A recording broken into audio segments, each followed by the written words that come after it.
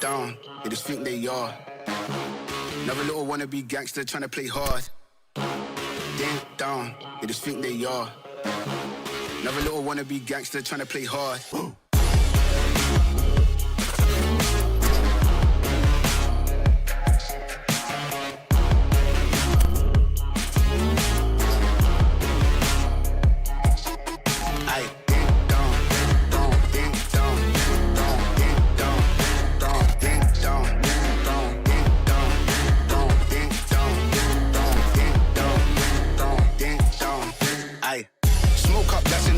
Free up the guys, then dip out the ends. Jump in the ride, then burn out the rims. Don't stop, don't coach, the boy that I'm in. Now he's in the block with the up for events. Skin kept close, cause you putting on them with the tits on 10. Batch in the back, that's on tap, all ready to go and jump in. Down, they just think they are. Another little wannabe gangster trying to play hard. Down, they just think they are. Another little wannabe gangster trying to play hard. Down,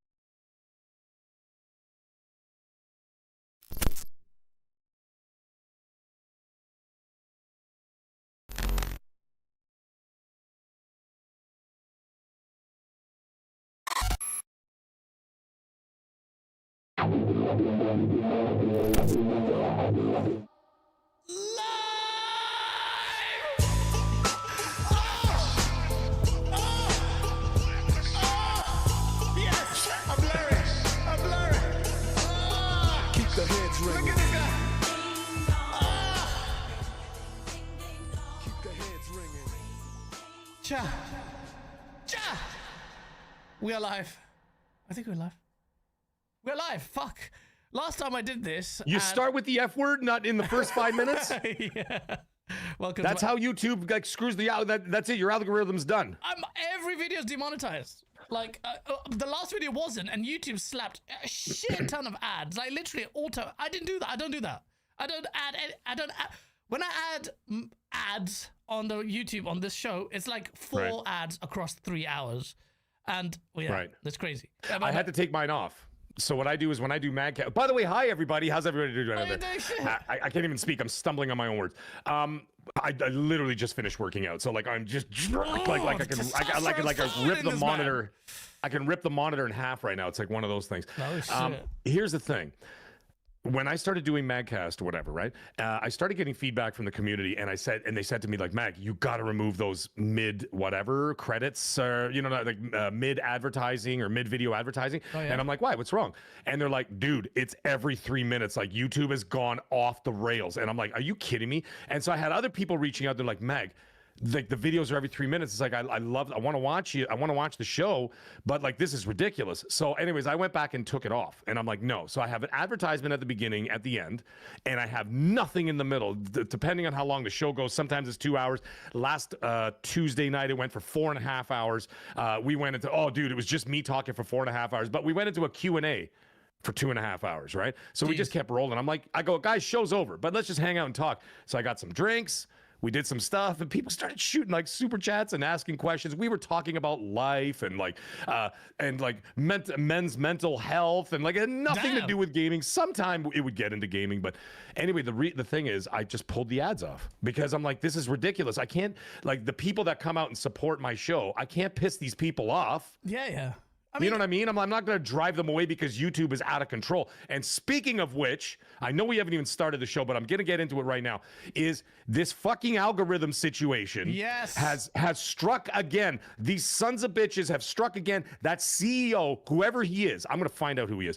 And I'm going to get some political and economic pressure on this guy. This guy has been messing with AI since he took over the top seat as a CEO of YouTube. And as a result, he's screwing everybody's channels up, right? And so now people are going like, dude, I did a stream last night. I do Friday Night Live with Mag, right? That was my inaugural episode last night. Yeah. Usually I do a live stream, I get 500-600 people, and I had like even this morning 250 people. I go, what the hell's going on? My videos went from like 1.3 thousand, 1.4 thousand, 1.5 thousand, 108. Oh, right. The next video. And I'm going, what is going on? And then during the stream last night, about 2 hours in, all these people started showing up. They're like, bro, we didn't even know you were live. No notifications, no nothing. Oh, yeah, and I'm standard. like, go into your settings. Go into your settings, make sure the bell icon is hit. That's number one. Number two, especially for the UK and Australia, they're really screwing around with stuff right now because of this age verification thing they're trying to implement. Yeah. As a result of that, now people are getting turned onto children's accounts where my content, even though I don't really swear that much, I do on Madcast, especially after I've had a few, but the thing is that they've turned the accounts because the AI thinks that gaming is for children, and so it's automatically changing yours, not mine, your accounts. I mean, you out in the audience, it's changing your accounts to children's accounts, and you have to go in there. Yep, it's a real thing, dude. I've been researching this for days now. Even Colt, that scumbag, reached out to me just this morning. We were talking, and him and I were talking this morning. He's like, dude, my last video bombed. My numbers are down. Engagement is down. I went from 250 to 500 subscribers a month to 5. Oh, and wow. I'm like, is it me? Like, I felt like it was like a relationship. Like, I was just like, is it me? Is it me, honey? Is it something I'm doing wrong, sweetheart? And I'm like, wait a minute. And then I went and researched it, and I looked up guys like Clownfish, who really dives deep into that shit and whatever else, all these other big YouTubers. And they're like, nope, they're fucking with it again. So everybody out there, you know. I've given up trying to understand YouTube's rules. random stuff. To be honest, I don't upload that often anyway, which I've been trying perpetually to change that habit for a while. But yeah, YouTube is a mystery to me, and it's like, bruh. It's not a mystery, Gaz. I was about to say, about to call you Colt. Oh, It's not a. I know. Vast difference. I know. It's not a mystery. They're trying to implement this AI, and as for doing so, they're removing human labor out of the situation, which saves them all kinds of money, as if they're not making enough money. And then the thing is, at the end of the day, by doing so, the AI does not understand the nuances of human nature. They don't see. AI does not grasp that a 40-year-old is interested in gaming. It categorizes that as a children's category. And so it's learning, right? And as it's learning, it's screwing over not only just the viewers who don't get to see the content, also the people who are putting all their hard work into that content. Hello, maggots. I see you in the chat. Yeah, a bunch of maggots showed up. Yes, yes. Thank you, maggots. Your followers maggots. Yeah, they're maggots. Yeah. They're maggots, man. It's the army of maggots. It's the realm of mag. I see it. See, look at Magnum right in the chat. What's up, maggots? They're in there, man. They're coming out in force. I told them to come by today. I said, guys, you got to come support me. Shout out to all the maggots in the chat. Let me give a shout out to Aero Nation TV, Zach Riley, hey. Bolton Pandora as always, man. It's good to see you. Dazarus, good to see you, man. BT Maverick, super chat goes, are we getting XNC mag or Crossfire mag today? Good question. Oh my God. Which one is it, huh? Jekyll and Hyde? It's the same guy. I don't understand. And you know what's funny? It's fun. Maverick, I know what you're doing. You're just busting my balls. But here's the thing. Even Colt says, he goes, you say the same thing on XNC. I'm like, I know. I said, but people just seem to take it out like some kind of context. Yes, Aero Nation. There you go. Look at them in the chat. The maggots have arrived. Thank you, guys. It's the same guy. I don't care what show I'm on. The difference is different shows ask different. On Crossfire. Oh, fuck. Yeah, okay. Oh, maybe those guys do. Yeah, that's fine. And that's fine. They can do whatever they want. But I'm just saying, they ask different questions. Therefore, you're going to be getting different answers. Whereas Colt will ask, for example, a certain set of questions. And I answer those questions. In his ears. Yeah, Phil hates me. Does he hate you? Oh, yeah, and he doesn't like me. I know he doesn't like me. Because you know why? Because he's trying to figure out who I talk to in the office. Right. And I bet you when they're having those meetings and he's sitting there and he's going, the box is in the name, Xbox box, and we're going to be doing this, that. And he's probably looking around the table going, who the fuck is Mag talking to? Because I always seem to find out stuff, and it's always from that office, right? It's like, I find out some stuff for PlayStation, but not much. And I'm not an insider. I never claim to be, but I do hear stuff, right? Especially from the executive level. Doesn't that make you an insider if you're suggesting that? But you know what I mean. But I just talk to guys. That's the literal definition of an insider. If you're saying no, not really. But I stopped even doing that on my channel. If you got people, fair enough. But I stopped doing that stuff on my channel though, because it's just not worth it. It's not worth it. It's not worth it. Yeah. It's not worth it. But like, even though the shit's right, and like you know, they'll be like, oh, look at that, this happened. I'm like, yeah, I made a video about it 6 months ago, but nobody cares. By that time, they forgot about me and whatever, and then they just you know. It's not worth it. So I just said, you know, and actually, Mr. What the hell's his name? Mr. Matty Plays.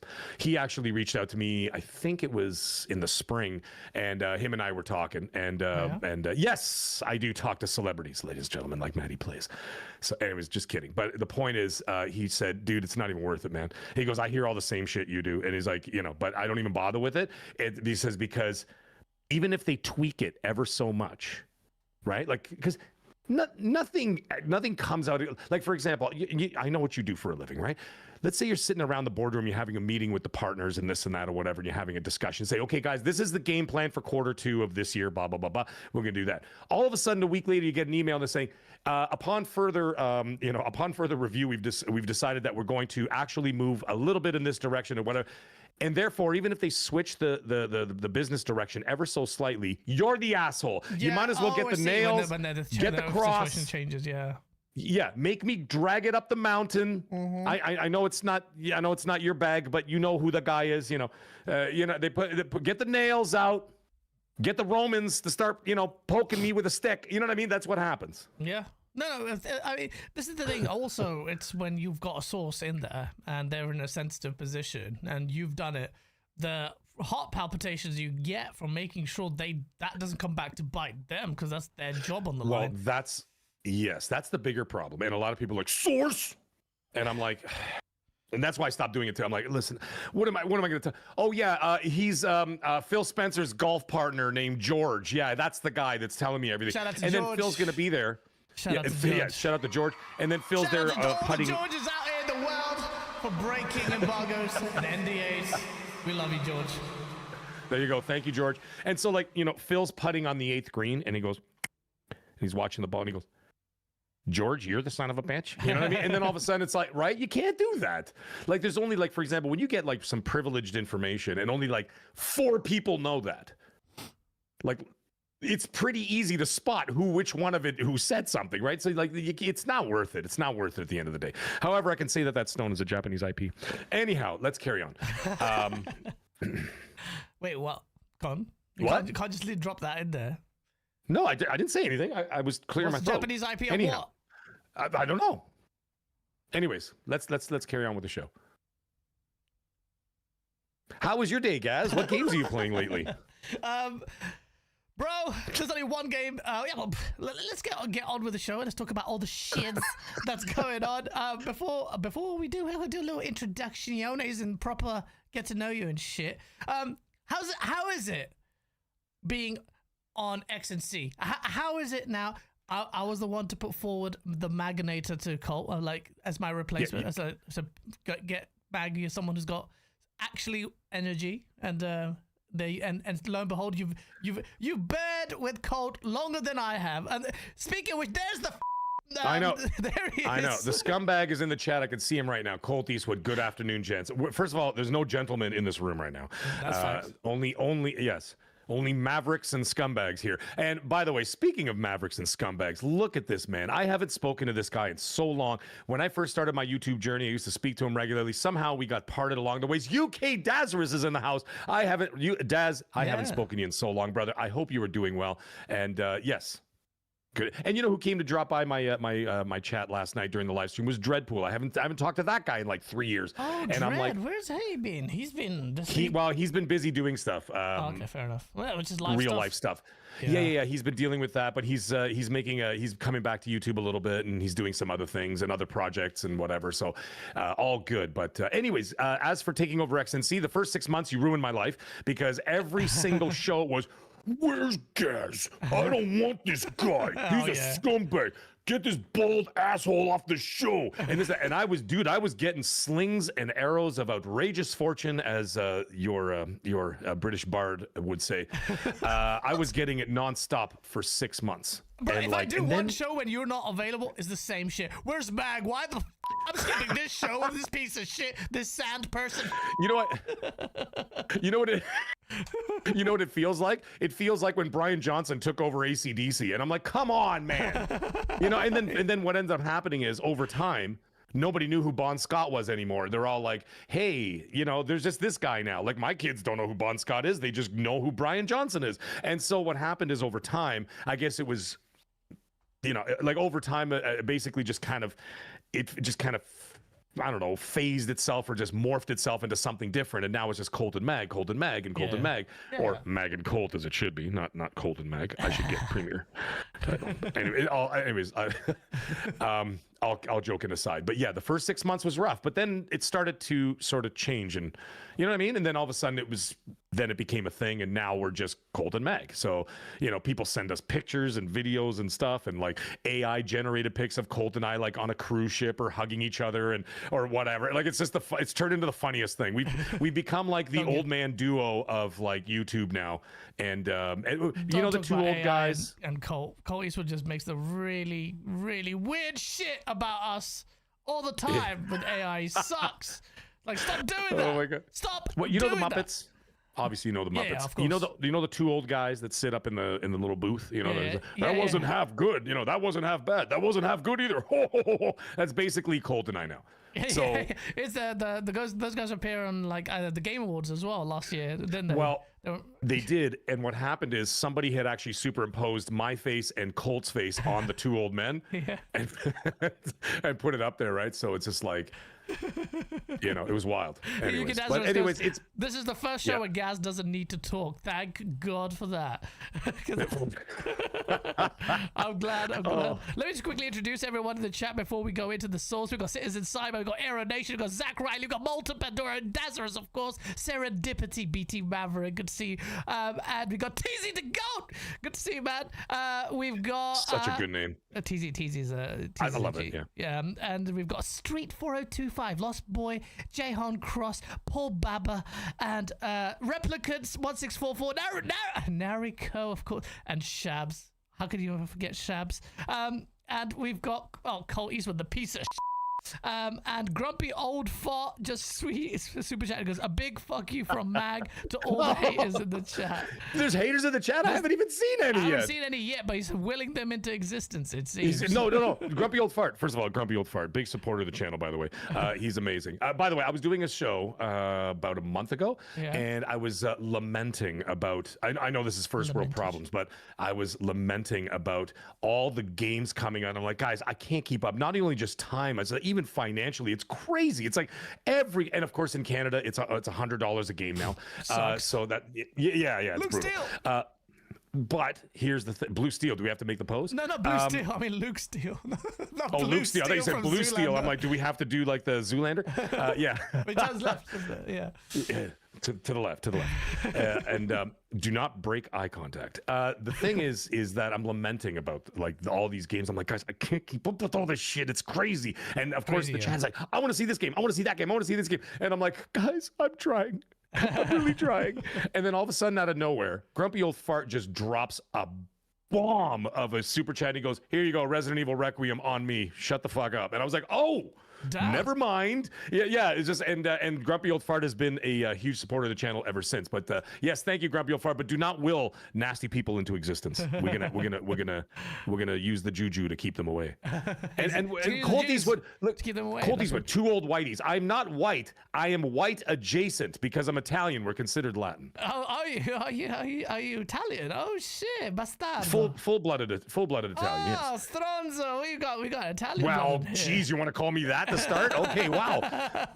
Yes, I am 100% Italian. So I guess that's by where your culinary skills come in, man. Because you got cooking on your stuff. You're actually good. I'm like for an Asian guy like me, it's just like a man that can cook is like, what? Do you have a vag? No, but at the same time, what are you, bitch? Go to the kitchen, woman. No, sorry, that's misogyny. Sorry, I just censored myself. Listen to Cold, he's out of control. Italian white boy, you pasty F. Is this guy, did someone spike his Mountain Dew? This is the real Colt Eastwood. The real Colt Eastwood get cancelled in 2 seconds. Shout out to the original podcast inspiration, Gaz on Daily and my bro Mag for never shutting up and keeping excellency alive. That's sweet of you, Colt. Keeping it alive. Shout out to Web Dave my God. in the chat. Oh, Web Dave, how you doing, buddy? Oh, Web Dave. We love you, Web Dave. We love you, Web Dave. I'm gonna serenade you a song. Web Dave is one of the nicest people in the community, bro.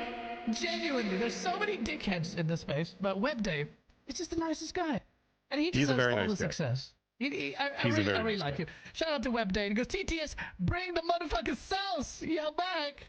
What's up, Dave? Dave is the nicest guy. And I did a show. Oh, dude, it's been a long time since I've done one of those shows, but I'm not really available Sunday. What are you doing over there? You can get a oh my God, look at this guy. He's out of control. He's out of control, folks. I was gonna make another joke. I'm not gonna do it. What are we gonna do? Yeah. No, I'm not saying it. But anyways, I was talking about Web Dave. There was Web Dave, and then of course Hargeet and everything else. And great guys, I love talking with. I love talking to those guys. Have a great time or whatever else. And you know what people don't understand, a lot of people, especially the YouTube world or like let's say the internet, they don't understand what like friendship means and like what differing opinions and views are and stuff like that, right? So like Web Dave and Hargeet may have completely different views about a certain subject than I would. I listen to their show and I'm like, I disagree, but that's totally cool. Does that mean I'm going to stop listening to Web Dave? I'm going to stop listening to Hargeet? No. Am I going to not be, be friends with these guys? No. Same thing with Mooch. Same thing with some of the, like Mooch is a friend of mine. And it's like, well, and so then people are, how could you be friends with this guy when he said this? And I'm like, hold on a second. I go, what's your favorite sports team? And they'll be like, well, they're probably gay, so they say the Dallas Cowboys. So they're like, okay, the Dallas Cowboys. All right. And then I said, what's your favorite team? I'm a Buffalo Bills fan. Okay, cool. Are you going to stop talking to your best friend because he happens to like the Dallas Cowboys or whatever, or Manchester United versus Arsenal or whatever? It doesn't make any, you know what I'm saying? So I'm like, but I like to listen to everybody for a reason. And the reason why I listen to everybody is because I can handpick little thoughts from each one of them and then sort of absorb it all and then just be and then just be able to say, okay, well, these are all the angles instead of the echo chamber. And I said, now I can explore that. Some people only a Sith deals in absolutes. Obi-Wan Kenobi 2005. So, you know what I mean? Only a Sith deals in absolutes. And the thing is that people don't understand nuance. Once again, just like YouTube AI doesn't understand human nuance. And that's why I have no, But sometimes when I go to Web Dave's show, the people in the chat don't like me. Oh, yeah, standard. They're like, pony bag, or this and that. And I'm like, what? Oh, shit, my fire alarm's going off. 1 second for that smoke. Ladies and gentlemen, this is an unprecedented situation. We are live here on YouTube, and Gaz, who was clearly had a homemade bomb in the house, it went off, and now his smoke alarm is going off. So there we are, ladies and gentlemen. Actually, if you must know, ICE is on the way to England. They have a base somewhere near where he is in London, and they're heading for your flat right now. So be ready. Flat. The house, but yeah, whatever, man. I don't know, whatever you guys call it. It's called a house in the US as well. So yeah, sorry, I had to literally take out the. Game adaptation. I will address that. Sorry, before you go on. Listen, here's the situation with the World Cup. Okay, the World Cup is happening here, so you're gonna have to fly over here. So forever. So like it's in Canada, the United States, and I think only one city in Mexico. I think it's only in Mexico City. I'm not 100% on that. Why did Trump get the medal and no one else in Canada? They're like, piss off. Only he matters. Canada. Never mind. How funny was that speech though? Yeah. How funny was that speech? He's like, I don't know why we call it soccer here. We should be calling it football. He's right. Our game football doesn't make any sense because nobody's using their foot, so maybe I should go in and change the NFL, and we're gonna change it to soccer, we're gonna change it to football, and then we're gonna call NFL something else. So he's on the stage, and you can see the president of FIFA sitting there just looking at him, and he's like, oh, okay, all right. And I have a feeling in 3 days the NFL is gonna be called handball. Okay, I'm telling you right now, he's gonna put it. It's executive orders coming in. That would get the UK's vote so much because they're like, oh my god, don't you mean soccer? No one calls it soccer. They call it football in the rest of the world. The Americans want to fucking call it soccer. Soccer. What the fuck is soccer? Soccer. Oh, it pisses me off. I don't even watch football. An Italian Trump. But you know what? I'm really excited about football in America because I'll tell you right now, US sports to me are amazing. Way better than football. The crowd is the reason why I don't watch football, like UK football, proper football. I'm talking about football because I know. I went to watch baseball. I watch Premier. World Cup I'll watch, and maybe here and there, but that's what I'll watch. But when I went to the States a couple of months ago, the baseball games, the people, it's such a good. If I was in America, I would be so much into sports because the whole thing is just amazing. Baseball. Well, it's a religion there. Like it's a huge thing, and even in Canada too. Like you come to a hockey game in Canada, you may not survive the experience. It's totally wild. But we also have a huge. It's crazy, man. You guys like beat the shit hockey. The hockey's crazy. Yeah. You see hockey, it's totally insane. Especially, like I said, in Canada, it is not even a religion. It's like a dangerous one. It's crazy. But anyways, you may not survive the games. On that point, can I just explain to me this? Sure. This is a weird thing in this hockey. 3 cities in Mexico. Thank you, Scorpio. 3 cities in Mexico? Okay, 3 cities in Mexico will be hosting the football World Cup. Yeah. But hockey. America. Yes. I've seen the games and I don't understand. The referees allow players to just beat the shit out of each other. Yeah, it's fantastic. What is that? I mean, I don't know why I'm questioning it, but that's a legit thing. Can you explain that? Yeah. No, you're allowed to do it. You should hear the way they talk to the referees too. It's not like in soccer, like, you know, you look at them wrong. Those guys are like, you know, they seem to be very they just go fragile. Yeah, exactly. No, but even the referees are like, just leave, just get off the. Here's the yellow card. Here's the red card. Just go away. I didn't like the way you looked at me. But in hockey, you should hear the way they talk to the referees. Oh my God, you wouldn't believe the shit they get away with saying, but they don't care. But then the refs let them duke it out, because the other reason why you let them duke it out is because it squashes the bad blood pretty much immediately. So the idea is, you know, the fight's coming, so they'll skate by each other and they'll be like, pop, pop, pop, pop, pop, and then the other guy be like, all right, dude, I'll see you at the next face-off, and then this and that, and that's a culture around hockey, especially here in Canada. It's the fist fighting and whatever, right? So anyway, when they get in there and all of a sudden they're leaning in and they're waiting for that puck to drop, and they're looking at each other like, we're going right now. As soon as the puck drops, you see them throw the gloves and bam, bam, bam, bam, they start hammering each other in the face. But the referees are like, let them work it out. They're both going to get a penalty for it. And then usually after that, the beef is kind of squashed, and then the rest of the game is pretty tame. Unless it's one of those very rare bench clearing, which I've seen, oh my God. And then when the bench is cleared, then the fans start, and then there's fist fighting in the crowds, but you know, it's wild. Anyhow, the reason why I brought up the World Cup is because obviously Canada is going to be playing their first game here in Toronto. And I was looking, and then they were doing the draw yesterday, right? They're doing the draw. There's like, you know, Shaquille O'Neal and whatever, and all the rest of the guys, and they're pulling the names and all the countries and all that shit. Yeah. And Italy is playing a playoff game or a playoff thing in March. And if Italy gets through, Italy will be playing Canada in Toronto for the first game. Where do your loyalties lie, though? Who are you supporting? Italy or Canada? See, that's the thing. That's the thing. Canada has no fucking chance. Canada has no chance. Not against Italy. No. It's not about, are you glory hunter? You're going to pick the winner, or who do you want to win? Well, it's got to be Italy.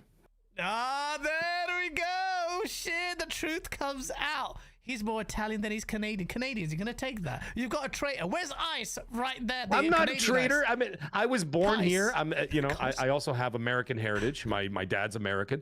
But yeah, like, I mean, you know, so it's a kind of a weird thing. But like, I don't know, for soccer, I mean, give me a break. Oh, excuse me, football. It's got to be the Azzurri. But anyhow, let's talk about video games. Let's talk about stuff. Before we do, let me just quickly read these super chat. We got Aero Nation, thanks so much for the 5. Because we got Mag, the non-insider Shade, and Gaz the Pony. Shut the gonna be a good show. Much love, fellas. Shout out to Aero Nation. Thank you for that. Oh my God, Aero Nation, you're the best, buddy. Him and I played last night. He was on my stream last night for 3.5 hours, by the way. What are we playing? We were playing Call of Duty Zombies. It's the only good. Well, I mean, you know. Anyway, we're not gonna get into Call of Duty unless you bring it up. But the Zombies mode is fun. But too goddamn long to do the Easter egg. We got all the way to the end, 3 hours to get to the Easter egg in one shot. We got to the end and we died on the final boss. Oh shit! I heard good things about the zombies for that. It is good. It's the best part of the Black Ops 7. Okay, well, there's not that many good parts about it. Grumpy Old Gamer, shout out to you with a $2 Canadian. Hi Gaz, hi Colt, hi Mag. Yes. What's up, Grumpy? Grumpy, thank you so much again for the super chat. We're gonna get into it. Well, so last week I didn't want to do a show because there's not much shit in the news. I don't want to force a show and just talk shit. I don't want and sorry I messed you around a couple of weeks because you're supposed to come on now. It's all good, dude. It's all good. Yeah, but that's still, I need to respect your time. But I didn't want you to come on when there's like nothing to talk about as well. But now we've got some industry breaking things happening, some not so great news, especially for a PC gamer, but I don't know how to unpack this element of it. We found out that what's happening with you're talking about AI and YouTube and Google and all that shit. AI is also being a complete absolute pain in the ass for everyone else in every other area, like RAM. So in the pursuit for artificial intelligence and the strides there, and it's all the companies, it's the new shiny thing.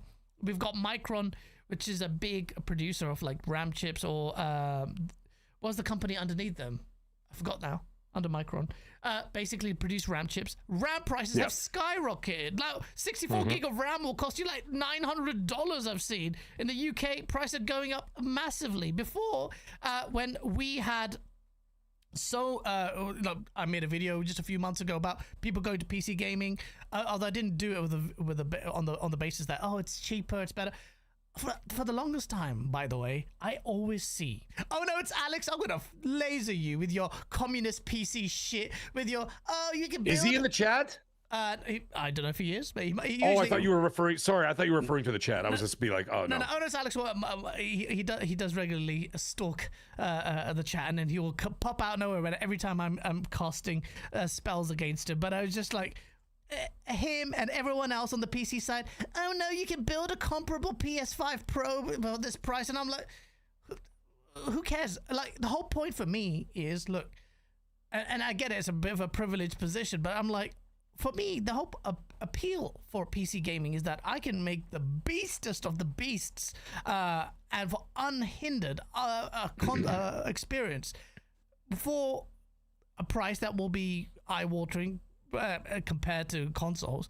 But for the longest time, PC guys, there's like Alex and others have been championing in the console space. Oh no, you can build a better value PC, which I understand. I'm not disregarding that argument. I think there is a value there. I think at that the price of the PS5 Pro at that point when you're looking at $900 or whatever, I'm like, it comes to the point where you're thinking, well, at this point I might as well start building my PC because there's so many more advantages. I know there are pros and cons to all. There are definitely cons with PC gaming. Like not some of the stuff that's overblown, like, oh my god, the drivers, this and that, or compiling shaders like you'll see once when you boot up install a game, like what the fuck, like what? But you know, there's always been an argument about building a value-based PC that can rival the best console, and that is going out the window now because PC parts are disgustingly expensive. The RAM, as a result of this AI trend, I don't know how long this is going to last, and I don't know because I see the arguments online, like the console goes like, ooh yeah, and it's PlayStation guys, always PlayStation guys. If you want to point at the dickheads in the community, it's the PlayStation guys. If it's out against Nintendo, it's PlayStation guys. If it's against Xbox, obviously PlayStation, and if it's against PC, it's PlayStation guys. And they're just been going, oh look at this, PC gaming is dead, la la la, it's so expensive. Before, on the one hand, you're saying budget gamers, broke gamers, you're broke boys, and now we're talking about making fun of me for spending money like $5-6 grand on my PC. I thought, what? Which one is it? Broke boy, and you can't afford games, or oh, you're spending so much money on games, and it's like the fuck. Pick up your arguments. But now they're like, oh, PC gaming is just so expensive, it's dead. PC, like in the show announcement for this, there's some weird guy and there's some weird account. He replied, oh, and it's talk about how PC gaming is dead. And I'm like, PC gaming's not dead, it's just got a lot more expensive. But does this not impact console gaming? Like, I don't understand. Like, surely it does. These companies have used every excuse under the book to raise the prices. Are we saying that RAM won't increase the console price of the next consoles? I don't know. I'm asking the question. Do you think no, that's the bigger problem, because right now what I was suggesting, because a lot of people ask me questions. Oh, by the way, Grumpy Old Fart, thanks a lot. You manifested our first asshole of the day. Shout out to Origins Aussie. I'm assuming he's Aussie. Well, pardon me, you fuckwit. And he says, fuck Mag, pony beggar. There we go. I wish I had my button that does the applaud. Oh, he's there. I can't see him. Oh, he's there. What's his name? I can't see him. I don't know. Origins, Home Origins, I think it is. AUS-B6R. Sounds like Colt Eastwood's sock account, actually. I can't see him. That's weird. And he says right there, it says, fuck Mag, pony beggar. Oh, I love these guys. They're my favorite. Anyways, you know what's even funnier? When I do have some like the really hardcore toxic like Xbox guys, I say, what's your gamer score at? And 148,000, bitch. And I'm like, that's cool, dude. I said I stopped going after achievements 5 years ago, and I'm still at 400,000. So 400K. You know what's up? Yeah. You know, but you know, I'm a pony beggar. Anyhow, broke boy or whatever. I don't know, whatever you want to call me next. Listen, the thing is, I love that guy. I love that guy. Grumpy Old Fart, go after him. Maggots, do your thing, man. Do your thing. Here's the thing. right now, I said, everybody with your hardware, if you have something sufficient that's going to last to 2027, I would suggest staying with that. I did also make a suggestion, which made some people angry. I don't know why. I said, listen, if you're an Xbox gamer or a PC gamer right now, and you're looking at, so let's say, for example, PlayStation has their Slims or whatever the hell it was on Black Friday in the US and Canada and whatnot. They had them on sale for quite a bit. Like even here, they even had the PS5 Pros for $150 off here in Canada. And then whatever it was, $140 for the... I'm like, listen, get it now while you have a chance. I said, because after that, Sony's going to raise their price just like Microsoft. The word is Microsoft's only going to raise it about $50 for the hardware. But I'm like, if you already got the hardware, then you're fine. And I said, and then some people do have a little bit more difficulty in the financial department. That's totally fine too. And, you know, not everybody is going to be in a situation where they can just dish out $1,000 US, or, you know, in my case, that's like 1650 Canadian. It's crazy. Like our dollar is worth garbage these days. But anyways, the point is that I'm like, if you have comparable hardware that'll take you to 27, stay with there, hunker down, keep your head down, and just be able to utilize that. And some people saying, well, I won't even be able to afford next gen. I said, fear not. Even on the Xbox side, for example, they're like, I got a Series X. I'm like, all right, cool. I'm like, that Series X is going to be supported into the 2030s. And that is not a question. That is 100% fact. They will support it into the 2030s. There'll be one way or another, you will be able to utilize and access the ecosystem from that console at least 2 to 3 years into the next generation. That should carry us past this shortage. We saw the shortage before, as one of my friends, well, you saw me sitting in his car once there, Gaz. He's the Bitcoin guy. And he was buying up. Yeah, remember the Bugatti and stuff? It wasn't mine. And you're like, what's? You're like, what are you doing? Are you a gangster? And I'm like, no, I'm not. I go, that's somebody else, not me. However, when the Bitcoin thing was happening and and all that, he was buying entire floors of servers and all kinds of stuff. He was buying empty buildings and just filling them with it. And then of course that also created the shortage. You remember that? Yeah, when it was the whole cryptocurrency shortage, whatever, and then that bubble burst and whatever. That was GPU and then, prices, yeah.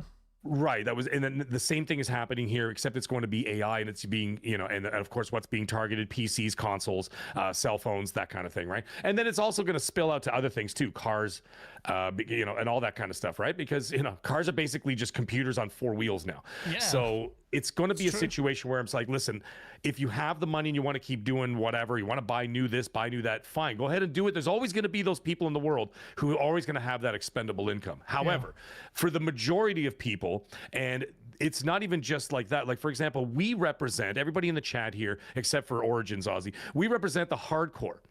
And and then from that 15%, there's a 5% that's the extreme hardcore. Yeah. And those are the people who can buy the 5090s day one, who could buy the ROG Xbox Allies X's for $1,000, who could buy the PS5 Pro, whatever, right? And so they're always there.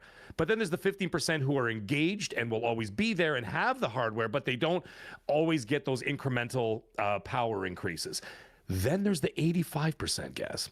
And the 85%, and these are the people that I talk to outside in the world. I ask questions, I talk to people. I want to know what the common folk, so to speak, in the gaming realm. Filthy casuals. Not one. Yeah, filthy casuals. The great unwashed, as your royalty would say. They don't even have a Switch 2 because they won't spend whatever it is, $499 US. Here in Canada, it's $700 for a Switch. None of them. They all have Switch 1s, and then like all the families have Switch 1s with their kids and all that stuff. Not one is upgraded to a Switch 2 because it's too expensive. Now you start dipping into like Sony and Microsoft, where they're going to be charging a lot more than that. A lot more. Who are you? Like, you see what I'm saying? $1,000, man. Right.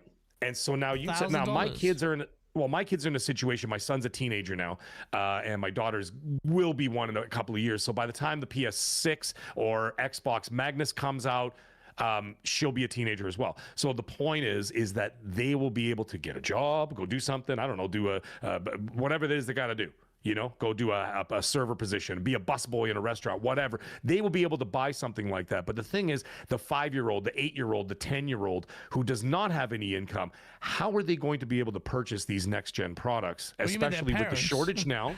It's not the Well, kid. yeah, but even the parents, do you think that a casual parent is going to go out there and spend upwards of 1,500 Canadian dollars, 1,000 US dollars for a console for little Jimmy so he can, have lollipops stuck to it and, pour his juice on it and all kinds of shit that these kids get into and whatever else. And this is I don't know, dude. Sony's strategy that we know and that's been reported on their specs, which will probably bear fruit then on the cost basis, is that unlike the Xbox Magnus, which is going for the blue sky apparently with the specs, it's going to be a very high spec hybrid device. Basically a PC, which they're all PCs anyway, but a lot more PC. The PlayStation 6 is going to have a really more affordable price with a handheld as well. So little Jimmy in your analogy is going to be a lot more sorted. Sony's going for that mass market. They don't have that kind of competition they have to worry about anymore. And they can do that. So in that sense, they're better positioned than Microsoft that doesn't really care about hardware that much. Can I ask you a question though? Yeah. We got Grand Theft Auto 6 coming out next November. Yes. Right. And there are someone in the. I don't think it'll be delayed another time. I think this is the last delay. But hey, you know what? Stranger things have happened. But what I was going to ask is, as someone mentioned it in the chat, I can't see who it is now. The chat moved away from me. There it is. It was Maverick, funny enough. So BT Maverick said the same thing. When you've got upwards of 50 to 65 million people still playing last gen consoles. Yeah.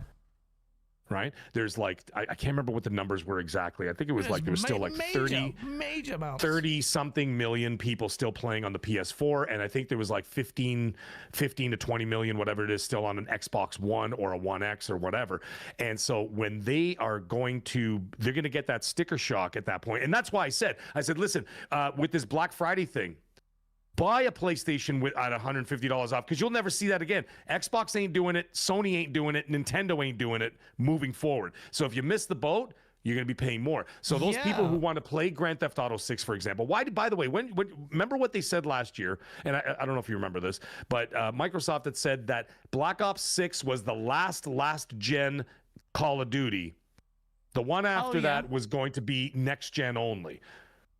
Here we are, next game, Black Ops 7, and it's still being played on the PS4 and Xbox One, right? Disgusting. So that being the case, Disgusting. You still have all those people with an Xbox One sitting at home, or even a One S or a One X or a PS4, are still playing those games. If they want to go out, now this is a question I have for you. Now, when you get to that point of Grand Theft Auto 6, and they're like, well, it's Grand Theft Auto, it's been 13 years, we have to do it. Are people going to bite and see when they get that sticker shock and go, holy shit?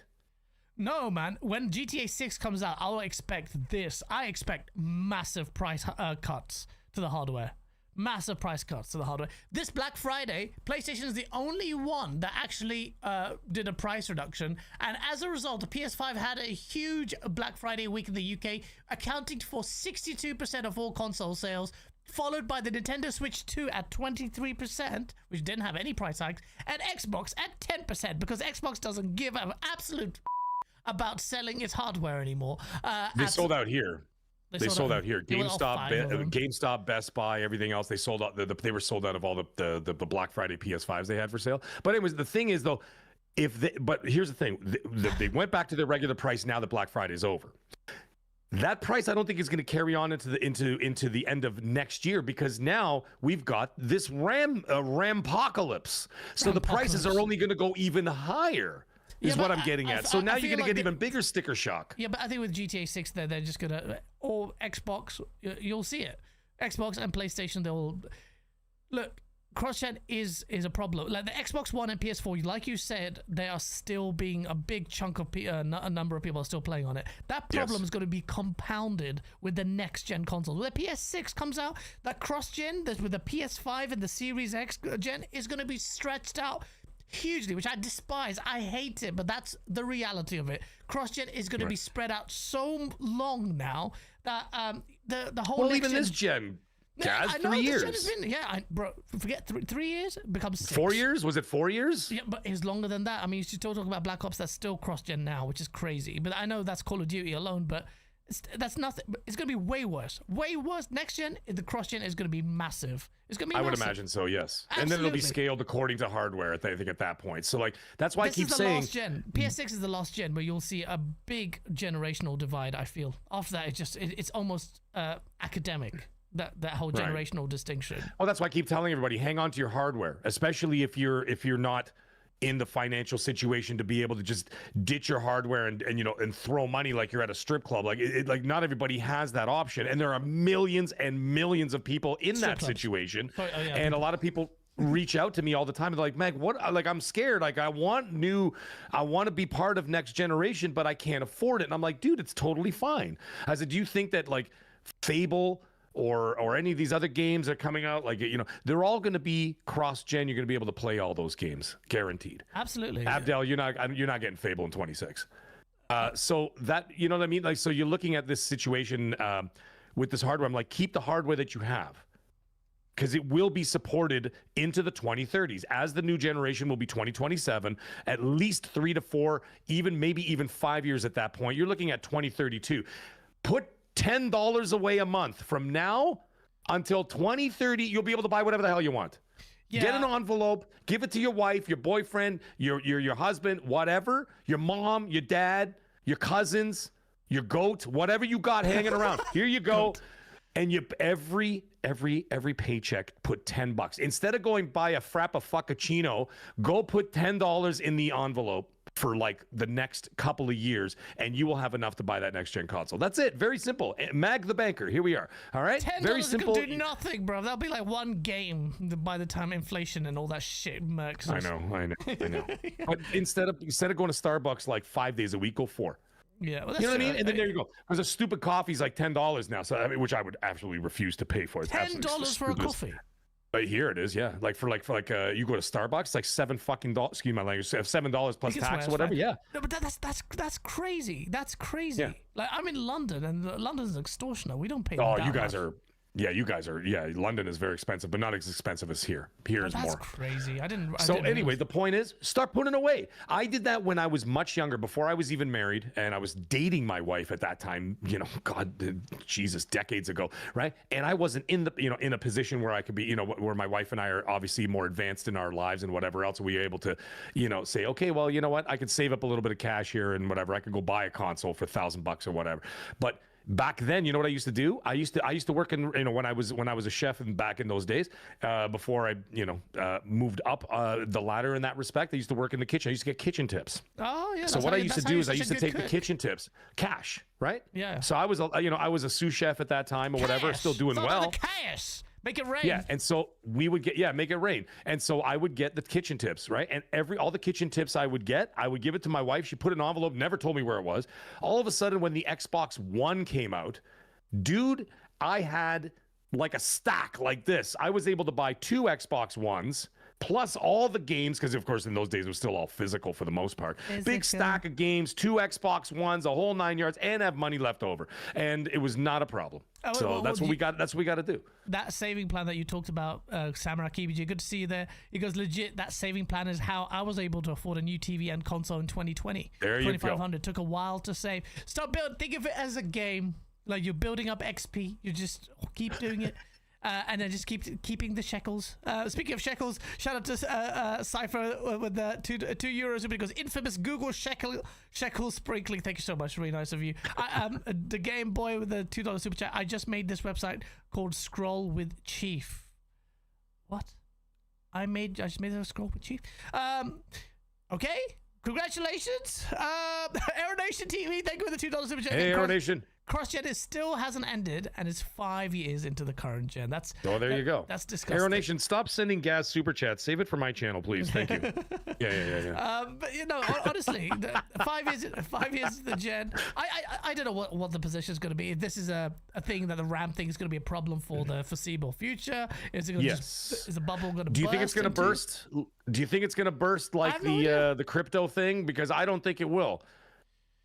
I need to check my stocks, my shares on AMD and things like that, actually. But yeah, no, I don't know. I have no idea. I refuse I don't think it's going to burst as... arguments. A shout out to Special Nick. You dickhead, mate. He says gas smells. It smells nice. I smell lovely. The whole thing about whether or not it's going to impact console games, like the RAM price, I don't see why it wouldn't.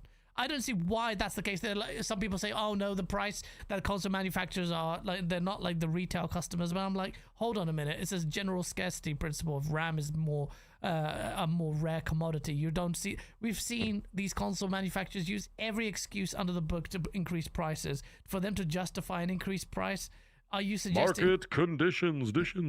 Yeah, market. Yeah, exactly. Market conditions. And Xbox. I don't have the echo, so I had to mimic it. Market conditions. Yeah, the market conditions are the reason why Xbox cited that for the price hike that is absolutely murking their console sales, as if it wasn't hard enough to sell. I don't know whether or not it's going to impact. I think it would. I don't see any reason why it wouldn't impact. But then console guys are using this against PC guys. PC guys are besides themselves at their apocalypse with this price hike. I don't know. All I know is my 5090 rig, I am set for the entire next gen. I don't even need to do anything. When the PS6 and the Xbox Magnus come out, they'll still pale in comparison to the greatness of PC gaming. And my PC. That's it. Take it. Shit on that, you console peasants. But yeah, it is what it is. I mean, I don't know what else we can say about RAM. It's going to be not much. We just have to kind of see how long you think this is going to go on for.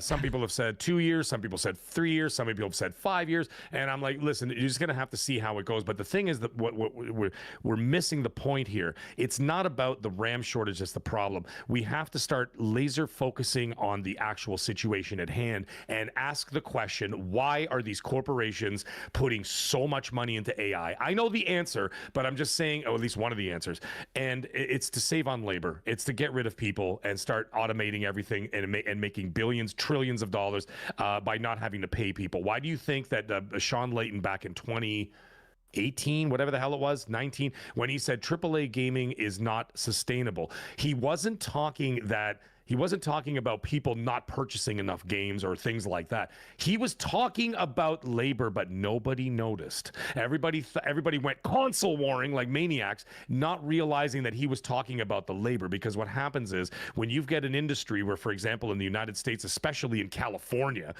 when it's like the average developer salary, mid-range salary is $136,000 US is the average mid-range developer salary. That is not a sustainable business model when you've got 500 people working on a game for 5 to 7 years. And then all of a sudden you look at the situation and you're like, Jesus Christ, the game cost $500 million. Well, $400 million of that was the salaries. And so you don't think these companies see that? That's the big one. And so all of a sudden, you're right. And then when you've got Satya Nadella there, backs out of his CEO responsibilities to what? Focus on AI. Yeah. Like, guys, come on. What do you think we're talking about here? They invested almost $80 billion in total with AI, and then that doesn't include the other companies and everything else. They're doing it because $80 billion in the grand scheme of things, when you start moving people away from these products or whatever else, from the labor aspect of it, and of course the time they could be able to do it. You're not going to have a developer taking a picture of his Niçoise salad in San Francisco on his 2-hour lunch break. AI is going to be working on all night, 24 hours a day, 7 days a week, through Christmas, through Ramadan, through Hanukkah, through Kwanzaa, okay, through every holiday you can think of. And no holidays, no sick days, no mat leave, right? Just cranking and cranking and cranking. And yes, it is AI slop. I'm aware of it. However, when you talk about, like, let's say the little things, the grunt work of let's say of a video game specifically, trees, water effects, clouds in the sky. Yeah, bug testing. Who's looking? Like, I mean, you look at that stuff and you go, wow, that looks beautiful.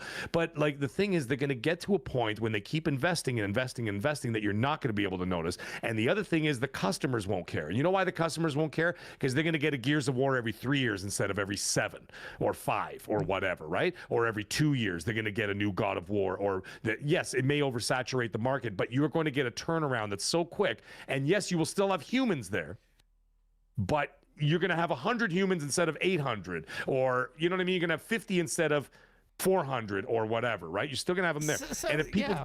You know, and people think I'm full of shit, Des. No. People are like, oh, you're full of shit. And I'm like, what the fuck are you talking about?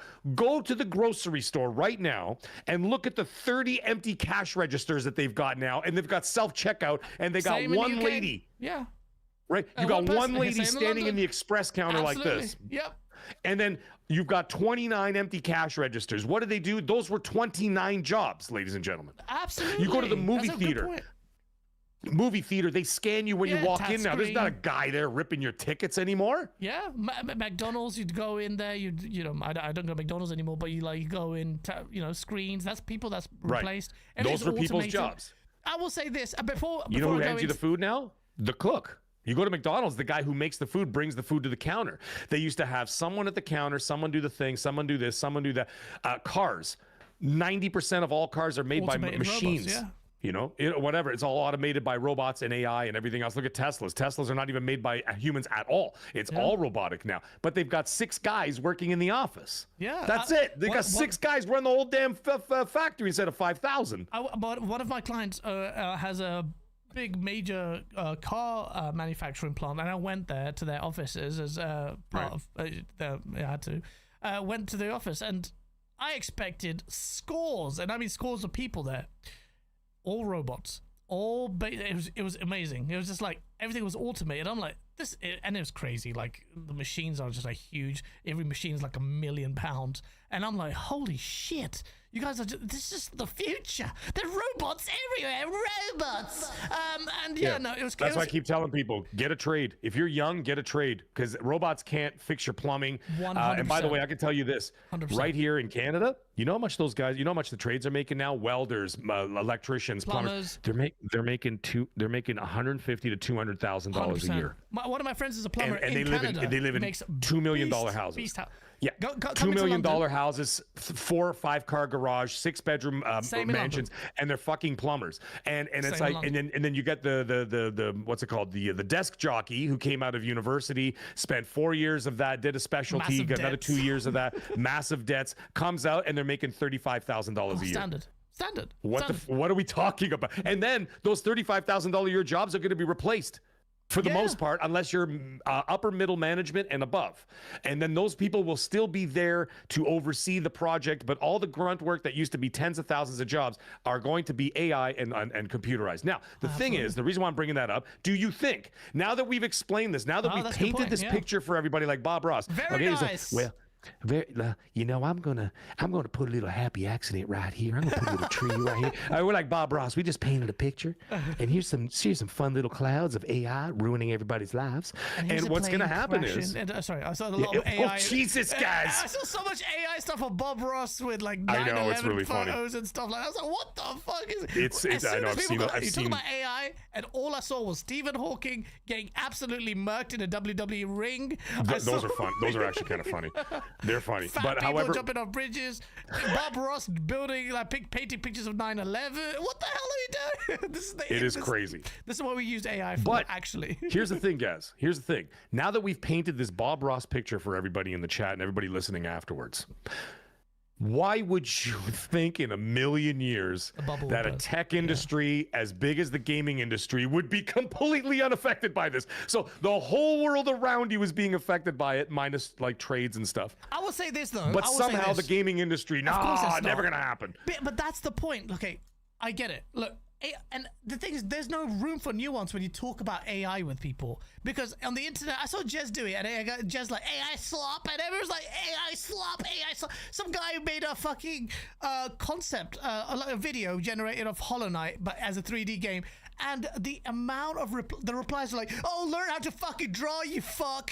Oh, this and that. Or learn a trade. And it's like, the guy is just using an AI tool just to show what it's like. And you got a bunch of fat artists that quadruple their fucking profile pictures. Made me want to punch these social recluses so hard in the face. All that guy did was just share it.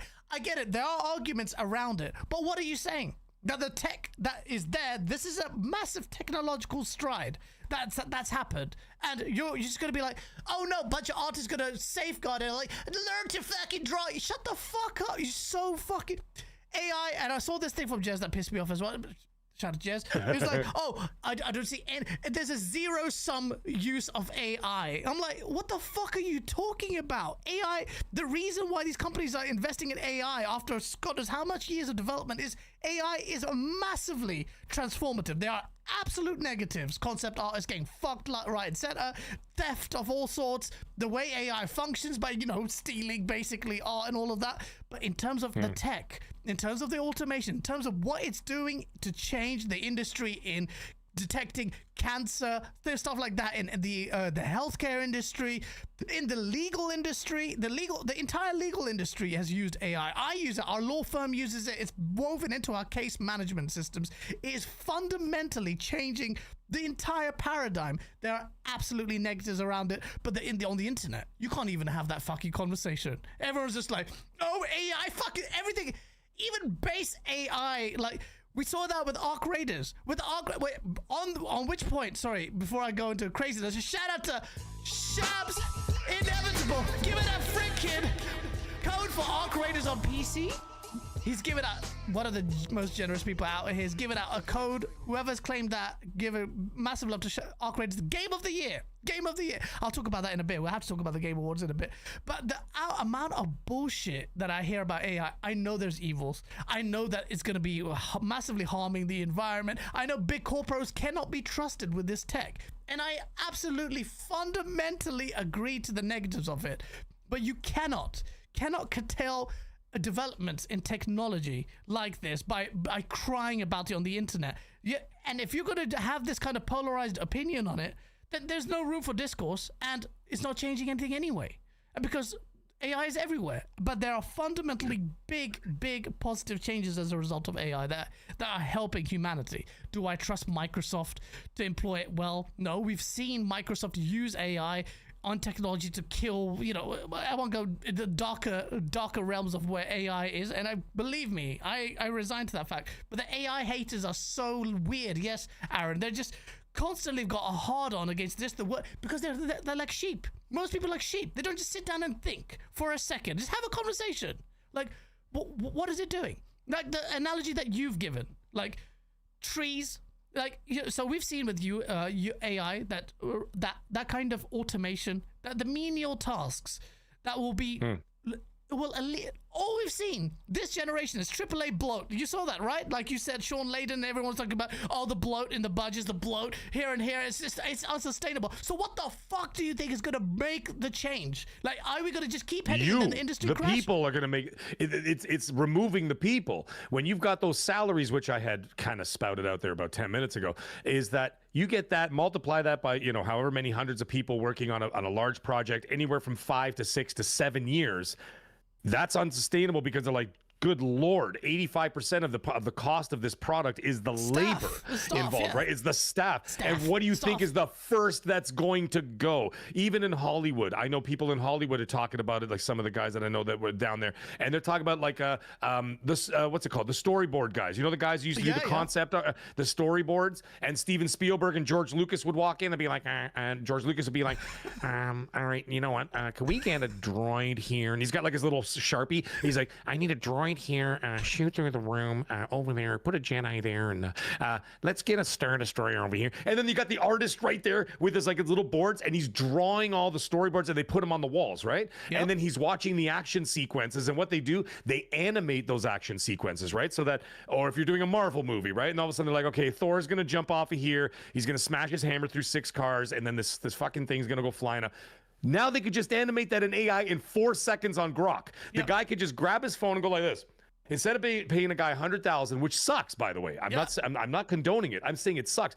But now you could fire the guy who's making $100,000 a year as the concept artist, and you could grab your phone and go, yeah, I need a video of Thor jumping off a building, smash through 6 cars, and then Hulk, his pants fall down or something. I don't know, whatever. And then boom.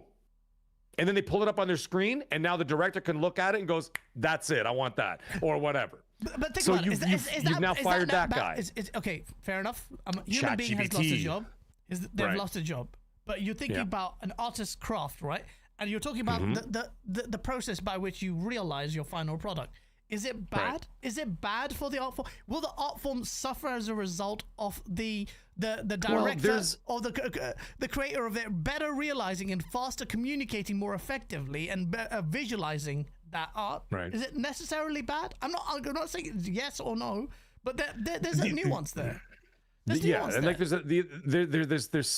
there's two sides to this. You know what I mean? The other side is that the computer can mimic a human, but they can never really get it right. So that like that also like gets its way into stories. You could tell when you watch something, you're like, fucking ChatGPT wrote that. Yeah. You know what I mean? Like you can tell. It's obvious right? to tell when someone uses ChatGPT, like nibs. Right, and you can tell now.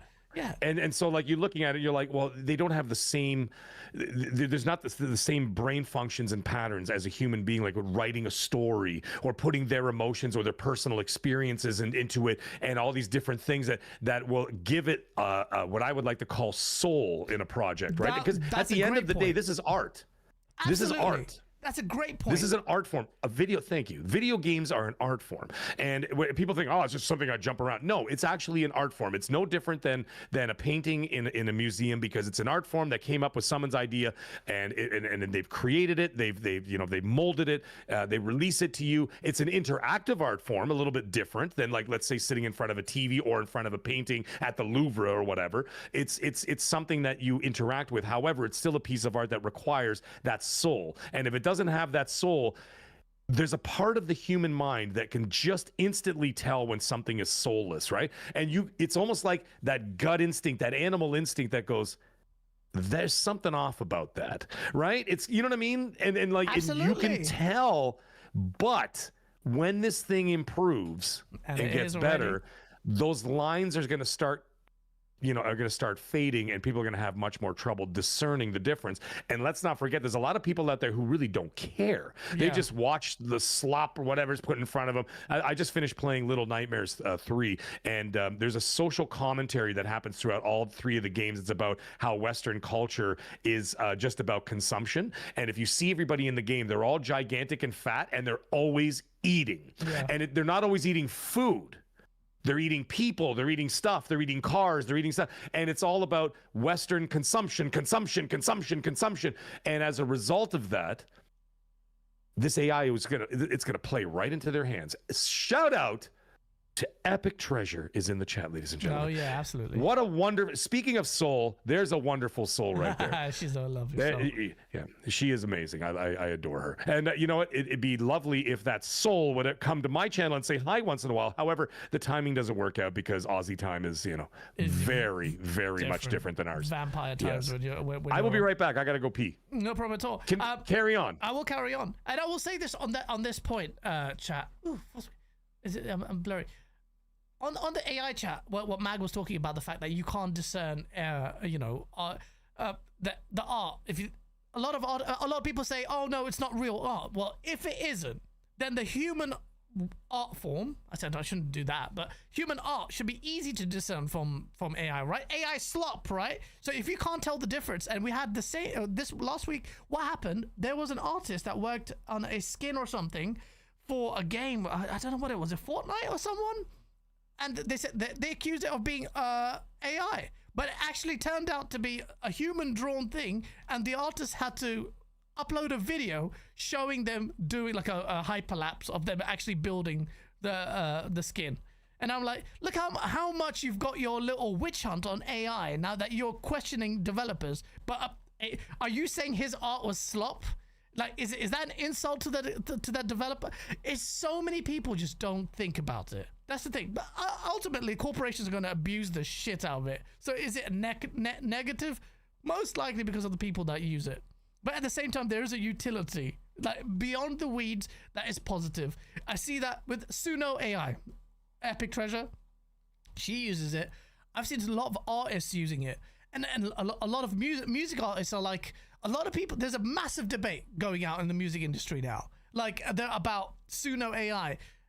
Actual artists are like, hold on a minute. I have sat, and some of these are older, like, I have songs in my head that have not been able to realize because I haven't got the time to learn, or I have the means. A lot of people don't have the means to learn the instruments or because maybe they're disabled, or maybe they have whatever, it's expensive, or just the time, they have families, but they have in their heads, they have that art form in their heads, they have that song in their head trapped, and they're very creative minds. And the difference is being able to incredible, imagine some of the best, most creative, most human art in your head, music in your head, but you just want to translate it. If Suno AI can help you bring that, translate that, and make that into reality, isn't that a good thing? Isn't that a good thing? Or should you say, no, you have to go through the whole gamut of going to a music class, learning the instrument, and then translating it, albeit maybe not that perfectly, or never at all, because the realities of life are more important for you. You have to circumvent all of that, and only then do you have value in your art. And I'm like, that's fucking stupid. But the music industry, you see people actually, a lot of people using Suno AI and things like that are saying, no, man, and that passion is like, I'm fucking translating. I'm finally realizing that shit that's stuck in my head. And that's why I'm like, okay, that's fucking amazing. So, but people are sheep. They'll fall into the herd. Oh, AI slop.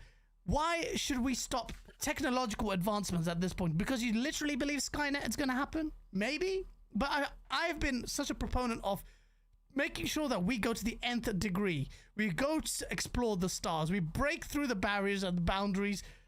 For one of the most fascinating things for me is space. Is seeing the greater universe. And we're going to put that limit down because discourse on the internet says so. I don't know. There's questions and nuance behind it, but so many people and on the internet just fucking, they're sheep. They don't just sit down and think. And it pisses me off. And I just think, so many retards online. Shout out to Grumpy Old Guy. Thank you so much for the $5 Canadian. You guys' thoughts, actually is going to be a good segue to this. You guys' thoughts on Netflix WB acquisition for gaming? Are they going to be third party or selfish, lame, and gay mobile bullshit? Or Luna, Amazon? Okay. So there's a lot to unpack there from that super chat. But so big news. I don't know if this is positive. Depends on what happens. Netflix have acquired Warner Brothers, and part of that, I think it's confirmed that the gaming IPs are in there as well. Mm-hmm. What are they gonna do with that? One of the things that the Netflix guy says, cinema is not that important. People like to sit down and stream, and I'm like, that's bullshit. The art of cinema is amazing. I do love that, going into cinemas and stuff like that. I feel like it's just the creature of the current state of Hollywood is absolutely lame as fuck. With the sequelitis, where no real kind of they're creatively bankrupt. Yeah, they're creatively bankrupt because they've been corporatized. Absolutely. You see that in the movie sphere, and that's why cinema has died, because hardly anything good is like, it's all the Marvel movies. I'm sorry, you may love your art Marvel and shit like that, but for me, real art, like stuff like Blade Runner, box office flop, like the original 2049, that was flopped. You've got so many examples. I didn't realize until today that Fight Club was a box office flop. Fight Club was one of the best movies ever, and I just like, yes, it was, and then flop. So it's like, oh, okay, whatever. But in terms of Warner Brothers and Netflix, now, what is that going to do for gaming? Like so I'll tell you this right now. And I spoke about a few years ago. My shout out to my friend who had contacts at Warner Brothers before Suicide Squad had come out. I was talking about how they hated Warner Brothers, Rocksteady, and how they were operating. Warner Brothers has been in limbo in its gaming function and there've been talks galore with multiple buyers about either selling off IPs or being acquired. I think Warner Brothers are probably kicking themselves for not capitalizing on the COVID bubble inflated price hike. Going back in time, they would have sold out to Microsoft or Sony or whoever were interested at the time. So there was that. Warner Brothers has always been dog shit the way it's been run, and Netflix I don't have much faith in. All I know is, for me, that matters, like what's going to happen with the IPs. I don't have much hope anyway. DC, like the only thing, like DC, like whatever, like it's been dog shit for ages. Are they going to actually do anything good with it? I have no idea. I have no idea. That's why I haven't really commented on it on Twitter or stuff like that. I don't know. I don't know the answer there. What do you think, Mag? This whole Netflix buying Warner Brothers is going to be a net positive, net negative? I know for a fact that the Netflix subscription price is going to increase. That's for sure. If you know anything about ABK and the Xbox and Game Pass. But will that result in anything good? Warner Brothers has been shit for ages. What's going to happen? You know, it's funny because Warner Brothers has been sitting on some of the biggest IPs on the planet, period. DC, Lord of the Rings, Harry Potter. Like, what are we talking about here? Like, some of the, like, these are the biggest IPs on the planet. They have completely overshadowed other IPs now, like you're talking like your Star Warses and your Marvels and whatever else. Not so much DC these days, but either way, the point is, how is this going to affect gaming? I'm not 100% sure what's going to happen with the gaming department because their games have been in trouble for quite a long time. The canceled Wonder Woman game. We also have the Suicide Squad game that was a complete failure. The fact that Rocksteady won't release a fucking Batman Arkham game and you know what I mean? Like, release what people want and you will make billions of dollars. It's a pretty simple thing. I mean, I know that there's some pride there where you could say, oh, well, you know, they wanted to do this or when they wanted to do that. What are you talking about? Make what the people want, and then you could go buy your beach house in Malibu with all the residuals you're going to get from it. Like, what, you know what I mean? And they don't seem to get that. So I think the gaming part of WB are in big trouble. However, the one thing I could tell you for sure is Portkey is going to be just fine because they're deep in development on Hogwarts Legacy 2, and Hogwarts Legacy 1 is any indication. They're going to go the Microsoft route, and the Microsoft route, as they had talked about, remember that just this summer when they were talking about how we're basically going to start focusing on the bigger IPs, translation, Minecraft, Call of Duty, whatever, and just crank that shit out every year and make a lot of money, which is fine. That's fine. I mean, you're in a business. However, I mean, it's their business. I'm not saying it's fine. Like, what? I'm just saying it's their business. You know what I mean? But I'm saying they're going to do something like that. I think that Warner Brothers will keep IP that is guaranteed to make the money and then scrap the rest. And then Netflix is going to utilize this situation to use it as an excuse to say, yeah, we can't carry all this on because it's just not doing good enough. So there's going to be tens of thousands of people going to get laid off yet again beyond the redundancies of an acquisition merger, which we once again saw with Microsoft and ABK. You're going to see more of that from Microsoft in the future, by the way. But maybe not to the same scale, but we're not 100% sure. Yeah, but either way, there's still the rippling effects of that happening over there. And of course, now you're looking at this situation. I think Netflix is going to dump a lot of the gaming departments and they're going to keep Portkey, because they're going to crank out another Potter. Let's also not forget that by the time Hogwarts Legacy 2 comes out, it's going to be around the time that season 1 of Harry Potter HBO comes out, which is now owned by Netflix. You see how this is all lining up? So now Portkey is going to be 100% safe. They're going to be part of the HBO basically umbrella over there, as HBO is going to be cranking out season after season of Harry Potter.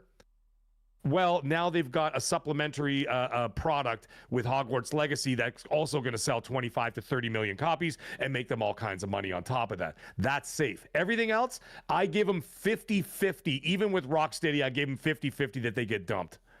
Damn. You know what I mean? So there's that too. I'm thinking that might be a possibility. As for film and everything else, I know we're not here to talk about that stuff, but I'll brush on it briefly. I could tell you this. There's a worry there with the movie theaters and stuff like that, because now you're going to look at a situation that when you have Netflix that is obviously synonymous with bringing the experience to your home. Yes, they put stuff in theaters, but like they just dibble dabble for like 6 days. Like Frankenstein, Guillermo del Toro's Frankenstein just came out. Fantastic movie. And it came out in October. It was in the theaters for 6 days in select theaters. And then all of a sudden, like whatever, a week later, the week after Halloween, which made no goddamn sense. The week after Halloween, they put it on Netflix. So now you're looking at James Gunn going, well, what's going to happen with my DC universe? Yeah. Superman did not make a shitload of money. It barely squeaked out. Not really. Maybe made about 100 million, and even that's a little bit puffed up. So anywhere between 80 and 100 million dollar profit. Now that would be suitable if you had a 200 million dollar movie. But if you have a movie with a budget of 500 million and you made 100 million, that's not enough, because those movies are supposed to fund all the smaller projects that are carried by the studio. That's how Hollywood works, right? You use the giant tent poles, and what they do is that they fund the smaller projects. So by making 100 million, that's considered a failure in the industry. So for a big tentpole title. That's how Hollywood works. Okay. Now the thing is, now James Gunn is going to sit there and goes, well, what if I release Batman the Bold and the Brave, right? That's supposed to be his project, 2 projects from now after Supergirl. And I think he's got Clayface coming out, and then it'll be Bold and the Brave, right? Okay. So he's like, is Bold and the Brave Batman going to be in the theater for 3 weeks and all of a sudden it's going to be on Netflix now? Then people are not going to bother going to the theater. Or the cinema, as you would say, right? They're going to say, well, fuck it, I'll just stay at home. I was going to say it could do that, or it's a question, yes. Or it could actually, because of the scarcity principle and then limited release, induce people that do love actual cinema to really go ahead and actually go see it, because now it's like a thing. I feel like that could also happen. You might see a big, sharp increase in audiences choosing to go to the cinema because they're going to be sold out. So it's like this special release. If the cinephiles really do value cinema as much as they say they do, then maybe they'll go ahead and do it. So you'll have if and that's the true test in many ways. Are you going to put your money where your mouth is? Are you going to, and I get it. You have to, you have to resign to realities. Not everyone will have the free time, or whatever. But will they actually do it? I feel like it could potentially, and this is going to be a controversial take, and I'm not saying I'm supporting it. I'm much more a proponent of enjoys the cinema experience, the purity of a cinema experience. But if, like you're saying, James Gunn's movie is out there for maybe a week, I know for a fact that me and my friends or me and my missus, we're going to be like, right, book that now, like I did with Dune 2. Book it straight away. As soon as it comes out, I'm going to be keeping an eye on it. Sure, but that's not enough. But you need the legs in order to make the profit, and it needs legs to carry. And so when you get like something like even Superman, they had to keep it. They kept it. I know they brought it home to home video much faster than ever before. It was within a month from release because it didn't do well. It wasn't doing well. It did absolute shit in the international market. People rejected it, and it just wasn't whatever. It just didn't. No pun intended. It didn't take off the way they wanted to on a global scale. So therefore, I didn't realize it didn't. Yeah, about 100 million is not enough. Like even some people in the chat were saying they're like, yeah, 100 million for Superman's not enough, because they understand how that business works too. Is that you need to have way more than that, because like I said, that's supposed to fund other projects, right? That's the way those things go. But anyways, whatever. We're not here to talk about that. But the thing is that you get into a situation now where it's going to be 125 million, yeah. The 125 million, that's not enough for a billion, for what should have been $1 billion movie. And then when they project for a damn near $1 billion movie, fresh start, fresh universe, fresh Superman, all that kind of stuff, they're banking on $1 billion. When they make a Batman movie, they're not banking for 500 million. They're not banking for 600 million, but it also depends on the budget. Like, for example, you see The Batman made 660 million, something like that. I can't remember the exact number. And that was considered a success because the budget for the movie was actually not as high as what you would normally see for a superhero film. It was a much more grounded film, whatever. It still cost a shit ton of money, but not the same. It was enough to warrant a sequel because it garnered a lot more support after the fact. And let's also not forget, this is also during pandemic times and stuff, and even post-pandemic times, which still had a rippling effect for another 18 months after the pandemic was over. Yeah. So there's all those things involved. But now you're looking at this situation. We talked about the game side of it. I think Portkey will be fine. I think everybody else, you better get ready to receive a package, because most likely they're going to start shutting a lot of those studios down. They may sell off some of the assets. I think you're not going to be able to sell off DC. They own DC, but they're going to sell off the assets of the company and whatever else to somebody else, maybe some of the projects. But like I said, they were already canceling projects under Warner Brothers. So now, Netflix is going to come in there and say, what's going on here, guys? What are we doing? And I think a lot of them are at risk. I'm not saying they're done. I'm saying they're at risk. But like I said, the movie situation is a lot different now, because now they're going to say, well, what's going to happen? Because everybody knows, once again, Netflix is synonymous with home viewing, not theater experiences. And so now people are going to have that expectation. HBO is another situation. Now they're going to say, well, is HBO going to get folded into Netflix, and Netflix is going to be $30 a month now, US?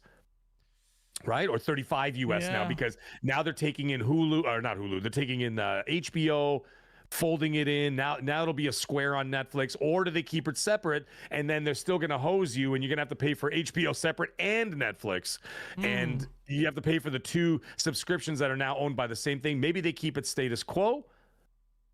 It's a wild time, dude. It's a wild time. I mean, we had the same thing go on with ABK. Remember, everybody was going nuts. Is Call of Duty going to be exclusive? What's going to happen there? Is Activision going to have their own Square on the Game Pass thing? Which, of course, none of that came to fruition. You know what I mean? None of it. Because look at now. Yeah. You could say, where are the Activision games now? It's how many years now? They're still not even on the game on Game Pass for the most part, right? Yeah, So it's like there's a whole bullshit. shitload of them like not even there, and so like people are wondering, hey, what happened there? So maybe nothing will happen. Maybe they'll keep it status quo, let them run themselves, and then just slim it down, and then keep what's popular, keep the machine rolling, whatever else. But Paramount is pissed off, and I'll tell you that. I tell you that because I know guys at Paramount. The Paramount guys are pissed off because they offered $30 a share as opposed to 28, and Netflix, or sorry, and WB turned their backs. All right. When was that though? Why is that? Netflix offered them $28 a share for the sale, right? In cash. At the Paramount same time? offered them 30. Yes, at the same time. Paramount offered them 30 and WB didn't return the call. So you know what Paramount's going to do now? Paramount is going to go public, which of course they should any minute now. I know not everybody knows that. Some people know that. I know that. I heard about that 2 days ago. They said they offered them 30. And I'm like, oh shit, when that gets out, you know what it's going to do? The investors over at WB are going to go, hey, Netflix, what the fuck, bro? You're cutting us out of $2 a share because you wanted to make a sweetheart deal with Netflix, but Paramount is offering us more. So there's going to be public economic pressure on the situation that may actually not make it go through. Oh, right. Okay. So there's that as well. So it's not. Zach Riley, it's got nothing to do with MAGA. I don't know what that's all about. It's about dollars and cents. It's about $30 versus 28. And if you've got a million you've got millions of dollars invested and $2 a share, I'd be pretty fucking pissed too, bro. Yeah. I'd be pretty pissed too. So Depends that's on the situation that's going to get out. Devil's in the details, whether it's a debt leverage Devil's deal. in the details, buddy. You're a lawyer. You should know all about that. That's what you guys look for. You guys are like pigs looking for truffles in France. That's what you guys do. You guys got to dig in, and you got to dig in. You got to find those white truffles. You know, $2,000 an ounce. That's where you find the goodies, man. Under the dirt. That's where you have to dig, right? So you have to look for it, and that's what's happening here. So this is a very interesting thing. This may not actually go through. Plus, they still have to get through regulatory all the other shit. I think, but under a Trump regulation, as far as America's concerned, they'll have a much easier ride than when Biden was in power with a crazy woman. What's her name? Lena Khan. Lena Khan? Yeah. Lena Khan? Hey, man, listen, I have no idea. Like I said, I don't know anything beyond that, but I do know that the money situation, that's a situation. No, absolutely. The shareholders will be thinking, what the hell's going on? Like, you just... No, Zach Riley, I understand what you're saying. Like, he's saying Paramount is owned by that right-wing dude. No, I get that. But like, and if there's people like doing that or turning into a political thing, that is silly. That is silly. But there's a whole however, political element, of course there is. Well, there's always something, but like, as long as you got an internet, there's gonna be something political. Yeah, I mean, but there's money now. Like, there's money involved. You know what I mean? James Black. There's a maggot in the chat. How you doing, buddy? Christopher, I see you. Yeah, the maggots are appearing. You see what happens? They're crawling out through the dirt, man. They're coming for you. Yeah, like I said, it's interesting. There's good insight there. I don't know anything about the whole Paramount element of it. And the Paramount element's going to come out now. What is it? Saturday? You're not going to hear financial news till the bell rings on Monday in Wall Street, and then shit's going to hit the fan because that Paramount story is going to come out. Shit. And when that comes out, now you're gonna watch and see the shit show go down because, like I said, they offered $30 a share, not 28. And like now, even the antitrust committee is gonna look at that and say, "Wait a minute, why did you turn your back on more money?" But then the thing is also that's putting pressure once again. That's putting pressure on the investors because the investors are gonna be like, "Yo, what? Whoa! You know what I mean? What is happening here? Yeah, I could have got more money." Because that's all they're there for. They're there for cash. These guys, like these millionaires and billionaires, they get portfolios put on their desk every day. They file through it and they go and invest in this, invest in that, invest in this. And if they find out that there's a way that they could have made more money, they're coming after you. Yeah. And if they come after you, they can squash this deal. So this might be a whole nothing burger at the end of the day. Interesting. Acquisition season for Netflix. In the movie scene, we're going to see the same kind of bitter arguments between Paramount and Netflix, the same way we saw with Sony and Microsoft with the ABK merger. What that means for gaming is going to be interesting. But I think the gaming, I think, is actually going to be bad, dude. I think the gaming is going to be really shit bad already anyway. So I can't see it being good. No, I think that the gaming division is going to hit the hardest because they've had the most failure. And I mean, WB has just been flopping. Apart from, I can see them doing exactly what you said, like just doubling down on the surefire wins, the Hogwarts Legacies, and Hogwarts Legacy is deep in development. There's a playable build out there, not out there, but like in their studio. And they got a playable build already going and whatever else. They're good. They're basically good to go, and they know that they're gonna make $1 billion, maybe even more, billions off of that. That ain't going no place. And they've got a Harry Potter kind of remake thing happening as well, right? I don't know why. That's the HBO thing. It's going to come out around the same time because the HBO show is coming out in 2027, right? So they're filming now, and they're just got to keep filming because the kids are going to grow up fast. They have to do. They're all on a 10-year contract.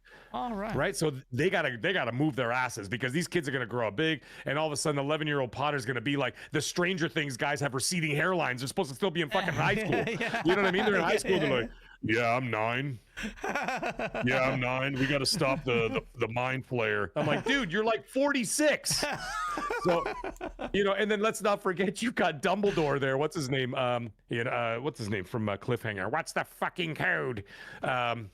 Damn it! What the hell's his name? I don't know who the new Dumbledore is. He was the Trinity Killer in Dexter. Third Rock from the Sun. He was in Footloose. Third Rock from the Sun. The main guy. I always forget his damn name. What's his name? Third Rock from the Sun. Well, I'll chat GPT. He was the Trinity Killer. Hello, Dexter Morgan. Oh yeah. Yeah, and then he was the bad guy in Cliffhanger with Stallone, and like I said, Third Rock from the Sun. He played the alien. John Lithgow. John Lithgow. There you go. Sorry. So John Lithgow's playing Dumbledore. Oh, he's playing Dumbledore. He's one of the only non-British people in the show because they wanted to stay, they want to stay British, right? He's one of the only non-British characters in the show. So the thing is, thank you. The chat started, the chat was a little delayed on my end. Thank you, Nico. So John Lithgow. So they got to get it before John Lithgow gets way too old. Otherwise, they're going to have a Richard Harris situation on their hands. Yeah. Saying the old Dumbledore died Richard Harris, Jesus Christ, in the middle of Chamber of Secrets, he was like, Hattie, do not go into the Chamber of Secrets. I'm like, holy shit, this guy's gonna die in the middle of the scene. It was horrible. The poor guy. He's a fantastic actor, but the poor guy was dying, and I'm like, Lithgow's in his 70s. Let's not fuck about. Yeah. So anyway, the point is back to the gaming. That's like 18. Yeah, 10 years, 84. It could go either way. But the thing is, back to the video game situation, they're going to release Hogwarts Legacy 2 somewhere in the vicinity of Harry Potter Season 1 on HBO. Apex. John Lithgow is amazing. Hello, Dexter Morgan. Speaking of which, we had another industry legend pass away. It's the chap from Mortal Kombat, Shang Tsung. He was a great actor. Well, I need to do him judge. I need to get his name right. Actor. The Man in the High Castle. He was in the Man in the High Castle. He was Shang Tsung. Hiroyuki Tagawa. He also did the movie Rising Sun with Rising Sun in 93. What is his name? Man in the High Castle. Yeah. Last Emperor. License to Kill. Who's the bad guy in that? Memoirs of a Geisha, which I haven't seen. But that's a good movie. Yeah, that's a very good movie. I need to watch that. But he passed away, man, and shout out to him. He's a legend. Part of our childhood or growing up or whatever you are, whatever age, he was still part of gaming history. So he had a stroke or something, and it's just really bad, sad. He was a bad guy against Sean Connery in Rising Sun as well. Yes, he played one of the Yakuza and stuff like that. I mean, he always played like a Japanese bad guy. I mean, he played his he fit the part. Cool. He fit the part of a Japanese bad guy. He was a great actor though. But he was amazing. If anybody wants to see him in a show, he was the Man in the High Castle, a very strange sort of alternate history sci-fi show. It's really fucked up about how what would happen if the Nazis won. Whatever else, and these alternate futures and whatever. It was kind of it was wild, man. It was a wild show, but he was amazing in that show as well. He was fucking sick. He was great. So, I love it, and it's just so sad. It's just how part of growing up. You see all these actors that we grew up just getting older and older and dying and shit. Dude, So, when Sylvester Stallone passes, I'm literally taking a month off. I can't focus. I'll be crying for a month because he is my all-time hero. Like, he's always been my idol, my hero, always the fighting man, no pun intended, being Rocky, whatever else. But it was also his life, his career. And the fact that he's 79 years old now and he's crushing Tulsa King. If you haven't watched Tulsa King, I don't know what the hell you're doing. God damn it, you have to watch Tulsa King. Yeah, okay. It's another Taylor Sheridan show that he's the guy who did like Yellowstone and like Landman and all those other shows. Okay. Watch Tulsa King. Okay. I'll just give you the premise. Sylvester Stallone, in the first season, he's 75 or 76, 75, I think. He's arrested at 50 years old. He's an Italian mobster in New York. He spends 25 years in prison, doesn't rat anybody out. He's released out of prison after 25 years, and the Italian mob in New York doesn't want him anymore. They're like, nah, we're sending you out to Tulsa, like cowboy country. And we're sending you out to Tulsa. You could start a new life there. And he becomes the kingpin mafia head of a ragtag mafia group in cowboy That sounds country. sick. That sounds sick. It is fucking awesome. It's Okay, violent. It's hilarious. Okay. It's good. Stallone is still throwing punches. He looks good. And it's really, really well shot. Really, really well written. Yeah, see, look at the chat. Sly is badass. You gotta watch it. It's on season 3 now. Okay. Tulsa King. I'm gonna watch Amazing. it. I'll be looking for a series. You have to actually. watch it. I was watching No, Silo. that's It was one. a bit slow, but yeah, I'm gonna watch that. That's gonna be wicked. Definitely checking that out. Also, changing topics. We've also had finally a release date for a game called Replaced. Replaced. Finally, Replaced. I don't know. Yeah, I'll bring it up on screen in a sec. You'll see it in 3, 2, 1. Yeah. Replaced is a game, an indie game that's coming out that I've been looking forward to for ages. It's in the vein of almost the Last Night, which is another game, very cyberpunk 2.5D-esque, 2.5D game. It's on screen right now. It's beautiful. The game looks amazing. Art style looks incredible. Just my vibes. It's I love Blade Runner. I love cyberpunk settings. Yep. And this just looks incredible. It finally has a release date, and it's coming out in March of next year. March 12th. So it's a rough time, dude. That's a rough time to release that game. I'm not now. The thing is, it's not on Game Pass, is it? It says it's coming out for. I think. It is? Okay, Yeah. I wasn't 100% sure because when you look it up, it says Xbox Series consoles and PC. It does not say Game Pass in there. But however, yes, you're probably right. It's not coming out on PlayStation, this game? No. Oh shit, that's actually kind of, you guys are missing out. Why are they not coming on PlayStation? Dude, let me read it to you from Wikipedia. The game is set to be released for Windows and Xbox Series X and Series S on March 12th, 2026. All right. It does not say a damn thing about PlayStation, nor does it say now. No, sorry. Then I looked at it, and it says Windows Central saying it's actually coming to Game Pass. So yeah, you're right. So it is Game Pass. Yeah, it's always been touted as game. I don't have Game Pass anymore. I'm buying this on PC day one. Wherever it is, like, you guys need to buy this. But PlayStation not getting this is a bit of an L for PlayStation. I don't know why. I wonder why. Maybe they had it's a creature of the old deals that back because this replacement been working for a while. This is maybe a money hatted deal where Xbox in this awkward position, despite Phil Spencer's statements, is enjoining in money hatting. Maybe. I don't know what the deal is behind it, but this game looks amazing.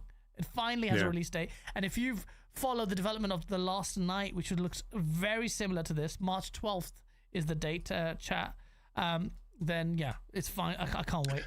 Positive reviews from impressions from people who've also played it and like Gamescom and things like that. From Paris Lily has had a chance to play it. So it's supposed to be great. So I don't know why it's not coming out on PlayStation, but that's an L for ponies. What are you going to do, man? Yeah, it looks really good. It's a very strange time to release, though. I probably would have thought that that April might have been a better time to release, and the reason why is because March is already packed with some big games. 007 comes out the same week. Okay. Which is going to be a big game. That Soros game for PlayStation. That Soros game comes out the same week. Yeah. And there's something else. Let me see. March 2026 game releases. Hold on, it's right here. I had it earlier. I knew March was going to be a busy period. March. And then on top of that, you've got Resident Evil Requiem comes out in the last day of September. So that essentially is March in that respect, right? So I mean, if it comes out in the last day, so we got September. Monster Hunter Stories, Crimson Desert, Saros, 007. Crimson Desert is supposed to come out in March. What's that? Crimson Desert is coming out in the same week or the same month? It's coming out in March. It's March 19. Oh shit! So it comes out 2 days. It comes out 2 days before this. Or no, sorry, 1 week exactly after this game drops. Because then the Replace comes out on March 12th. That's a tough game. Yeah. That's a tough place to put it. I mean, if it's going to find its audience, it's going to find its audience. But I thought maybe, release cadence, I think that April would probably have been a better idea. I mean, to be honest, with Replace, it's going to be a niche-looking kind of audience anyway. I don't think there's going to be a massively popular one for a lot of people. But I've been looking forward to it. I think the audience that's looking forward to this will end up buying it. Assuming it's priced accordingly. It's on Game Pass, which is a big plus for a lot of people. It's on Game Pass. Yeah, so, I mean, it's on Game Pass, it's fine. Yeah, I saw some positive news again. When Xbox gets some positive news, it's just like, huh? There's a lot of talk about Game Pass. What's happening with it. I feel like the Game Pass kind of excitement has kind of died as a result of the price hikes.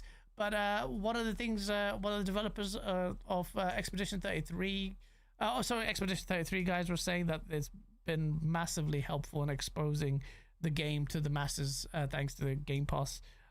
Made a big difference for them, which is good. How many people on Xbox stuck out and played that for a sustained period of time? That's a separate question entirely. But you've got the director. Creative director of Clear Expedition of Skills Expedition 33 acknowledging that Game Pass's role in lowering the barrier for entry and reaching a new audience that may have never tried the game was quite high. It's like I'll get this his quote right here. His name is Broche. I'm going to butcher the name. Guillaume Broche. Completely killed. This year has been so far beyond what any of us could have imagined. It's down to how passionate and supportive our fans have been. It's really nerve-wracking to be a new studio releasing our first game, but the support of everyone has really made feel everything like a dream. From being there to announce our game back in summer 2024 to coming to the studio and for the developer direct video in January, Xbox helped us get the word out to reach a lot of players. And yeah, he just said Game Pass let a lot of people try our game when maybe they may have not tried before. The turn-based RPG genre has a lot of fans, but sometimes it puts people off who prefer more real-time action. I was speaking to my buddy Safe, who was saying the same thing, but I was like, just try it. And he's had great things about it. And I think Game Pass did definitely help. I think Developer Direct shone a massive light on Expedition 33 as well. I was impressed with it the moment I saw it, actually.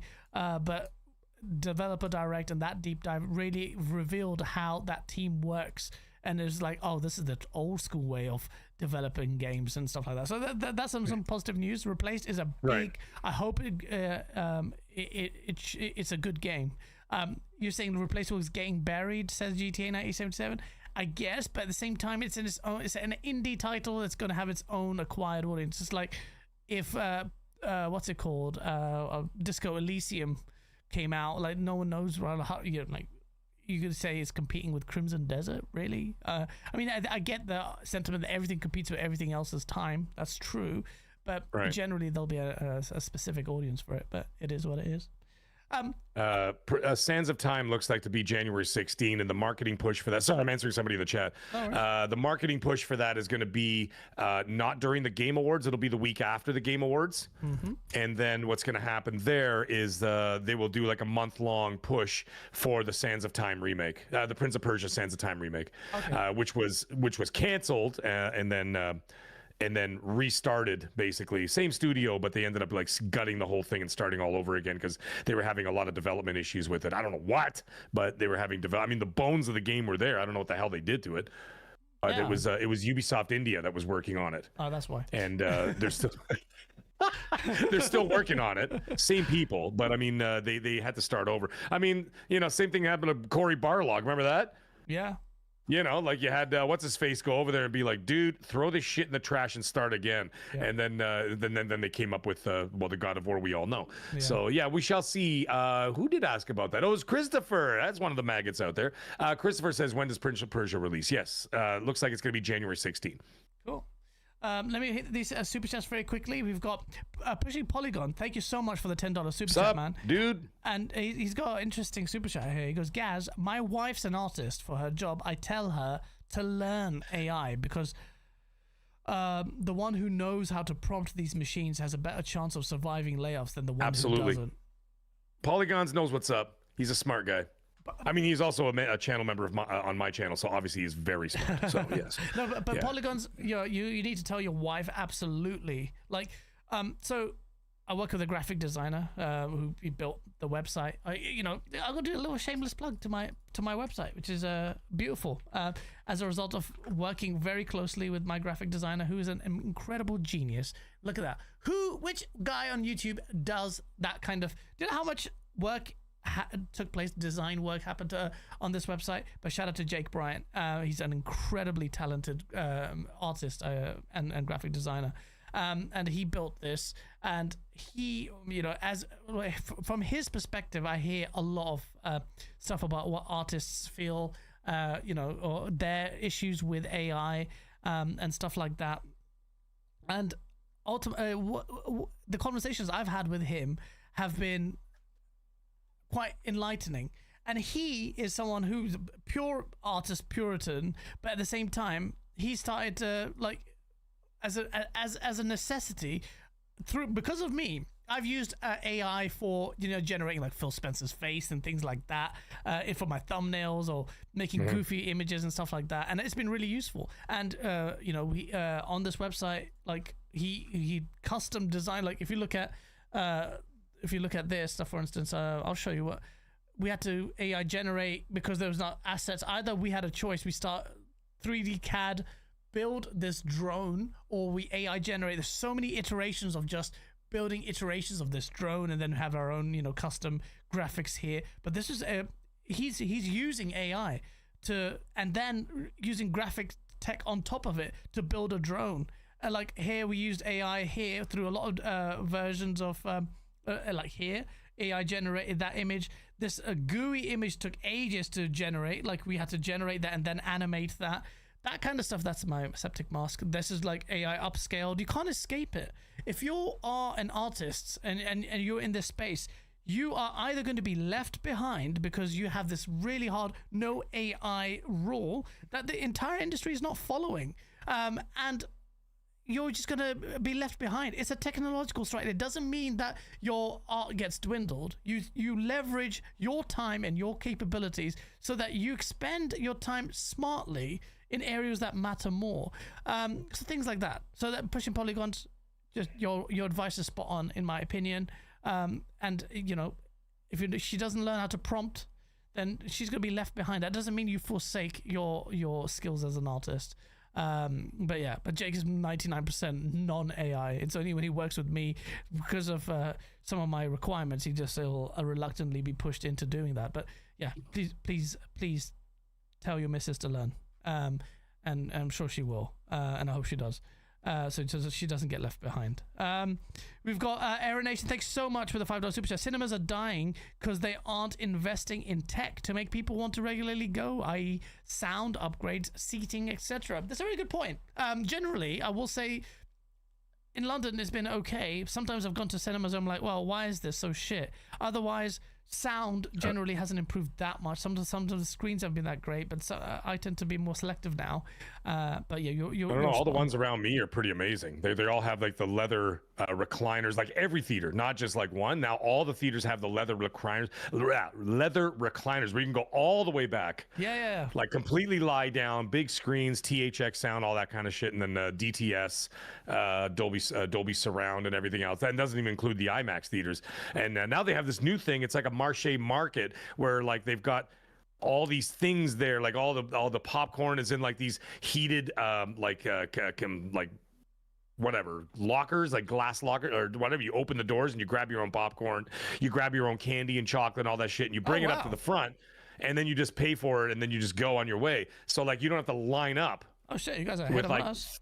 Yeah, oh, it's amazing. Yeah, and like all the theaters around me have that now. All the theaters in Toronto have that. So like you just go in, and like I said, they got this big market, and you just grab all your own shit. Damn. And you just do it. Like, and then they even have, like I said, they even have the popcorn. Like, you know, like when you go like to the freezer section of the grocery store, you know, the glass doors or whatever. It's like that, but it's heated. Yeah. And they've got all the bags of all the different sizes of the popcorn and everything there. The drinks and everything. You pour your own drinks and all that stuff, and you just bring it all to the front, and they just go. You just tap and you walk away, and then that's it. And like there's no lines, so it's just constantly self-serve. Oh, wow. Yeah, and then you go to these beautiful and all the theaters are like that. The Landmark theaters, the AMC theaters, everything, Cineplex, Odeon, all the other the big chains that we have, they're all like that now. So like they've stepped up their game in that respect. But what's happening is the pandemic, basically killed the culture, right? It killed the culture of wanting to go out. It killed the culture, right? Because then everybody's like, says, well, I'm just going to sit on my ass. The malls are empty in America. Malls are the same thing, right? Because everybody just goes to Amazon. But in London, though, the malls are packed. They're packed. You know what's funny? The malls over here, at least in my area, like they're all full too. Because people are just wandering around doing stuff, going to the food court, doing this and that, whatever. The malls are still busy here, but in the United States, unless it's like specific pockets of the United States, the majority of them are empty because everybody's sitting at home just ordering Amazon. The shit just shows up at your door. I went to San Fran, it was dead. I went to like the malls even in Vegas. Yeah, but San Francisco is like, there's fentanyl zombies everywhere. Like, yeah, bro, the fentanyl zombies, I've never seen anything like it. It was it's awesome. I love it. It's crazy. Oh man, it was so surreal. I don't love it. It's awful. So surreal. Yeah. I've never seen anything like it. Like it's worse. I can't believe you survived San Francisco. Jesus Christ. Yeah, stay away from places like that. Yeah, well, even in Vegas though, I went to the malls there, the big malls. They're empty. Yeah, but Vegas is dead anyway because they've outpriced the average consumer, and the average consumer is what fueled Las Vegas. Yeah. It wasn't the big wigs. Yeah, there were always whales that went there. Yeah, always from the 50s all the way till now, there was always whales. But whales is not what carried Las Vegas. It was the common man who carried Las Vegas. And now when you charge $40 for a fucking burger, well, you've now priced the common man out, and the common man makes up hundreds of millions of people, and that's why Las Vegas is dying, because it's just there's all these articles about it now. They're like, yeah, Vegas is not surviving anymore because no one's there. It's friggin' empty. Yeah, because I went there. You priced out normal people. Yeah, no, honestly, that's literally what happened. That's literally what happened. So I went in 20. I went to I stayed at the Wynn twice. This year I went there this summer. Yeah. And the difference between my visit when I first went in, I think it was 2019, and to now is insane. Like, I've got a picture of me at the what's it called? I forgot the place now. I went to the pool party and it was packed. God, I'm not going to show you a picture of me like topless in a pool party, but it was heaving. This time, the line was going. Last time, it was. I was supposed to check the date. 2018.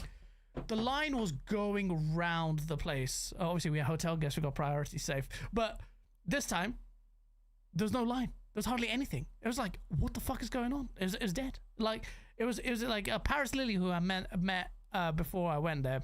He said, yeah. In San Diego, he said it's dry now, and it was. And I was like, oh, what the fuck? So I don't know what's going on. They price people out. Yeah, they price people out. Now you can't even go to like people are stopped going to McDonald's, Burger King, like these chain restaurants. It's unaffordable. Here in Canada, you get like the kids. Oh, I want Burger King. Okay, fine. You do it once in a while, and then get them like a couple of combos and a thing on the side. It's like $50.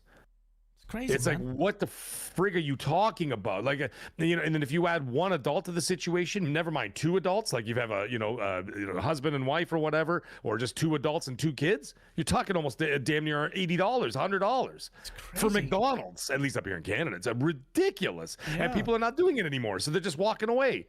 And then these articles, I love the articles. Gen Z focusing on health as they don't go out to bars and drink anymore and club. No, motherfucker. It's because they can't afford to go out to the clubs and bars anymore when you're charging $25 a drink. Okay, they can go get drunk at home for $10, and that's what's happening. It's got nothing to do with focusing on health, you momos. Yeah, absolutely. Human nature is human nature, regardless of religion and stuff like that. I'm just talking about like, whatever. But you know what I mean? You know what I'm getting at? And so like it's because people can't afford to go out. I took the kids. My wife doesn't know yet. She's going to find out. They did a fundraiser. Okay, you don't have it over there. I'm sure of it. But the Americans and Canadians in the chat, y'all know what I'm talking about, okay?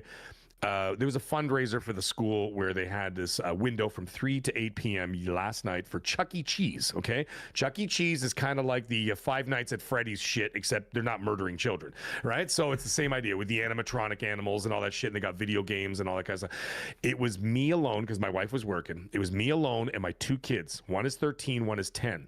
Yeah. Okay. We got some pizza, got 3 drinks, and they played video games for about an hour or so, maybe an hour and a half. It cost $200 friggin' dollars. Whoa! What the flip? What? How many kids? That is correct. 2. My son, who's 13, and my daughter, kids? who's 10, and me by myself. Kids? My wife didn't even come.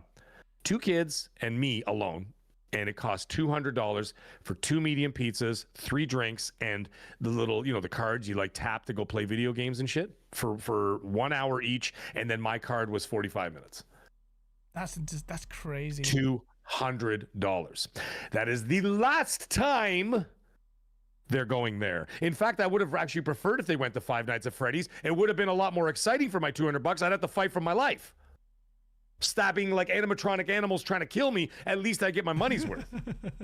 Instead, I'm sitting at the table eating pizza and scrolling on my phone while the kids are running around. That's crazy. $200. Crazy, man. Like it's just, and it keeps going up. And this is the thing where Noriko, yeah, man. This is where like in London, same thing. Mag, what you said about bars is the same in Canada, the same as pubs here in England. Yeah, that's true. I know. Even in like my friends in Ireland, they're like, dude, they're like, we can't even go to a pub anymore. And it's like, it's just crazy. Like they're charging £10. I'm like, what?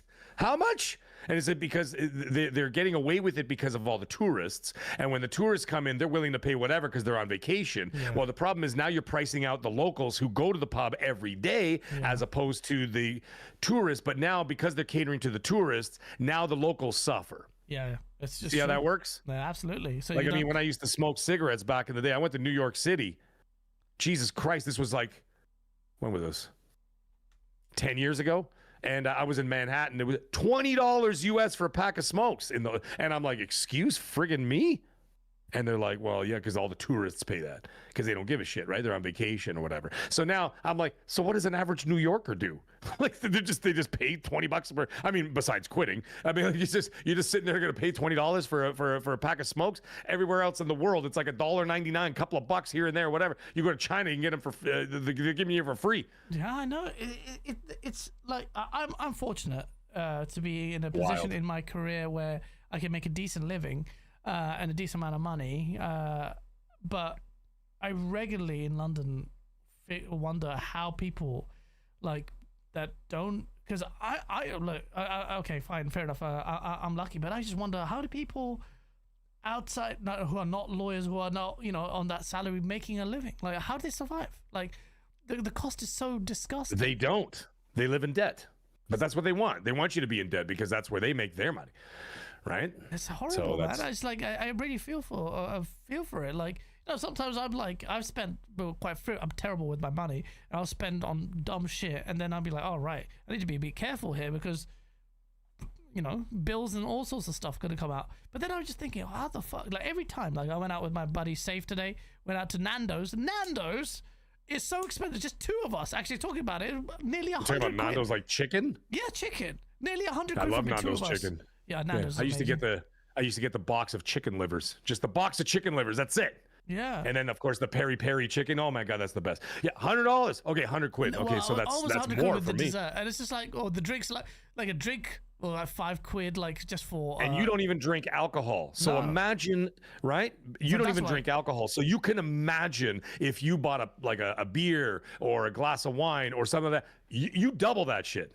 A lot of my mates who used to go out drinking a lot don't do it anymore because of that, or they go out and have a session up at their house and then go out. Dude, we only do it at home now, and it's not, and we're not in a bad position, but we're just like, why the fuck would I go out? I'm just gonna buy. just go to the gas station, buy my beer or even wine, or go to the liquor store, do whatever, buy what I got to buy for $20. Yeah. And then we can hang out all night at the house. No one's got to drive. No one's got to be a DD. No one's got to call an Uber. No one's got to call a taxi.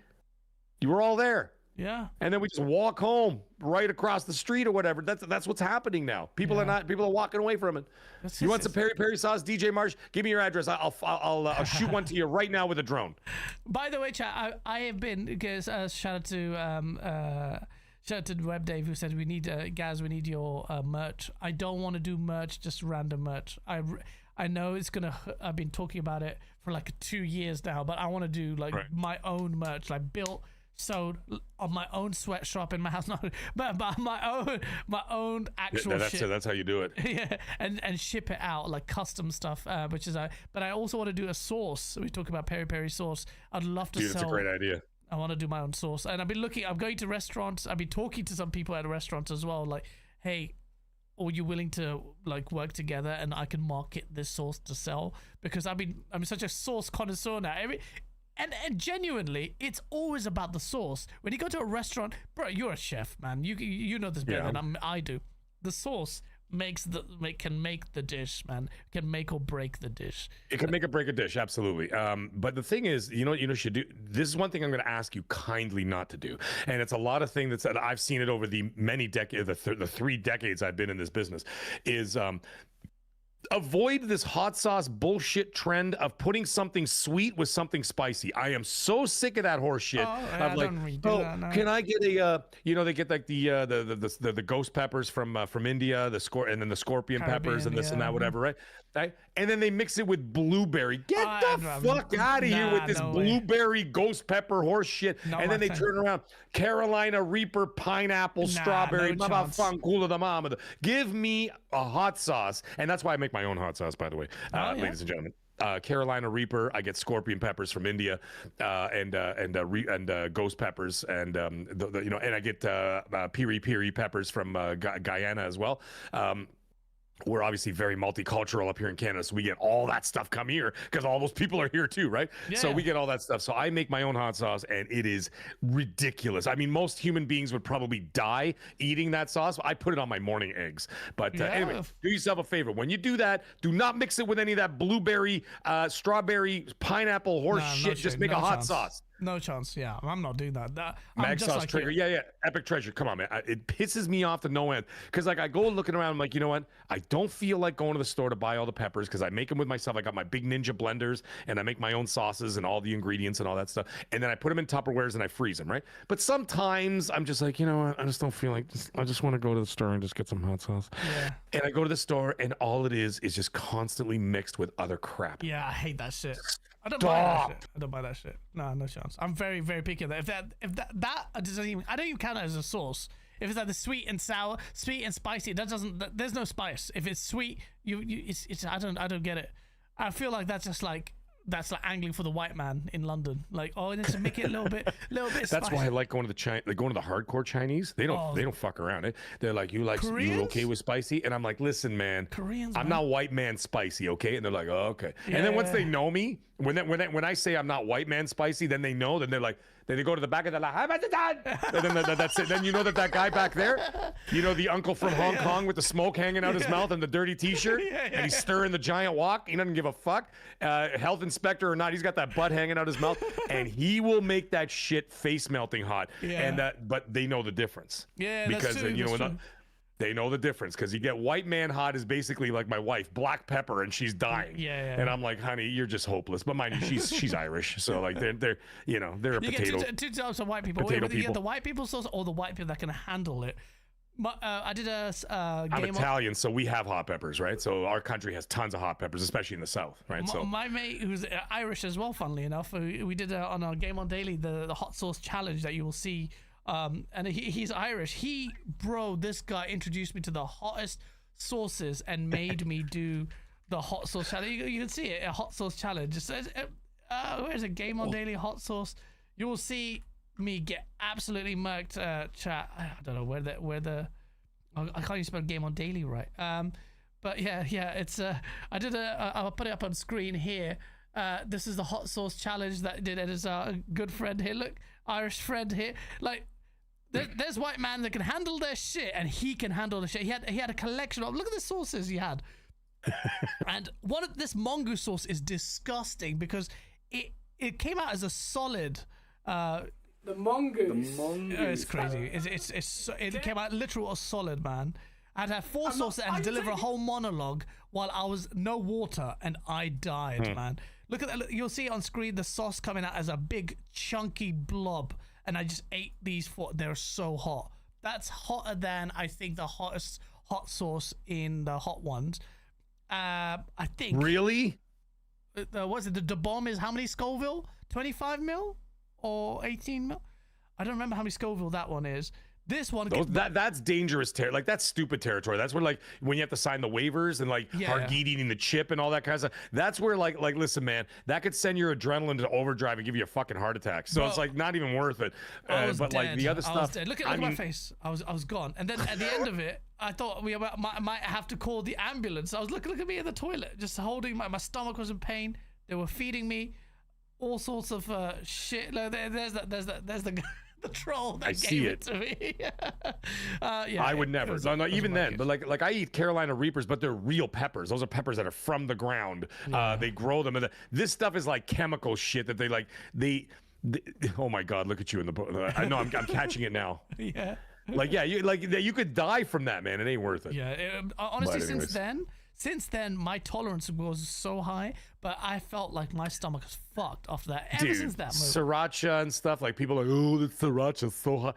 Dude, I eat that like ketchup with my French fries now. Like, it's not even a thing. It's just like, okay, I don't even eat ketchup anymore. Yeah. But I mean, I also worked with a bunch of when in all the years I worked with Sri Lankans, Indians, Jamaicans. Really handle their hot sauce. Oh yeah. I love Sri Lankan food. So I worked with Sri Lankans for decades. So it was me, the one Italian guy, Sri Lankans, Indians, Jamaicans, West Indies, like Trinis and stuff like that, and you know what I mean. And so everybody ate spicy. Plus, my dad's business partner was Indian. She was Hindu, and she used to make us like homemade samosa and stuff like that. And she would like bring a basket of them, and then my dad would take them home. I was like 5, eating homemade like spicy potato and pea samosas and stuff, and I'm eating this thing, and like that's the kind of shit that like your face would just like fall off like the end of like Raiders of the Lost Ark, and it's like, and I was 5 years old eating that stuff, right? Shit, and then you just like grew up with it. And now it's just part of the culture. But anyways, whatever. Let's talk about video games before I do have to get going. It's it's 6 p.m. here, but let's talk about something else before I have to go. Very quickly. Okay, we got Metroid Prime 4. That's the fucking thumbnail. So that game, man, so it has been very divisive. Metroid Prime, the old Metroid Prime, I think Metroid Prime, the main line was 97 Metacritic. This one is sitting at, I think it's a 81? 81, yes, 81. Which is 80 now on Metacritic. Oh, it dropped, eh? Okay. Yeah. At one point it was 79. So like that. 79 critics as well. So it's not like there's a shortage of people reviewing this game. I'm hearing mixed things. A lot of people, the Bangladeshi Naga is the one. I need to try that, Shabs. I need to try that because I love Bengali food as well. Yeah, Metro Prime 4 at 80 is like it's going through its Halo arc, almost the end of the legend almost. So I'm not saying that the game is bad, and I know some Nintendo guys are going to be a bit triggered by that, especially Nintendo purists who are watching their beloved IP. And potentially the Nintendo positive weighting in the community going away. Our reviewers now not being blindsided by their love for Nintendo. Everyone said there was a Nintendo bias with journalists, and what happened here? 80 for Metroid, almost 79 at some point. The game's been dragged on social media for some of its dialogue, which has been absolutely atrocious. Man, they do this kind of weird like Disney Marvel-esque, that kind of shitty like funny wannabe humor, which is I hate that shit. I know what you're talking about. Yeah, man, it's like all this weird shit they keep doing it. And then Metroid has this like vibe about it that's supposed to be really mysterious, and you got this character like, oh my god, it's Samus, and the character's like, what the fuck, like I don't want to see this. This is not what I call, this kills the vibe of Metroid. But I'm hearing that it's not that invasive. But at the end of the day, yeah. Well, what do you think, Mag? This 80 is Nintendo bias gone? This is the thing. It's not that 81 is not a bad score, but what I asked, and actually funny enough, and this is not like some self-promotion thing, I just thought it was really cool. I made a short about it because I'm looking at the legacy media putting up their the reviews on Metacritic, that kind of thing, right? Yeah. And then you go to YouTube and you see a bunch of YouTubers just shitting all over this game, and so I'm like, well, which one is it? Like, I can understand if there's some common ground to be like, okay, yeah, you know, it's not the greatest graphics, but it's fun or whatever, right? And then like everybody sort of finds a common ground. But what I'm finding is a huge gap in excuse me, in opinion on this game. And so I'm like, well, this seems very extreme. Yeah. And I went to dig deeper on that. So now I started, anyway, I did a YouTube short about it where I talked about, I'm like, okay, this is what's going on here. I said, like, it's got an 81 on Metacritic, showed that score, and then started posting some pictures of like for example, Skill Up. He's one of the biggest reviewers on the world. Yeah. He hated it. Yeah, he did not recommend it. He says, I do not recommend, you know, he doesn't actually give a score. He says he recommends or strongly recommends or, you know, or says strongly does not recommend or whatever. Yeah. He said, I do not recommend this. Yeah, I do not recommend Metroid Prime 4. So you've got that. But then you've got the fans. Like I see some people here in the chat. I see Magnum in the chat talking about it, and some other people talk about it, saying it's a good game. Dorian Gray saying it's amazing, and some other people saying it's not. And so I put this short out, and I'm like, which one is it, guys? Because there's such a huge gap in opinion. What's happening here is one a grift? Is Nintendo being fluffed up, or is the game actually good and YouTubers are just looking for clicks for controversy? And anyways, when I put that short up, when you type in Metroid Prime 4, it's the first thing that pops up. It's the featured short on YouTube. I don't know if it still is now, but it was for 2 days. And so I'm like, oh, that's wild. And yeah, Colt told me, he goes, dude, your face is like all over the Metroid Prime 4. I'm like, perfect. But anyways, the point is that obviously the fact that short got so much attention means that other people are noticing the exact same thing. Because I'm saying, I put in the thing, I said, Metroid Prime 4 dividing community. And then I started looking at some of the complaints. I'm like, all right, I understand the dialogue thing. I can say, okay, you know, I saw some examples of it. I'm like, oof, that is a little bit annoying. And then like, it doesn't stop the whole game. However, there's other people that are like, nah, man, if you just kind of like, you know, just carry on with the game and play the game. It's actually a lot of fun. It's great and whatever. And then there's some people out there complaining, saying, well, it's not the old Metroid. And I'm like, well, which one are you talking about? Because there's like how many Metroids from how many generations, and they're all different game styles. So if you go back to the original Metroid from like when I grew up, it was literally no different than playing Castlevania. It's just a side scroller. Yeah. You remember that? You just go from platform, you shoot up, you shoot front, you jump to the next platform, you go to the next area. Like, it's not like what it is now. Yeah. And then it started to evolve over time, and then all of a sudden on the GameCube or N64 or whatever, and then it became this sort of mix of like Doom slash what else? What other game am I trying to think of here? It's like a little bit of a platformer, a little bit of a Doom, a little bit of a Halo kind of vibe to it, and it became like a 3D shooter with a little bit of like platforming, and then that evolved, and now look at now. So I'm like, so like the purists, what purists are you? Are you the 3D purists from the GameCube era, or are you the 2D side-scrolling purists from way back when? I'm like, because when a game is out so long and it evolves over time, I don't think you can gatekeep one like saying, oh, it's not like the old ones, because you can't gatekeep at that point because it's gone through so many iterations. So at this point, I'm going to listen to the gamers who are playing the actual game. So I'm going to look at it from that one. Now, the problem with Nintendo, at least from my side, is up here, the games, the Nintendo Switch 2 games are $120. Yeah. So for me, it's got to be a knock it out of the park, no question, everybody's on the same page kind of thing. And Nintendo rarely puts their games on sale. Why? Because they don't treat it as a software and hardware company. They treat Nintendo as a toy company. Nintendo was a toy company before they started getting into gaming. And they still treat it the same way. Like, for example, if you put a teddy bear on the shelf, does it go down 40% in 4 months? Like, you know what I mean? It doesn't. A teddy bear is a teddy bear now or in 5 years. And Nintendo treats their product the same way. What I'm getting at is that Metroid Prime will not go on sale for a very long time, if ever. You know what I'm saying? You know, Nintendo's track record on the that has been quite clear. If anything, it goes up. Oh, look at that! Oh, so cute.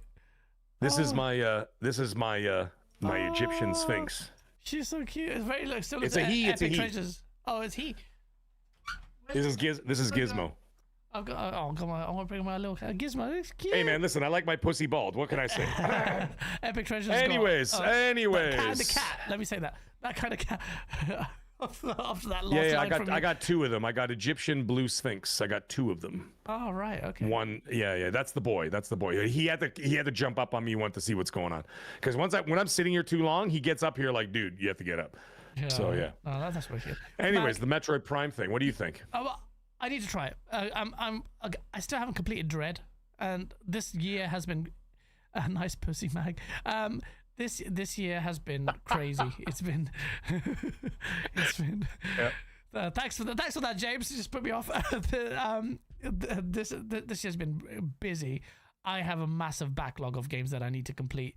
But I've been enjoying Arc Raiders so much. But I will try Metroid Prime 4.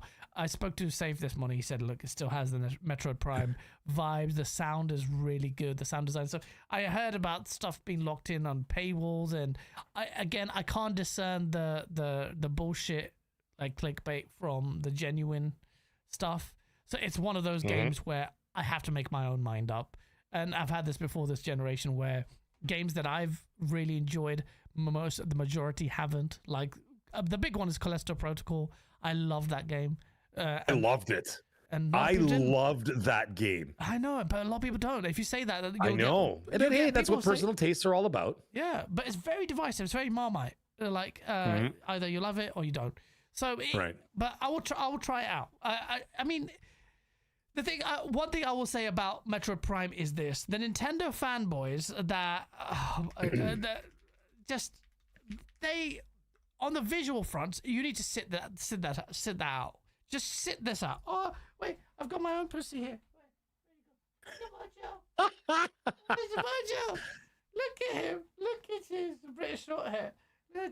Oh, beautiful. Oh, look at his eyes. So cute. What's your butt? Okay, but yeah, when the people are sitting down talking about visuals, it looks good for the Switch, but this game, I mean, don't compare it like as some sort of visual heavyweight. It looks really nice for the Switch. I love the art style generally, the vibes. Apart from the shitty characters there, I like the facial animations are really good. But people are trying to I mean, this can go toe to toe with some PS3 games and still lose, like Halo 4 and still lose, and that was the end of Gen 360 game.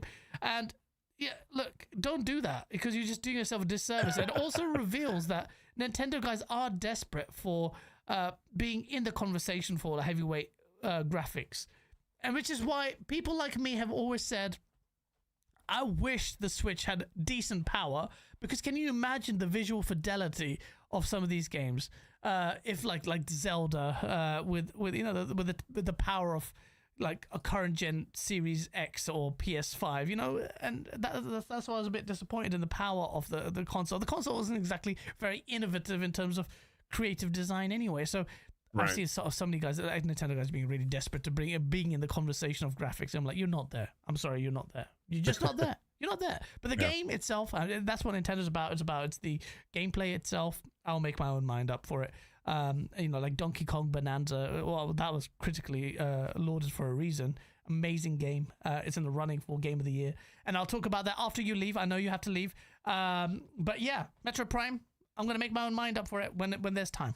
But it's now not, the thing is that you're just gonna go like, see that's where I balk. That's where I have to sort of stop and be like, because it's not the kind of game that I could just try for $120 and then you know what I mean. Like that's where it goes. And it's not because I don't. It's not like that I can't. I can if I really wanted to, but I have to sit back and say, well, I'm not 100% sure. I just want to go out there and blow all that money and then be like, you know what, this ain't it.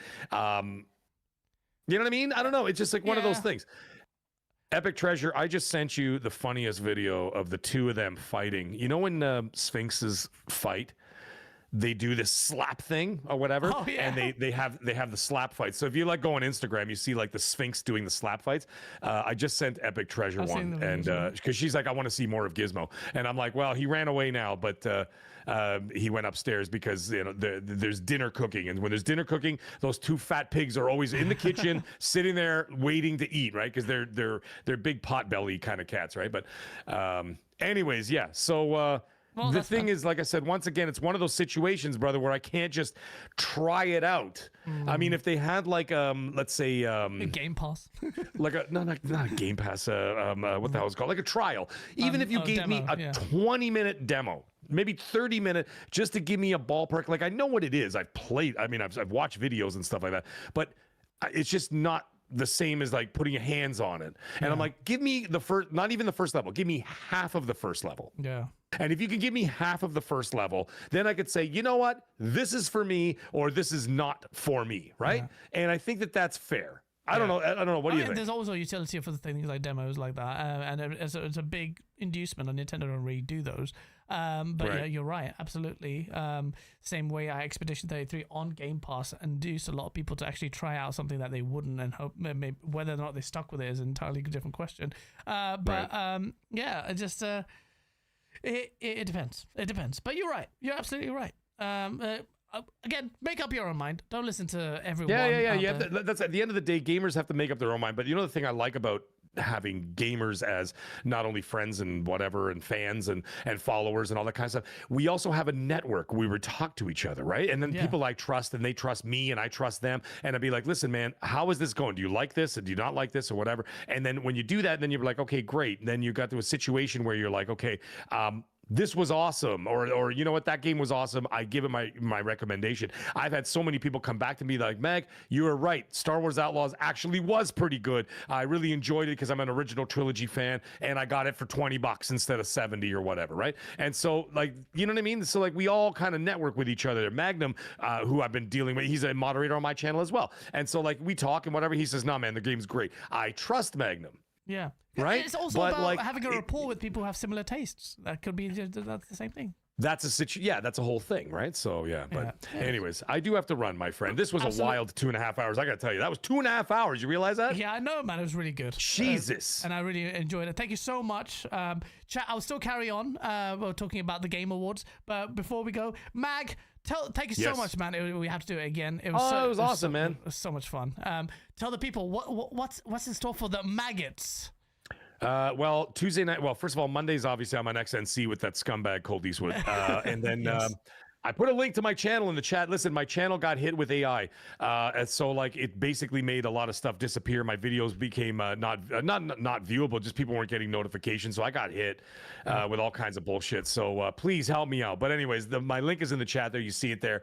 Actually, even Gaz just put it in there too. I appreciate that. But yeah, and then Tuesday nights is Magcast. Magcast is still as popular as ever, doing very well. And then I release a couple of shorts during the week. I release on Fridays. I alternate between doing a marinated reviews with Mag. I just released my marinated review of Little Nightmares 3. That was yesterday. And then I alternated that with mixing with Mag on Fridays, where every twice a month I have somebody on, and then I have like a one-on-one just like this. That starts next week, my very first one. Ooh, nice. And then so twice a month I do reviews. Twice a month I do that, the one-on-one. Of course I do Magcast every week, and once a month I do the cooking show. So I do a cooking show based on an inspiration from a video game. I just did Expedition 33, where I did duck 2 ways, and I also did escargot stuffed in mushrooms and all kinds of stuff. It was great. So I did that on the channel as well. So once a month I do a cooking show, and then I do shorts during the week whenever random thoughts pop in my head and it's not enough for video. So yeah, the channel's busy, man. I got a lot of stuff going on. Channel members are growing. That's going great. And so yeah, come by, check it out if you're interested.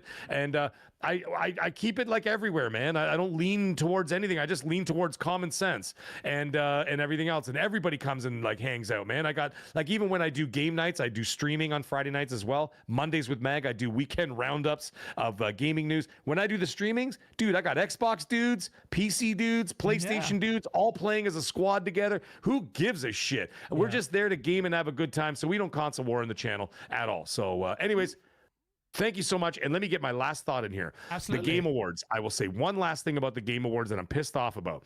The most anticipated game is the dumbest fucking category ever because out of the 5 games, 4 are coming out in 2026. One has no release year, let alone what generation it's coming out in. They put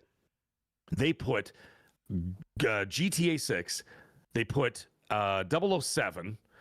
I can't remember what the other ones were. Anyway, they were all coming out in 2026. And Resident Evil Requiem was in there.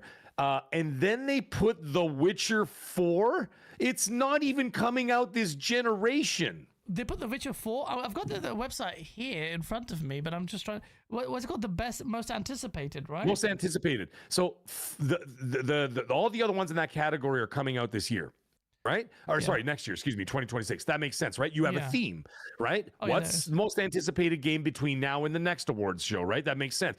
And then they just shoved The Witcher 4 in there, which is the dumbest thing I've ever heard in my entire life because it doesn't make any sense because all of them are coming out within that year. And then you shove in Witcher 4 that's not even coming out this generation, by the way. Sorry to spoil that for anybody. It's not. So therefore, why didn't you put Forza Horizon 6, which is coming out next year? It actually is going to be coming out in the spring, by the way, not in the fall. So it's going to be coming out in the spring. And that's going to be a monster game. That's going to sell 15 million copies, maybe even more, because now it's on PlayStation sold 3 million copies in the first couple of weeks of a 3-year-old Forza game. What do you think a brand new one in Japan is going to sell? 5 million minimum, if not 10. I think because it's going to be a huge game, one of the biggest games of the year, and you don't put Forza Horizon 6 on most anticipated, but you put Witcher 4 where you don't even know what fucking decade it's coming out. That's ridiculous, actually. Stupidest thing I've ever heard in my entire life. Anyway, it doesn't make a difference. I just thought I'd point that out because it pissed me off and it didn't make any sense. But anyways, all right, guys, have a great weekend. I'll talk to you guys all real soon. I gotta run. All right, take care, man. All right, later, guys. Thank you so much, brother. That was wild. No problem at all, man. All right, have a good one, everybody. See you, chat. Ciao, man. All right, bye now. Peace. There's Mag's out there. It was a lot of fun. We were talking a lot about random stuff like cooking. Oh, my cat's around me. Cooking and fentanyl addicts. It was really good. But yeah, I wanted to actually chat to you about, look, this week we've got the Game Awards that's happening. It's a big one. We actually filmed a video that's coming out this week of making fun of the whole thing about the Game Awards. And I have some issues with the Game Awards. It's almost inevitable, isn't it? But it's really starting to piss me off, some of the discourse around this. Let me show you. Let me see if I can make the memes right there. Oh, where's my camera? There we go. So, Game of the Year. I cannot believe that one of the best games, one of the best games of this year is even in the conversation. Arc Raiders isn't even here. I posted about it, and then you had some big accounts called the Black Hokage cry, but ball and gun gamers, they just want multiplayer games. And in the same thread, he's basically mocking how multiplayer really shouldn't even be in conversation for Game of the Year. And I'm like, why? Why shouldn't Arc Raiders even be in this conversation? Why? Strides in AI. Incredible sound design. Didn't even win. Did it get nominated for sound? I don't even think it did. Oh shit, hold on, let me go back. Where's the best audio design? It's not even there. Battlefield 6, sometimes you can't even hear the freaking sounds of a tank blowing up. Although the sound design generally is good.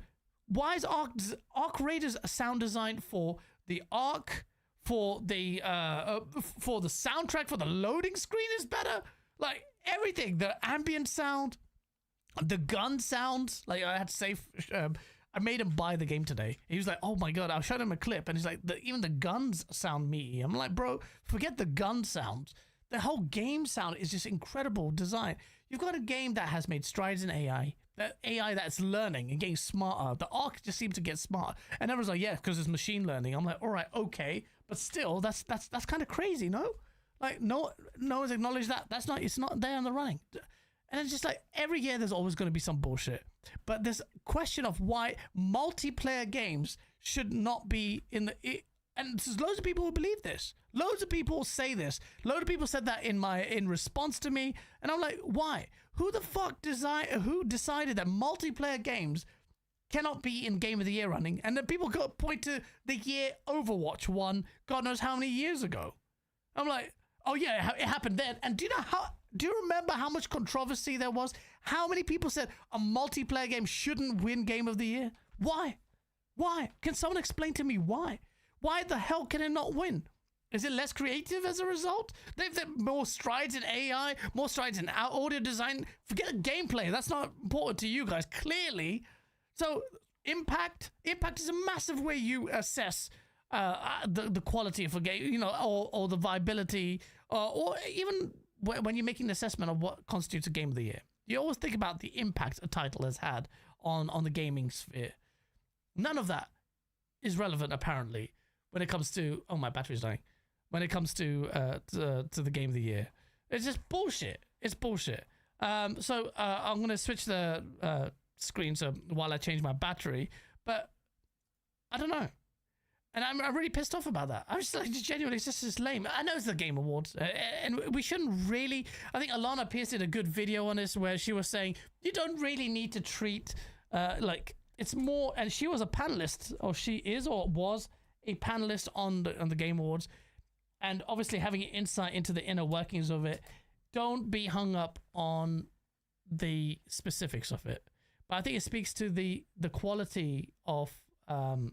and the allure of the Game Awards, where it can invoke such strong reactions in all of us, including myself. You know, we've got other award shows as well. It's perhaps our problem that we choose to either allow ourselves to put so much weight to the Game Awards or be annoyed by things not winning. So I do resign to that reality of maybe feeding into the narrative a bit too much. Sorry, I'm just about multitasking here as I plug in the camera. What the fuck? Oh, Jesus. God damn it. What the fuck? Yeah, I got it. I think I got it. No, don't switch device. Why is Discord being lame? Yeah, one sec. There we go. I've got it. Yes. Fuck. Yeah, so it is what it is. We're going to have the Game Awards up. The main thing, the main source, look, with all the stuff, oh shit,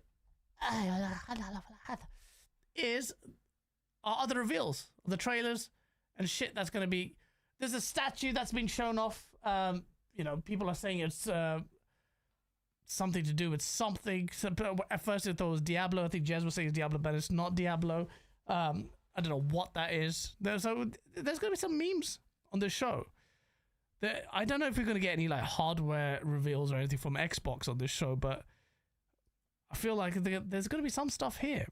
I think PlayStation's getting in its stride as well. So are we going to see a gameplay reveal of what's that Zionist game, bruv? I forgot it now. The Intergalactic. Like, are we going to see Intergalactic? Like, I don't know. If that's going to be confirmed, because that's a game that's going to be coming out in 2 years. Not anytime soon, so I doubt that they'll reveal it then. But it is what it is. Once again, I only watched the TGAs for game reveals. I put absolutely no stock in the awards parts of it whatsoever. Sinceres, that's an interesting way to spell your name. Yes, that's probably the best. The thing is, though, it does have a lot of value for developers. This is what Alana Pierce was saying, when I agree with. It does have a value for game devs who get the award. The coveted Game of the Year is the most important one. And you've completely sidelined a very important title because of your preconceived notions in the industry amongst journalists, that multiplayer and some gamers apparently, that multiplayer games can be are uneligible. So they have their own multiplayer only category. Like you've sidelined it like a side piece. Like, oh, we can have a little. We'll give you your own category. Don't get involved in the Game of the Year conversation. No, like, fuck off.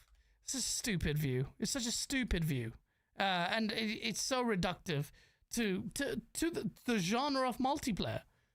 And the gamers have this stiff upper lip about it. Oh no, not really. It's a multiplayer. It's got guns and shit. Well, The Last of Us is what? Literally a third-person shooter game, bruv. Shut the fuck up. Oh, you put a little bit of story there. Oh yeah, it really made you feel some things. Yeah, that Zionist propaganda was enough to fucking fool you into how good an art piece that is.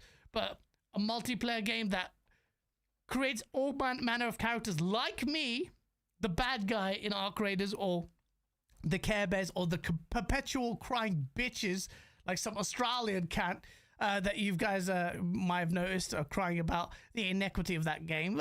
The stories that be told that you're creating yourself. I think there's a lot more value in something like that than sometimes a static story being told by a piece of shit. Evanescence is apparently performing. I wish they kept that a secret. Oh, really?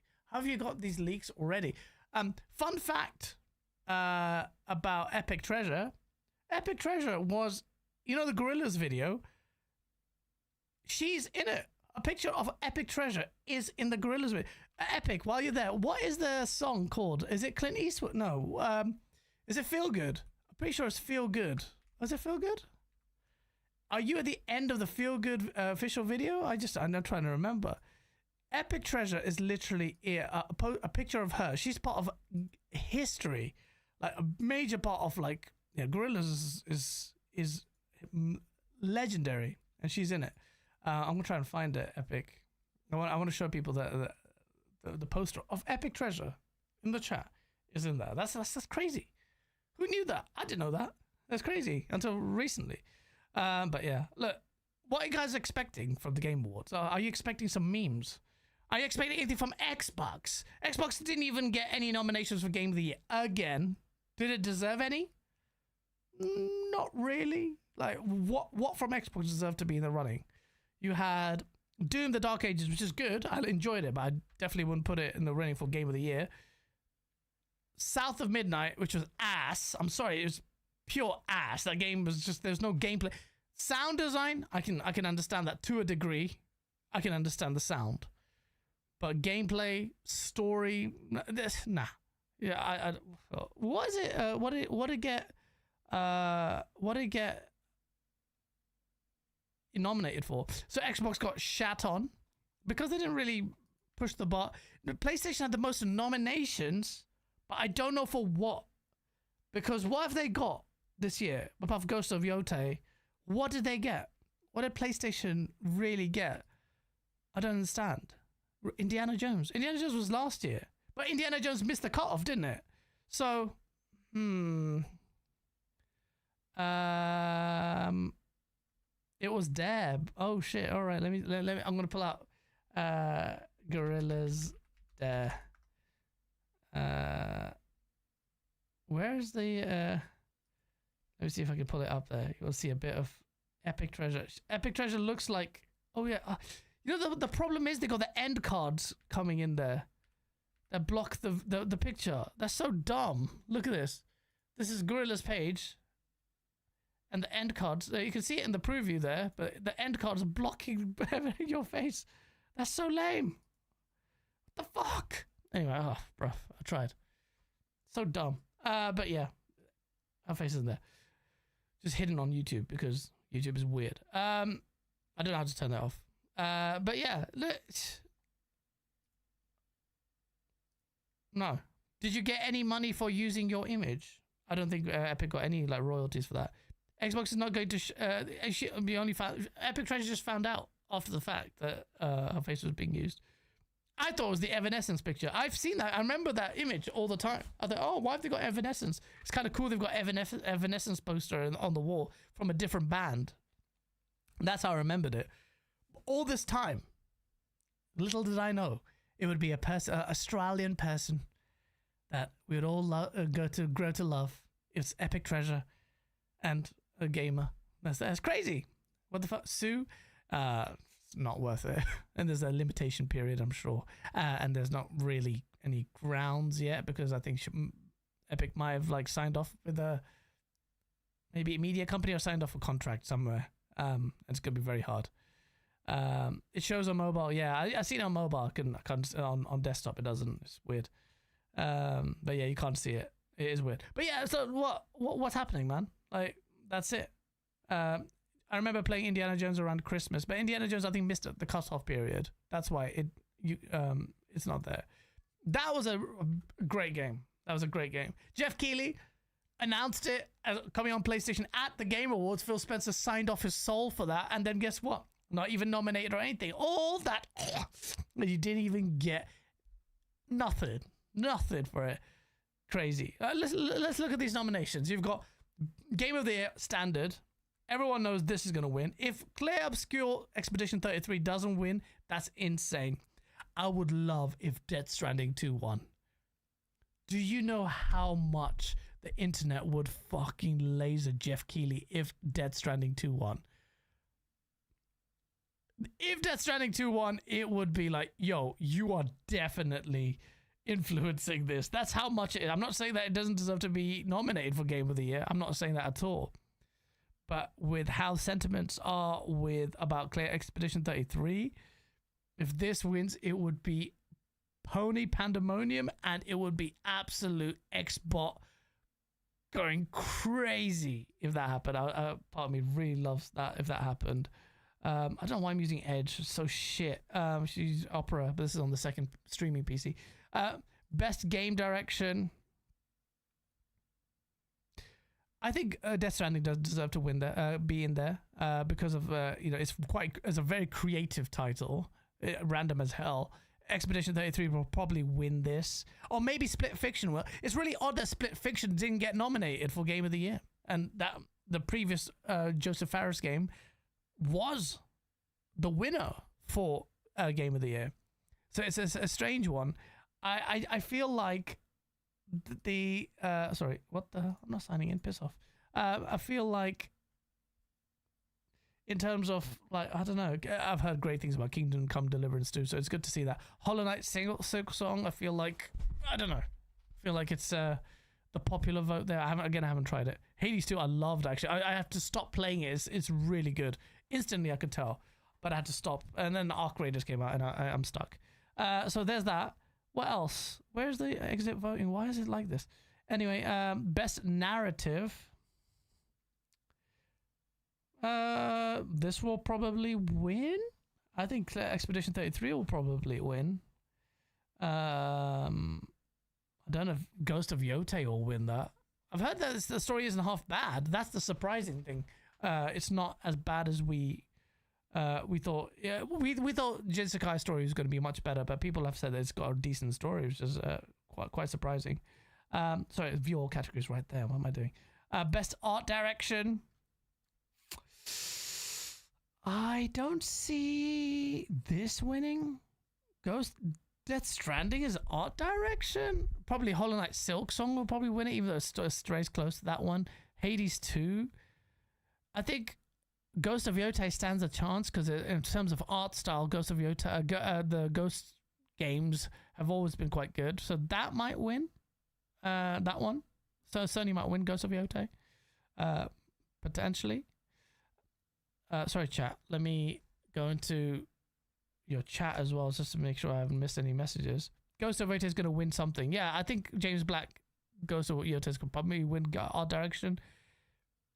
Guys want Arc for Game of the Year? Absolutely. Arc needs to be Game of the Year. What more does it need to do? What more does a game need to do? Oh, it has to have a single player dedicated only mode. Get the out of here, man. Miss me with that bullshit.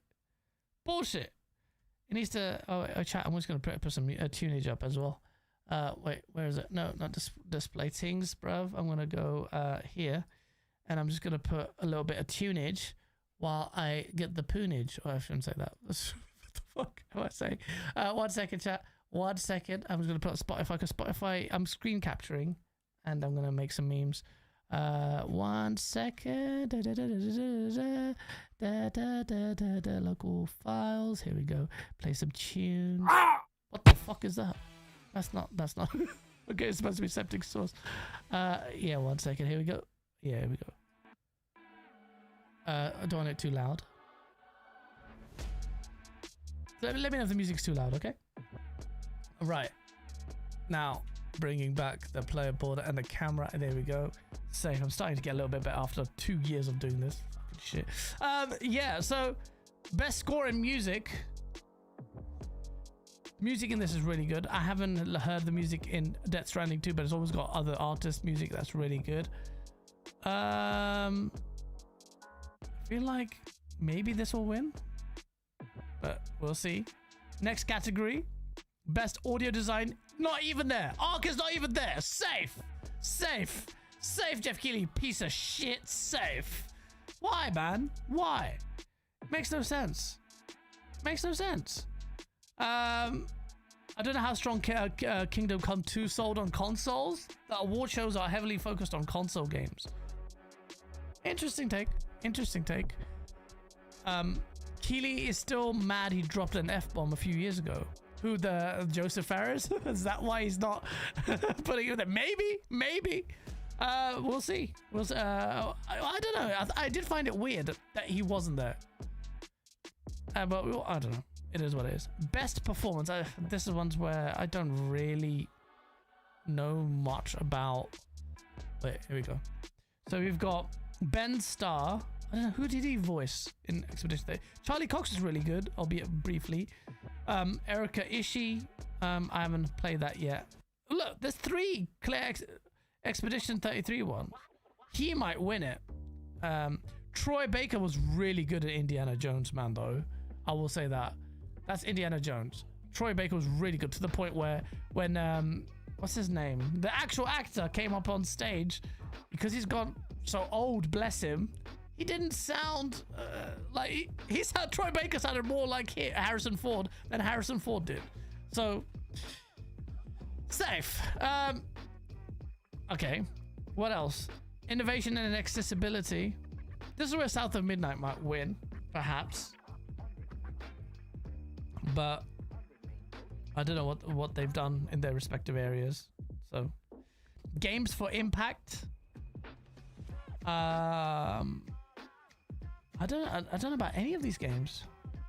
I know South of Midnight had a massive impact on the well, I would say the Black American community, because the South, and the historical relevancy of that, the history behind that, it resonated a lot more with the Black community in America, which is why a lot of Black Americans feel really strong about South of Midnight.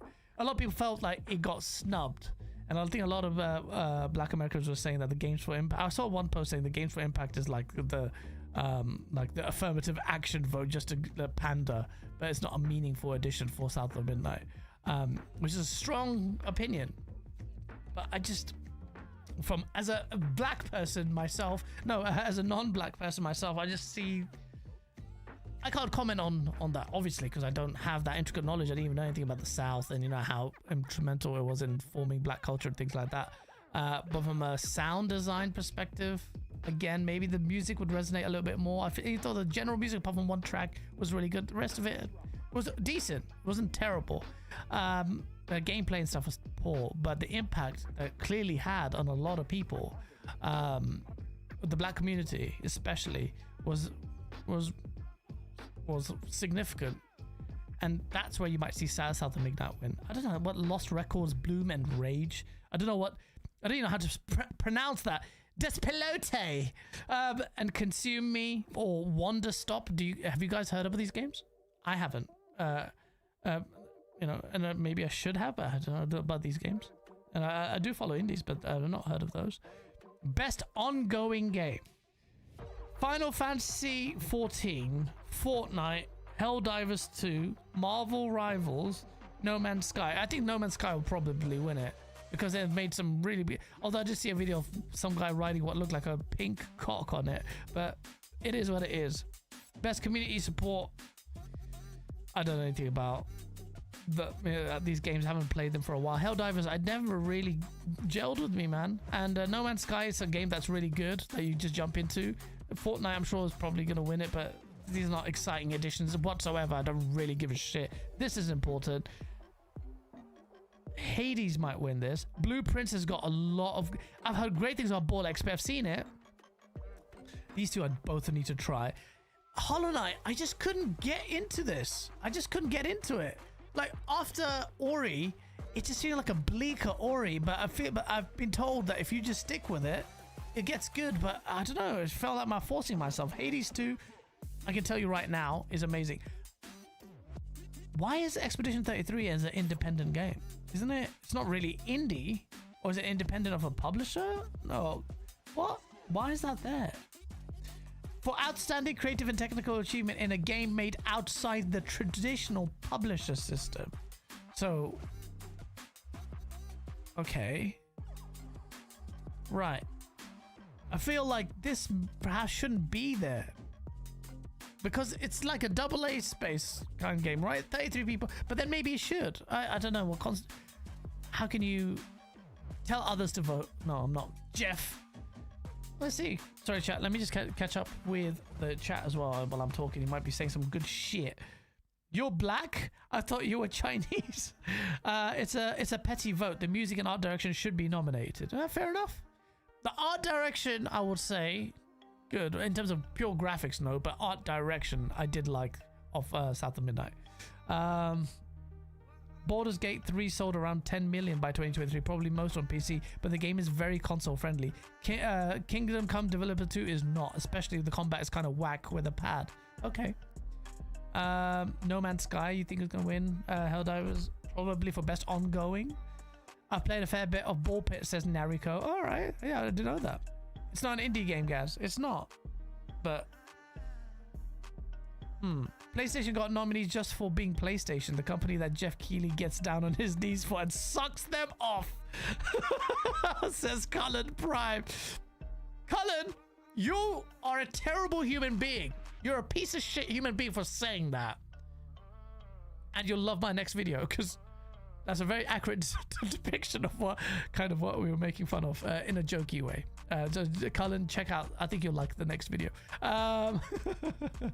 It's a joke, a jokey way. All right, don't cry, little PlayStation mother flippers. Let's go back to this thing. What they got next? Let's see the next category. Best debut indie game. I haven't seen Despelote. Dispatch is what I really want to play, and I want to play this on stream. Only thing is, I know some piece of shit will ruin it. So it's something I want to experience together. You know, I've seen it is like it's like Invincible, but like mature as well, and it's like Telltale games, and I've liked the way they've told their stories. So this might win it. Dispatch might win it. I feel like, and I haven't played it, but I can see from the vibe. I haven't heard has anyone played Despelote in chat? Despelote or Despelote? Like, what is it? No, go away. You know what, chat? I'm gonna just bring it up so we can see it. Despelote. Have I not heard of it? Trailer. It's a PlayStation trailer right here. 1 second. And 3, 2, 1, boom. For the publisher bought Firewatch. Oh, right, okay. Yeah, what the fuck is this? Wait, let's just check. Okay, hold on. What is this, bro? What is this, bro? What? Let's just go back. I just see the. I just go. Ah. Oh, I'm trying to pause it there. Save. It might be good, man. I've got my music playing, so the vibes. Well, you know what? Let me just pause the music here for a sec, and let's listen to the game.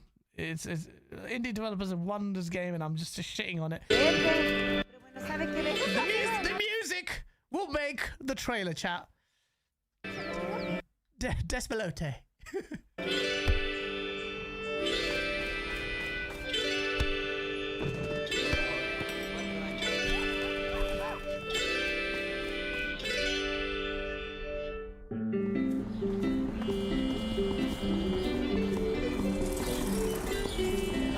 No se mueva de aquí. Si usted se va, ahí me enojo. El último en llegar es un huevo podrido. Hola, niño. ¿Qué haces fuera de la escuela? La vida es así, es jodida. Uno tiene que enfrentarse a la vida como es. Ya, carajo, ya, lánquense de aquí, carajo. Yo no les voy a quitar la pelota. What is this game? Mira toda la vista, aquí se ve toda la ciudad. Mira, se ve un perrito desde acá. Chica Bobby, ¿qué no te enseñé nada? Disculparán a mi perrito. What is this game, bro? Ya, niños, vuelvan a su clase. ¿Qué me vieron a mí la cara de qué? What? He's gonna kick me.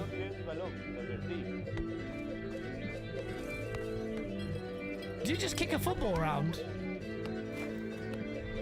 The art style is actually kind of cool, though. If you look at the background, it's kind of weird. Look at that. That looks kind of beautiful, man. Despelote. I have no idea. I'm more confused than I was when I started watching this shit. But without just taking the piss off for no reason, without playing the game, playing soccer while eating Cheerios. I don't know what this game is. Your face says it all.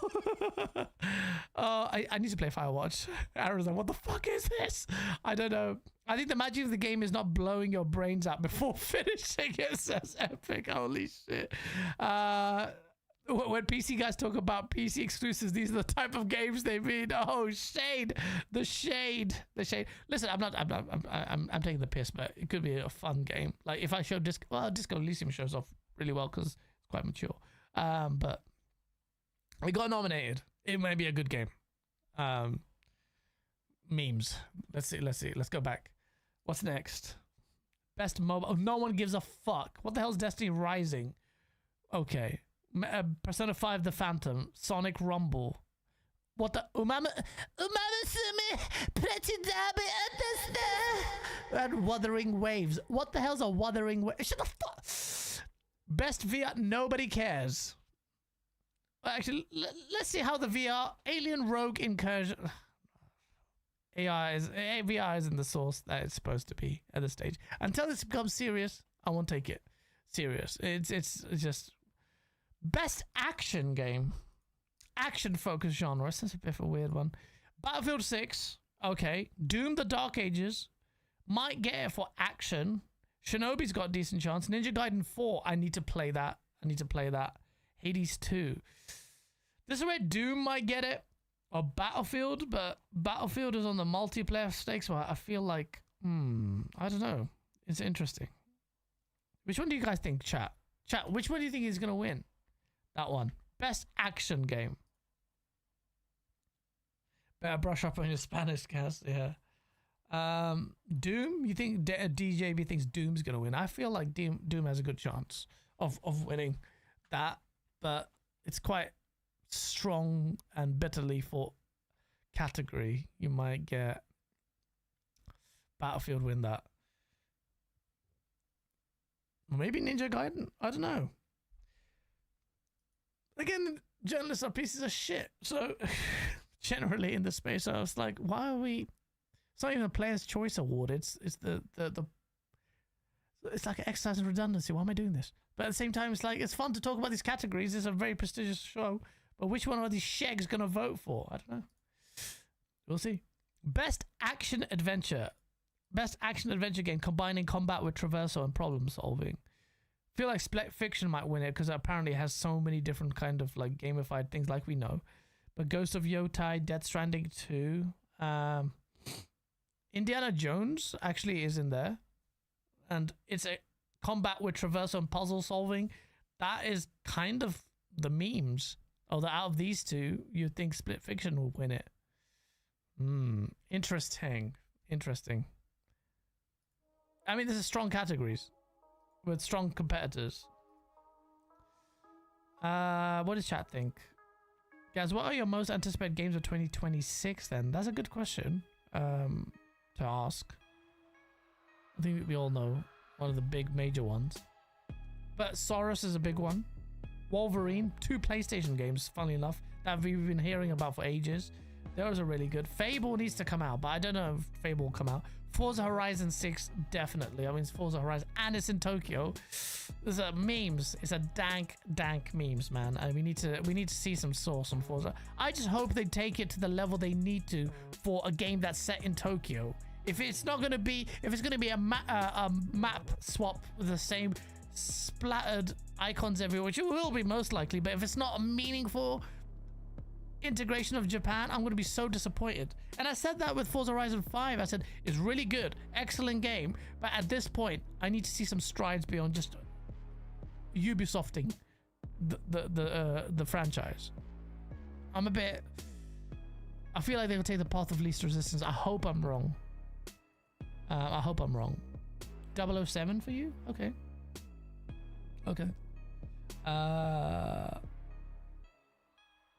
I posted the screenshot of Dare in the Discord screenshots. Ooh, that might mess it up though. I don't know how to do that here. Because I'm using Discord here. So okay, that's that. Right, so best action adventure. The next category, best RPG. Avowed ain't gonna win shit. Expedition 33 is. It's between these two. Outer Worlds 2 has been forgotten completely. It's like just that's it. It's like gone. There's no noise about this game at all. Outer Worlds 2 just got no mention, no. It's like no marketing from Xbox, which is par for the course, really. Monster Hunter Wilds, I don't think is gonna win that. It's between these two, Kingdom Come Deliverance 2 and Expedition 33, and I feel like this might win it because it doesn't make sense if this wins Game of the Year. Yeah, it's not the best RPG. That makes no sense. I feel like if Kingdom Come Deliverance 2 won Best RPG and Claire Obscure Expedition 33 won Game of the Year, it kind of points to the fact that a lot of the voters are just virtue signaling and trying to balance out what they think would be the right equitable vote as opposed to the substance of the title. Because you can't have a Game of the Year and not be the best RPG, in my opinion. I just feel like, unless you're saying that the reason why Expedition 33 is Game of the Year is nothing to do with its genre, which is weird, no? Am I wrong there? Do you think I'm chatting shit? I don't know, man. I don't know. Let me see what chat's saying. Best RPG has to be Kingdom Come Deliverance, says Nariko. Casey Do should win.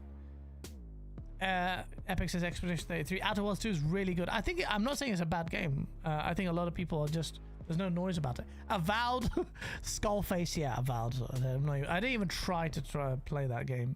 Just seemed like it's not my thing. It's not my thing. It's not my saying. Dare the British band with professional Brian Cox on the keyboard.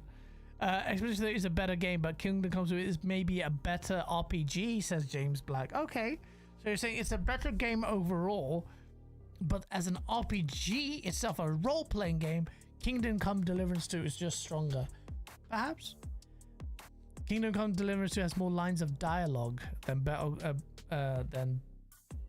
BG3, than Baldur's Gate 3. Really? Wow. So those kind of things do mean a lot in an RPG as opposed to, other genres, because those lines of dialogue add to how much RPG element there is there, how many voice lines there are, how many options there are. Whereas Expedition 33 isn't really filled with options, brimmed with options. Its strong RPG elements are in its combat system, its turn-based element that kind of that almost made it Final Fantasy or Square Enix taking note of, oh, you can still do turn-based gameplay and still be interesting and cinematic thanks to its parry system. But yeah, I feel like, yeah, you're right, Epic. I think Expedition 33 will still get it. Perhaps. But yeah, okay, no, there's good counters that you guys are offered. I think that show that. Best fighting game? What fighting games have we had this year? 2XKO, I've not even played that. Looks sick though. I bought this, I haven't had a chance to play it. Capcom Fighting Collection 2. Fatal Fury, haven't played it. Mortal Kombat Legacy Collection, did I buy it? I bought so many games, I haven't had a chance to play it this year.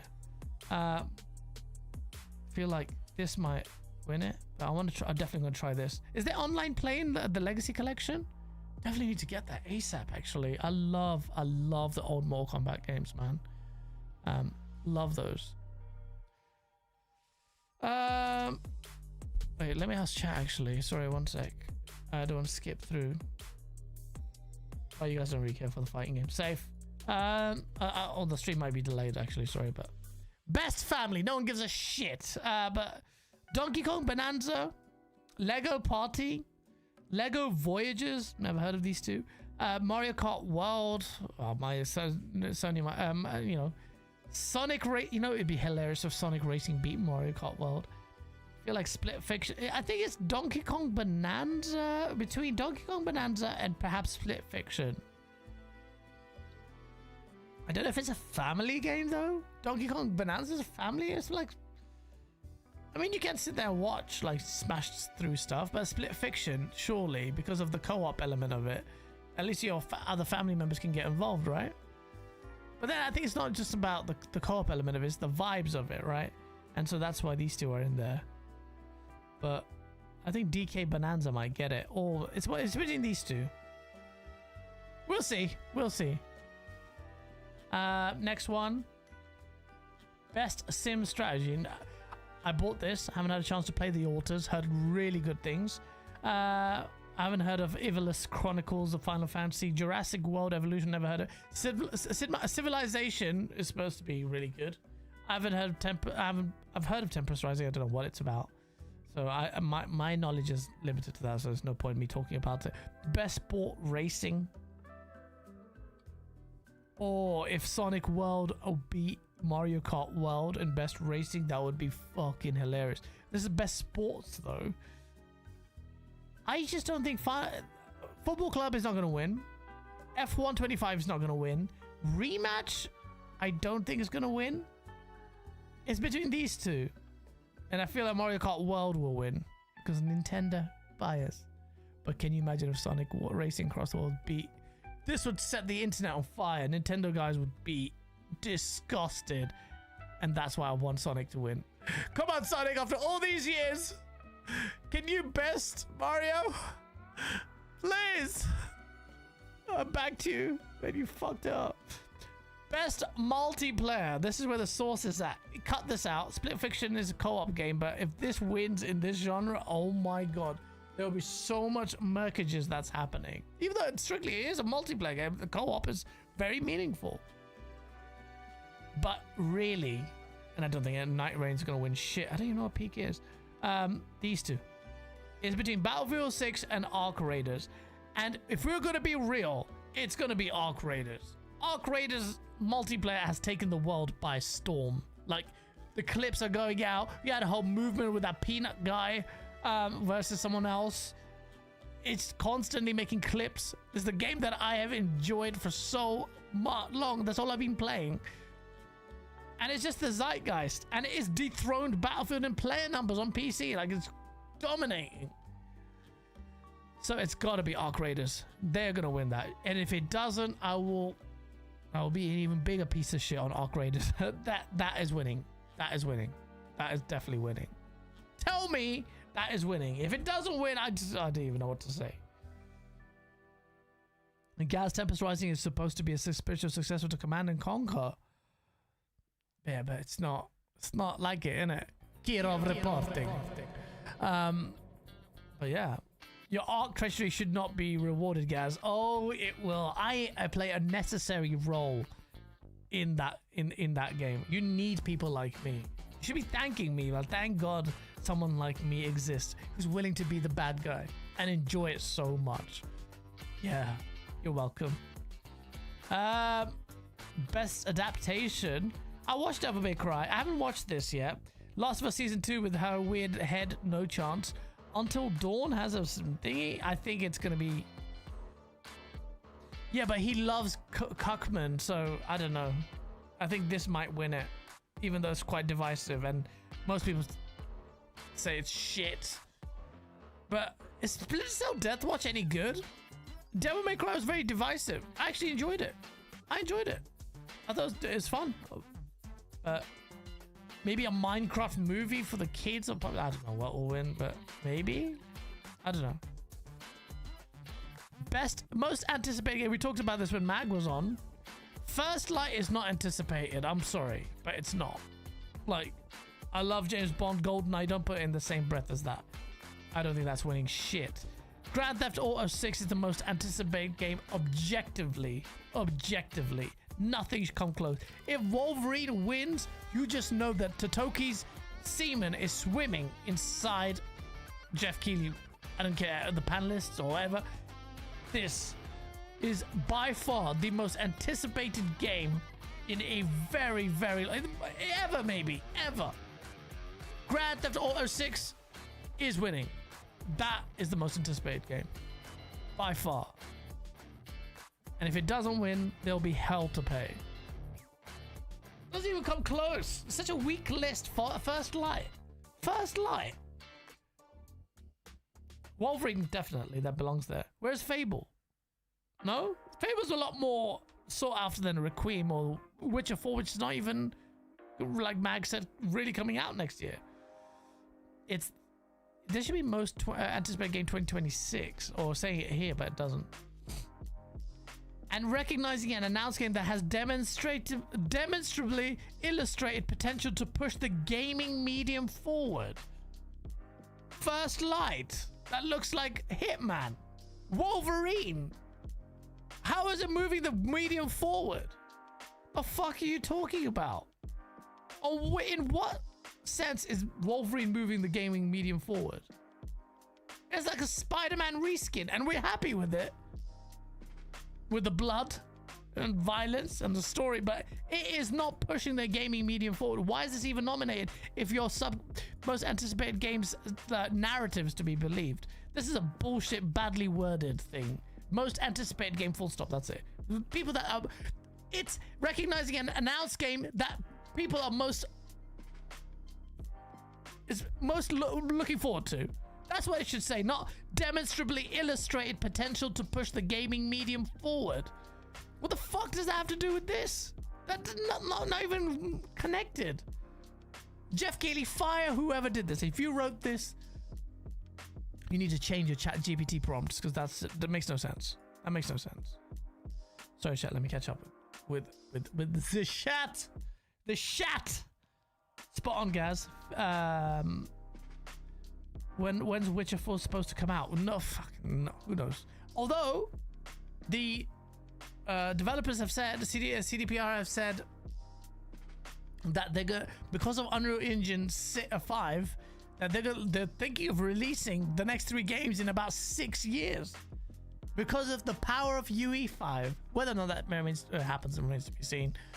But what Unreal Engine, the engine that people love to hate, even though our creators and best multiplayer game and game of the year Expedition 33 both run on it. Safe. Witcher 4 was coming out in 2030. No, but you know, apparently they're intending to release it in quick succession, which is like gaming brought back to the golden days, the golden years, where we didn't have to wait half a decade for a sequel. So that's something that could potentially, if it comes true, be realized thanks to Unreal Engine, which is very popular to hate because people are lemmings. And not to say that anyone has a problem with UE5 as they're lemmings that are per se. Some people have genuine distaste or dislike for UE5, but I feel like a lot of people just jump on the bandwagon, which I've realized is 90% of the world's populace. Content creator of the year. This is a completely flawed thing. Where is my face? I should be there. I should be there because I make 5 videos in the entire year. So I definitely don't deserve to be there. I don't know who this is. Kai Cenat may have won last year. I don't remember. Moist Critical. What the fuck is his face? There. I think the Burnt Peanut deserves to win it because he had a meteoric growth. He was very entertaining. He's a peanut, for God's sake. And if you have a nut allergy, that's on you. I feel like they're just... I don't know what they've done. Kai Cenat had a really good last year, but I don't see what... Was he done this year? I don't even know who this guy is. He looks like a Temu version of Shroud. Kadril. And that is an anime. Sakura Miko. I don't watch this shit, so I'm sorry. But Burnt Peanut I've seen, and he's... Whatever. Best esports game? This is a bullshit thing. Well, this is a PC category, and Valorant, League of Legends, Dota, Counter-Strike 2, Mobile Legends, Bang Bang. The fuck? Safe! Best esports athlete, nobody cares. The word athlete and esports just makes so weird to me, bruv. Look, this guy's an athlete, bruv. Safe. Nobody gives a shit. Player's voice. What is your favorite game of the year? Most ponies will be spamming this. Your nibs and all of these will be spamming this. The best game of the year because of console allegiances. Xbox guys won't have anything else to vote for. Oh wait, well, actually, hold on. No, nothing here. But the well, what is there? But they Expedition 33 will probably win. Where's Arc Raiders? Arc Raiders came up top in votes publicly, best impact everything in social media and search engines. Not even here. Fucking hell. But they put Genshin Impact there, which is amazing. Amazing. Thank you so much for Wuthering Waves and Genshin Impact. Safe. You put 2 Sony games there. Well, not Sony. Sony Interactive published it.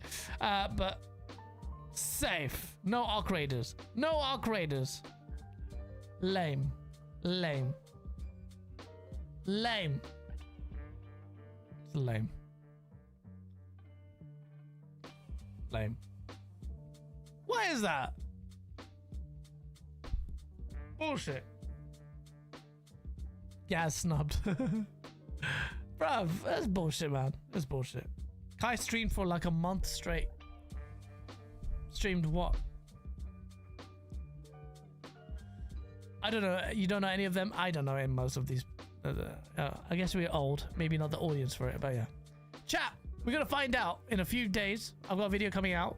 Maybe just before Game Awards. It's about the Game Awards. It's just a funny video me and Safe filmed. And I hope you like it. But yeah. Awards bullshit, generally. You can tell, like, it's bollocks. Like, so many times, so many different ways. But, yeah, it is what it is. It's more the announcements that we get to see. And I don't know what announcements we can get. Like, but we're at end of year. I'm not expecting a next Xbox announcement. It's a bit too early, but maybe Xbox, because they're losing so much goodwill with gamers. And I feel like, other than, you know, I feel like the Xbox community is just, like, lasered into certain audience. Like, you pro Xbox channels are doing quite well. They've still got decent numbers. They still seem to be better than PlayStation channels, but the whole console war thing is kind of dried down. Have you not noticed that? Let me just put the volume up a little bit of the tunage. Safe. It's like not just Xbox. It's just that there's no real excitement. When you see the console warring stuff on Twitter and stuff, it's really forced. Like even from the PlayStation guys, it's like they're just. I don't know. It's kind of like. It's kind of lame now. I don't even barely get involved. If something significant, nothing's happened, I guess. But it's a weird space where PlayStation guys have well, I don't even know what they're talking about. Now they're talking about RAM and PC crowd because that's how noxious the PlayStation community is. But most of it is just really like, have I outgrown it? Is it just dead? Is the console war dead? Is the Xbox losing the console war just killed the hype? The music's quite loud. Oh. Why is that? Oh. I've got a slider there this whole time. Yeah, I don't know. I just feel like it's really forced now. Especially when Xbox guys do it, it's really forced. But nothing's happened. But so Xbox is kind of like wherever, and there's not much affinity with the brand that's meaningful, I feel. PlayStation's just old relics forcing it, and it's really lame. Like really kind of sad. The same characters, the same bald-headed weird fucks are just barking, and it's not making much noise anyway, not much traction, and it's just kind of lame. It's all died, and kind of proves like what me and BG were talking about the other day, that competition disappearing because of Xbox has kind of killed the whole vibe, and it's just like. Plus, I've been enjoying the multiplayer games as such, and I feel like people are starting to like this year was such a good year for games, such a good year for games across the board. Yeah, there was something for everyone. Multiplayer finally this gen had something really meaty with 2 titles. Battlefield alone would have been something sick. Then you got Arc Raiders come out of nowhere and just become the zeitgeist. You've got single player games like Death Stranding if you like sequels. PlayStation finally got fed with that, and GOTY. Then you've had Nintendo, we've got Metroid Prime. Yeah, sure, and it didn't make the waves it did, but then you had Donkey Kong Bonanza. So on the platform level, Xbox had decent titles that come out, but not big, heavy hitters, but you had your Dooms, a few of you liked South of Midnight. I didn't, but fair enough. Avowed, an RPG, whatever, that you enjoyed. And something else. Call of Duty was shit this year, which is part of the COD annual affair. You'll know they'll go back to the basics and it'll be fun again when they realize what makes COD. But generally there was like Kingdom Come Deliverance 2. You had Expedition 33, which is also on Game Pass, which is a big win for Game Pass subscribers. The few that after the price hike that remain. You've had so many good games. Like there's something for everyone. Multiplayer, single player, RPGs, indie games. So yeah. Moving to PC will set you free. It has. I feel sorry for the people because of the price hikes. May not be able to do it in a way that they could, but Mike Ybarra is trying his hardest to keep the fight going. Mike Ybarra is he's doing a Tim Dog right now. It's a bit weird.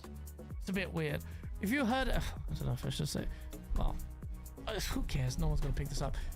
If you heard in the background about what Mike Ybarra was like, he was a bit of an arse, a lot of people said. But then again, Microsoft's full of so many Care Bears and like Kumbaya people and such soft little bastards. I don't even know whether it's just Mike Ybarra being a realist and being just speaking his mind, or just a bunch of soft pricks at Microsoft just being really thingy. But apparently it was just opinionated. It almost had like almost Elon Musk kind of vibes. I don't know what. But the way he behaves sometimes, or like almost a Tim Dog-esque kind of behavior, doesn't it inspire confidence? But at the same time, I don't know. But a lot of what he says makes sense as well at the same time. But I'm like, you're an exec. I don't know. Where I really don't know. I hear things from other people, but I need to make my own mind up on it. I need to chat to him about it in person, maybe then I can understand. But yeah, generally, it's just dead. I'm sorry, the PlayStation side, the discourse is just about talking about Xbox, and it's really like kind of dry. It's what this is PlayStation's worst generation by far. It was PlayStation 2 best generation, then PS1 for me, then PS3 because they were still taking risks. They still had an identity. It's where they start forming their first party stuff. They took risk with multiplayer as well. They tried with games like Mag, oh yeah, that's funny. Mag and Warhawk and this and that, and then they had Killzone 2, which was really good. Then they tried with all different genres, and then they birthed the Uncharted, and they birthed The Last of Us. They birthed a lot, amazing. It's actually a lot of people say, oh, the PS3 gen, because the Xbox 360 was so strong that they just feel like that was PlayStation worst gen, but in terms of financially, sure, and they were struggling, but they did strive. Then when the competition was there, they really tried. After that, PS4, they doubled down on their single player shit, and I think that it peaked there. Like all that single player stuff really peaked there for PlayStation, and that people are expecting a return of that, but that diminished returns on that. So the PS5 is just literally the echoes of the PlayStation 4 at its peak, and PlayStation guys masquerading as they're winning like massively, and the win is predicated on the situation with Xbox. Like PlayStation is good because of Xbox capitulating on its exclusivity. So when a racing game dominates as the second best selling game on your platform or whatever, do you not understand how scathing that is for a platform that you thought had no games? So that discourse is there, and it's really forced. Nintendo, on the other hand, you've got Nintendo fanboys also kind of scraping the barrel. They've got Donkey Kong Bonanza, is a great game. Got Metroid Prime that really seems to have gone down from 97 down to 80 at 1.79 meta. And I know Metacritic's flawed, but what that suggests at the very least is that the game's quality isn't the exemplary level, which means that Metroid also maybe perhaps has to evolve or do something to be relevant. So there's that question there. Xbox is just there as a publisher. It's like phased out as a publisher. You're going to have its hardware, it's going to be compelling, but at the same time it's everywhere. So it's not really, yeah, it's a platform holder with its own hardware device, which is an oddity that's lingering on as a result of its legacy from Xbox that it's built up. But it's like, it's there. It's like, so the console war died, and all you see is a bunch of dinosaurs just forcing the narrative, console warring, and bullshit content, like just for the sake of it, which is why I haven't made that much content. And I finally wanted to kind of get a game that I could make content of, and Arc Raiders has come back, and I'm working on another Arc Raiders video. And I know my audience won't really care about, you guys may not really care about Arc Raiders that much, but I do, man. And it's a game that I love playing the way I do, which even the way I play the game pisses people off. Or me and my brother be getting it in the neck. I don't know why it runs in the family. We're just griefing or trolling or just, and I think that's the most fun way to play the game is the way we play. And we're just enjoying gaming at the moment. And yeah, console war died, but gaming is fun despite all the problems in the industry, and there are many, especially in the AAA space. It's been fun. And so I think you're going to see that. You'll also see the content we produce finally get into our groove with me and Safe every week, starting to push the kind of content that's more broader as well, but also quite funny, that taps into the comedic potential of especially Safe. It's so funny. Pony Hunter, by the way. You are the reason I haven't bought Arc Raiders, says Fuzzy Tomato. Why? People like me are few and far between. Although I have noticed that people are fans are saying that it's getting a lot more, and solos are getting a lot more sweaty now. Like the people are getting a lot more distrusting. But it's amazing. Death Stranding 2 is already getting released on PC. Shows you how little people gave a shit about it. I don't think Death Stranding 2 sold that much. I don't think it did. I think that the most played, sold or most played PlayStation chart came out this week. I don't think there was any first party titles there. I'll try and find it, but it's no point. Is there any point?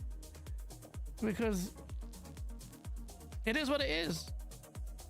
I could do, look, I see the pro Xbox channels, I see all my friends or whatever, and then they're just laying it on thick, changing narratives, or the PlayStation communities, PlayStation channels really laying it on, talking about Xbox, or the pseudo intellectuals talking about Xbox, and it's the same shit. It's lame. It's really lame now. Like, if Xbox lost the console, well, why are you still talking about it? Like, what's going on? Like, sure, some big news happens. A Halo comes to PlayStation. That, fair enough. That's a big moment. We already know it's confirmed anyway, but when it happens, you can talk about, oh, my battery's dying again? The fuck? But it's time to evolve. Everyone, not just me, everyone. Otherwise, well, get left behind. Either way, I have my own worries to bear. I have to make my own content. I have not done you guys justice. I've done my patrons justice. And you know it takes me a while to edit videos because I put it to a certain quality level that I don't think many people do. But the problem with that is it takes time. And I've got my own business to run. And at this point, I'm stuck. And the reason why I've been working so hard with my business is to make that sustainable, self-sufficient, so that I can dedicate creatively. But that means there are some changes in my videos. I will always strive to make better content. I look at people on the internet and I just feel like your content is dog shit. And I need to update. I can't even look at my own content. I'm like, that's fucking terrible. But compared to some of the sea of actually lazy bastards, I'm like, what the fuck? And I can't do that kind of lazy content. I can't do it. I'll do YouTube to a space where one day remember, like, oh, oh, fucking battery's dead. 1 second. Let me get battery. One sec.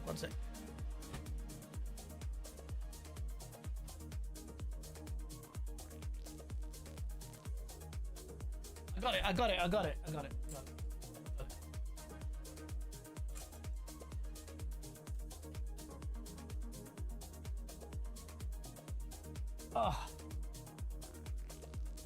Oh shit. Every time I change a battery, the focus changes on this. I need a new camera. I need an up-to-date beast camera. I should be getting it, but my expenses are ridiculous. I need a new car. I need a lot of shit needs to happen. yeah. So what was I talking about? Talking shit. Anyway, at least what was that? 5 million in his first year. What's 5 million in his first year? Death Stranding 2? Death Stranding 2 sold 5 million? Oh no, sorry. 1 million for Death Stranding 2. Okay. Why are you bringing it up? Why are you bringing what up? I don't understand. DJ Marsh. In an alternate universe, Factions is its Arc Raiders. You know, The Last of Us Factions, when I played Arc Raiders, immediately thought, hey, this is what they might be going for with Factions. I streamed it, live streamed my first game here on this channel, and I was danked. And yeah, I was just like, this is probably what Factions was trying to aim for. Death Stranding 1 sold 6 million or 5 million, and this one sold 1 million. Yeah, I think the sequel also, I just don't think it's like, it's quite a specific type of game. I don't know if like Death Stranding has that mass appeal and it's a sequel. Arc Raiders feels like Factions 1. Yeah, it does. Like, it feels like, yeah, it does. Literally non-stop Xbox in PlayStation podcasts. Oh yeah, I know. People do this to pay the bills and for clout. If I wanted keeping gaining subs or just keep sucking off Xbox and doing the grift, I'm not here for that. I'm not here for that. Understand that. I'm here to do what I want to do and make memes and creative the way I want. I don't want to be guided by a community or even the audience. Like, I'll do. I say that it sounds selfish, but I want to make content that I feel is creatively, like, you know, good and reflects my genuine opinions. But that will mean that you isolate yourself from your audience. But audience, what do you want? You want the same kind of content that reassures you about your tastes, but then for me to lay it on thick, I ain't doing that. There's loads of other pro Xbox content creators out there. You can go for them. I've always been hard for Xbox because I need a competitor in this space, and I value the Xbox brand, but I don't follow where Xbox is. If I was a PlayStation guy, I definitely wouldn't be following what PlayStation is, a shadow of its former self. I'm sorry, but that's all. These platforms are not doing what they're supposed to. Nintendo is doing its lane. It's got a few titles here and there, but even then, their hardware ingenuity and creativity phoned it in. Their software is, Donkey Kong was really good, but it's not setting the world on fire. We are now in a platform agnostic future. PlayStation this week signed off on another game, a co-op game that's coming day and day on PlayStation, PC. But they'll be co-op. Oh no, but it's multiplayer, so it's okay, right? Really? That wasn't in the conversation before. Now it is. Now it is. I remember when I said a non-Bungie PlayStation first RP title will be coming to Xbox, people laughed at it. Now people accept it. Like, oh yeah, it's always gonna happen. Or PC, yeah.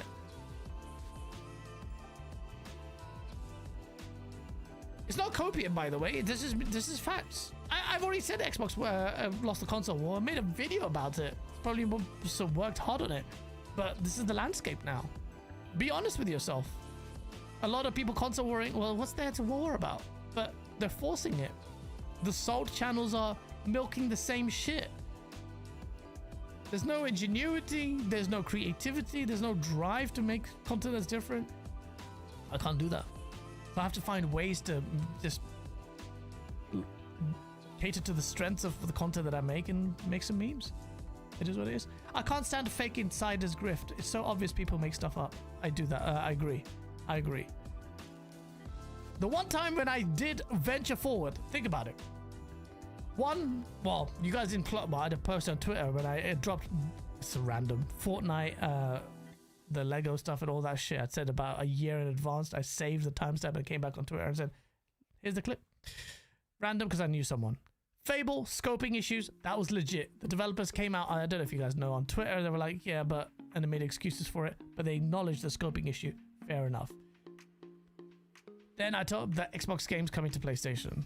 When I found out after making a big song and dance with listening to Jez and all the people who said that it's not happening and Xbox's fake statements, I find out in November 2023. One of the first to say it, and everyone laughed at me, mocked at me, made videos. And the Xbox community, you've got it in on the thing here. Arguments. You should see some of the messages I got from some of the Xbox guys, voice notes and all sorts, and me just saying you're wrong. But I didn't push that. I hardly leveraged it at all because it's a grift for a lot of people, and I hate that. It's like, okay, well, if you're gonna build your channel viewership by doing that, what's your value? Fake news? Even if it's legit news. Like, your value is in trying to play this kind of gutter game of finding out and then possibly murking the studio and all the excitement and hype by doing that, and risking your friend or contact's job. Because if you have legit source, and one thing, the best way to find out is if someone has a legit source, they're genuinely worried or terrified by the ramifications. I was terrified if that, because at one point, I won't tell you which one, I kind of shouldn't have said it. And the guy was like, did you say this? Because it's doing the rounds on, and I'm like, oh no. And I was terrified. When someone has a legit source, you'll be terrified that they're going to come back to them. So there's that. So it's just bullshit. It is, I agree with you, man. It's just fucking long. Xbox has said that they lost the console war. That's why they're pivoting. They lost. Yeah, we know that. Xbox lost already with the Xbox One. Why can't people accept it? No, but let's be honest. They lost with the Xbox One, and Phil Spencer comes out and says it. But at the start of this generation, Phil Spencer didn't say that. Phil Spencer did the internal email with Satya Nadella or whatever. I feel really confident comparing his console with the PlayStation. And then I feel like we're better against them. We're in better position against them. There's competition all the time. Their social media managers were loving up the console war and all the positive benefits they had. It's only because Xbox failed so badly that they've pivoted. So don't pretend that Xbox has always acknowledged it. Phil Spencer's apology tour post CMA blocking the deal and the dog shit Redfall review or the game release is just him like dropping the facade to a certain degree, then maintaining it after the just 4 games, which we knew was a lie, or I knew was a lie. So this narrative that a lot of the Xbox community are trying to retrofit to pretend that, oh no, we always knew that. Yeah, sure, you were the underdog because of your failures of an entire gen, but when the Series X was coming out, we had all the... Remember, somehow, because PlayStation fucked up so much with its anti-consumer policy where Xbox was gonna upgrade your games for free, where Xbox had all these features and quick resume, all that stuff is really good. And Xbox's positive boon was really high. It was really high. Like Xbox, in terms of public perception, even though it was the underdog brand, in terms of like media coverage and stuff, Xbox was like here. PlayStation was here. And as soon as it dropped, power narrative failed. They had no exclusive games or first party titles at the launch of the console. And the rest of it is history. That's the reality of it. Xbox lost. PlayStation coasted. PlayStation gamers continue to lose out, and they don't recognize that, and it's a real thing. That lack of competition has PlayStation doesn't give a shit anymore. It can do whatever the hell it wants, and it is doing that. Another investment in gas game, another co-op game. PlayStation guys, are you fucking stupid? How much have you complained about that shit? PlayStation more than Xbox. PlayStation has more cancelled games than announced games. How are you mouthing off? But if you're happy with these singular titles here and there, then accept your low standards. It is what it is. This is the fact. This is the reality of it. This is the reality of it. This is fact. You PlayStation guys cap PlayStation on the podcast, only talk about Xbox, because the reality is PlayStation guys are pretending that they're loving their consoles. It's the same fucking boring, sad cunts. Sorry, I'm sorry to swear, but it is. That's what it is. Sad people. They just stick to that lane. You complete all these games and this and that, but you're still that sad one-track mind. What is it? I feel like I'm going mad when I'm the only one who said, even on the Xbox community, the one like, well, was the Xbox community. The whole thing with Gaza and all that stuff is really just, since that, like, obviously you guys know I've distanced myself from Microsoft as a result, cancelled my Game Pass sub and all that. And then they, you know, I was about to resub because of they did a U-turn on it. Oh shit, this battery died? The fuck? Wait. Oh shit, this thing, oh my fuck! Yeah. It's not battery, it's connected. It's interesting. Sorry, I don't do many solo shows. I've been so busy, but it's good to sound off on this shit. We didn't see Nintendo give up after the Wii U. Nintendo had a horrible gen with the Wii U. It was a failure. Abject failure. And then they just shifted the game so bad that everyone copied them. With the Switch. That was so successful that they become a victim of their own success. They didn't know what to do with the next console. And we got the Switch 2, which basically had features that no one gives a shit about, like the camera feature. Who cares? The C button that's on behind a paywall. Who cares? Nothing. And the console works as a mouse. Decent console because it plays well. There's no innovation from Nintendo, so they phoned it in. Why wouldn't you go to PC if you want bleeding edge graphics? Price? Fair enough. Because there's no other distinction. What's the distinction between the consoles now? The DualSense vibrates really well? Really? The most important thing for me in terms of feature was Xbox Quick Resume. That is the feature I miss the most. I still feel it on PC. And that wasn't perfect, but fair enough. But Xbox innovated there. That Quick Resume was amazing. PlayStation is shit. Don't even try and put the suspended resume shit on PlayStation in the same bracket like Reforged, the guy whose clips I still see doing the same boring bullshit. These dog shit content creators suck. You guys deserve a better quality content creator. I'm not that guy because I can't do it consistently because I got a business to run. But at the same time, I feel like I watched it, I'm like, so shit. Content out there is so shit. Same bullshit, same clickbait, same bollocks. It's fucking lame, man. It's so lame.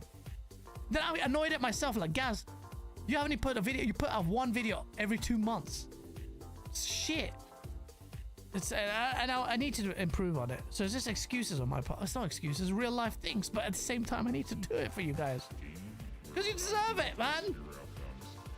Or do you? I don't even know. PlayStation is also mainly carried by its adult player base. PlayStation is a brand name. Like I've said before, it's like Kellogg's. It's like Kellogg's. Now it's there. It's like gaming, synonymous with like cereal.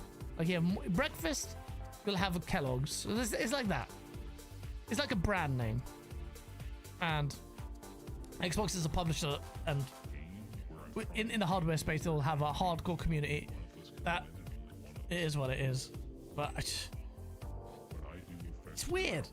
Like when I tried to invite people onto the show, I invited Mag. I've never had Mag on before, but I thought Mag is quite an interesting character. He even on Cold Show, he will you know, have a dissenting opinion that pisses. When the chat and XNC are pissed off, that's when I start taking notice. Like, why are they pissed off? Oh, Mag's not towing the line. Good. But then there's so, and I won't mention names, but there's so many content creators, even though the Xbox side, I'm like, oh, what the fuck?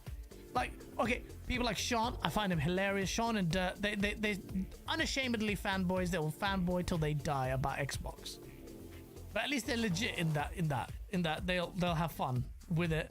And yeah, fair enough. I will make fun of their echo chamber or community and their audience.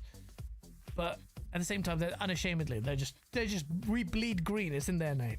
We bleed green. This is like Crips and Bloods for them. They're green. That's it. That's interesting. But the other ones are just like sad, pathetic, grifting, boosting channels, bollocks. The PlayStation community has always been dog shit. I'm sorry, but very few. I don't even put BG in the PlayStation bracket because Weapon Wheel Podcast is just its own eclectic mix of everything. BG's plays on PC. He's like me, like plays on PC. He'll have an affinity more with PlayStation than their IPs. You got Jack Move in there, who's a PlayStation guy, but really disgruntled. Blaze, I like. Like, ironically, on the PlayStation side, I like a lot of the PlayStation guys, like Blaze, BG, Jack Move. Really great guys. But even they don't toe the PlayStation line like others do, because they resign to the reality of it. What does that tell you? BG's BG, yeah. It's just bullshit. Everyone has so much fake shit, man. Yeah, we got caught up in the source and the console war and this and that. We made fun. It was such a good time. But then as soon as console war died, the same dinosaurs are pushing their shit through. It's just like, bruv, what are we doing? But I shouldn't complain. More of an opportunity for me to say, well, stand out, distinguish myself from the garbage. But why is no one else doing it? Weird. What game sells as much as Mario Kart on PlayStation? A glorified DS game. Huh? I don't understand. What? Denny's Gongoro 3640 saying no matter what, they can always go back to 12 FPS Pokemon and people will buy 20 million. PlayStation is mainly carried by its... Oh, okay. Yeah. It's hilarious how trash Crimson Violet is running. That was a full price game. Right. BG aka Crumbside Diddy. Come on, man. I like BG, man. And I know that puts a target on my back from not just the Xbox community, everyone. I don't know why BG is such a... He's like me. I'm not a character that's easily marketable, or people get because we say what we want. Sometimes it sounds controversial. Shit that I say about Israel, shit I say, just the jokes that we make, they're not PC enough, and stuff like that. Weapon Whip podcast will say all sorts of shit. Some slurs are spewed out, but at least it's fucking real, man. It's all the fake kumbaya people that you need to really watch out for, man.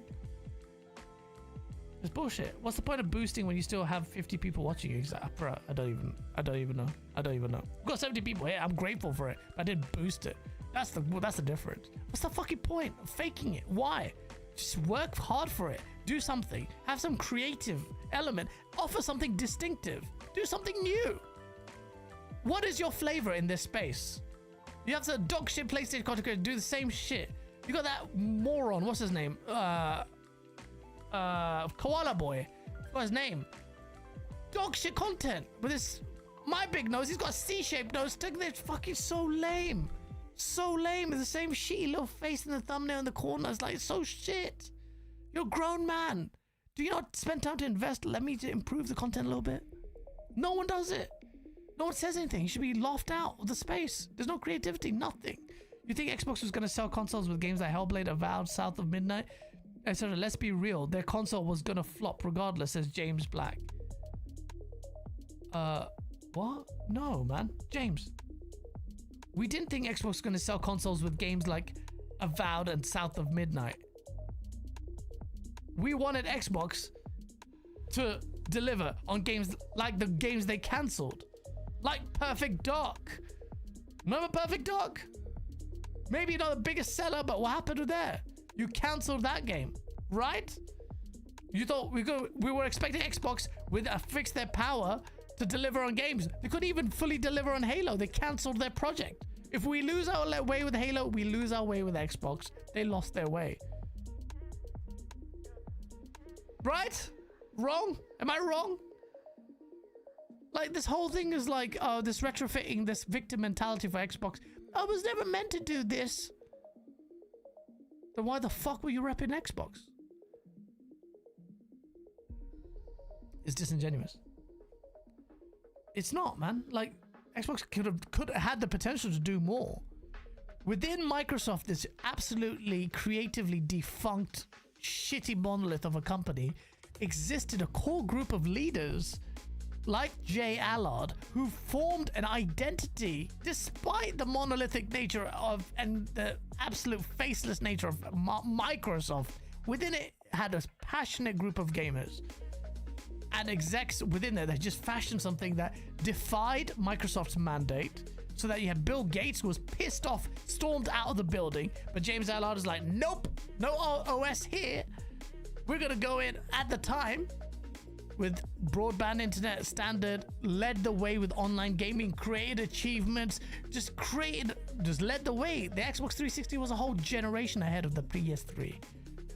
And there was and the PS4 was designed literally with the Xbox 360 in mind. The lessons they learned, the Xbox slapped PlayStation that had an entire gen and a bit ahead of this new entrant, had to go back to the drawing board and copy Xbox with the PS4. Easy to develop console, had to have the game chat in there, enough RAM now to do all of that stuff. The achievements that they copied with trophies that they did in the PS3, all of that shit they learned from Xbox. Since then, nothing from Xbox. Maybe something like quick resume maybe here and there. Investments in studios haven't really manifested, and PlayStation coasts on bullshit. More cancelled games than announced games. They can't do multiplayer right. They buy Bungie, and they can't. And then it's finished. And now we coast. So it's the end of an era. I mean, you talk about gamers like we're the older guard, so obviously we talk about Sega versus Nintendo. We talk about how PlayStation rose up, and it was all because of competition. And so when someone says, "Oh no, exclusivity is dying because everyone's going to benefit," it's bullshit. It's fucking bollocks. Anyone who says that does not know what they're talking about. Either they're misleading you because there's personal grift, or they're just completely wrong. They just don't understand. It's objective fact. This is what happened. The competition made this space. And it's quite telling that after all the dust has settled, who actually cared about the competition in this space? Despite that, all of that, we still had a great year of gaming. Despite all my issues on the platform level, we had great titles. Thanks to AA's and indies, and also some AA's. This year's Game of the Year is an independent studio with AA quality budget, 33 people plus. It's obviously consultants and stuff like that, but Expedition 33, there you go. All of the games that run Hades 2, Arc Raiders, AA. All the AA ex Battlefield people though. The things that I was talking about with Unreal Engine and how things are starting to play out now. All the problems with the AAA space are there. They exist. The bloat exists. Blah blah blah. GTA 6 gonna, although an outlier, is gonna cost $2 billion plus to develop, and PlayStation's on sequelitis mode with not much creativity. Then you've got the AA's carrying it, and thanks to Unreal Engine is enabling people to stop faffing about, wasting time, learning, and then just building their vision and being creative. Hideo Kojima himself says the same thing. The AAA space is dead for creativity. The indie space is where you need to look at for that shit. It's interesting. It's interesting. That's why all this stuff is really interesting. Where's the industry heading? Look, we have a finite amount of time left on this planet, yeah? There's games that I was hoping that gaming would be at a certain level. It's not there. It's just not there. Really disappointing on physics element. Like liquid physics, we don't have that really at all. There's no physics elements of it. Still basic physics. So geometry, it's not there. AI, I'm so happy with Arc Raiders because it's got machine learning and the AI is changing. The rest of it, I'm guaranteed I'll go play Ghost of Yotei. I know what the AI is going to be like. Basic AI. That's like my escort mission, the guy is bumping into the character, nothing's going to happen. It's just bullshit AI. And I'm not saying Ghost of Yotei, every game. AI is just, the AI stride is not that. What I'm trying to say is that we have a finite amount of time on this planet. Don't we want to see some strides in this space? That really, like the ultimate game, the Mass Effect MMORPG. A game like World of Warcraft has not come in 20, 30 years. It hasn't. It hasn't. And it's sad. We're still enjoying games. It's been fun games in the same way that we've enjoyed the gaming, but in terms of the level, and that's why we look at AAA. Because at that budget level, they don't have those constraints, right? So then they should be achieving things like Rockstar are set to achieve, hopefully. Like I did in my video here with AI. Look at that video. The things that you don't know about with GTA 5 based on the leaked documents. What is it? AI. Tech in the game, like the persistent damage, the water filling up and stuff like that in cracks that you the NPCs with their own daily chores and lifestyle, reactive crowd enemy AI as well, and how that forms the world. It's all leading to where we believe the zen of gaming is going to be: massive immersion and taking gaming to the next level. And it's not there yet in the AAA space. But in AA's, at least we can enjoy fun games. They're different, they're creative. But with UE5, hopefully it will enable people to start realizing and devoting attention elsewhere. And we saw that examples right here this year. We saw a AA team with Clay Expedition 33 do their traditional RPG that's turn-based and get nominated for Game of the Year. Incredible story, harkens back to the old teams, all of that. Then you've got on the other side, technologically, developments with Arc Raiders, an extraction shooter where the AI is improving and evolving over time. Amazing. Amazing. And then it still has the benefits of great visuals, great sound design, great AI gameplay, multiplayer stuff, all the things I talk about. Prox chat. How many times talk about Prox chat? Talk about the being able to talk to someone in PUBG and stuff like that. That's a social kind of experience. It's just scratching the surface. There's so much potential. What you have here is nothing. Creative developers who can really be creative, can really take things further. That's why I look at things like AI, like a game world where you can, you know, talk to NPCs and they react accordingly. Like, what the fuck are you doing? Hey, you're not supposed to put that there. That's that's an AI. People have modded that into Skyrim and things like that. So can you imagine a game that leverages that kind of tech? But everyone's like, AI, Alana Pierce, oh no, voice acting that's been generated. I see people, someone constantly calls Arc Raiders AI slop. Arc Raiders, AI slop. Why? Because on the talk wheel, when you pick those little voice lines, it's voice lines that were AI generated by the voice actors that gave the license to the developers for use their voice. For just that quick wheel has hardly any real value or impact in terms of that. It's AI slop because the person who says that is a fucking lemming, can't think for themselves. And you have the industry full of the people out there. Oh wait, everything is AI. Eurogamer dragged its score down from highest reviewed multiplayer game in 10 years because some fat piece of shit didn't even know how to review the game properly. The review was terrible. Oh, AI makes it dirty, all because of that. And he wanted the Rooster to have its own voice lines. This kind of just reductive, shitty journalism. Hey guys, my favorite Xbox game. I have some Just Games. No Xbox. I'm at an Xbox. And that's what I'm saying. Like, the industry is always full of shags, man. It's always full of shags. But I hope the few of you that come here understand that we make memes here. The dankest memes. This is where we talk out, sound out. We may not necessarily agree on anything, but at least it's a real conversation. A real conversation. It's always been like that. Always been like that. Even when I was sipping of an Xbox and loving the console because I loved it, the same way I love Arc Raiders and being a griefing bastard, I was still calling out Xbox all the time. Always had this ebb and flow. People pissing me off, Ponybot, this and that. Why? Because I love the source. But I love being real about it. Well, then what's the point? I don't need to do this. But I enjoy doing it. Yes, I'm an X-bot. Thank you. I'm definitely an X-bot. But yeah. Chat, sorry, this has gone a long stream, bro. But I want to do a solo show, just have a chat. Sorry I didn't do last week's show. I love Arc Raiders, man. I want to go play it now. But I have to wake up early in the morning, I have to go gym, and then I have to go out.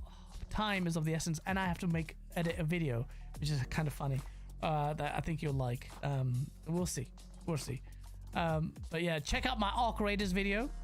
What I'm gonna do, I don't know if you got, I don't know how to even link the shiz anymore. Go to YouTube Studio after this stream ends. Go check out my Arc Raiders video. I did a little song, a little medley, and pissed off some pieces of shit.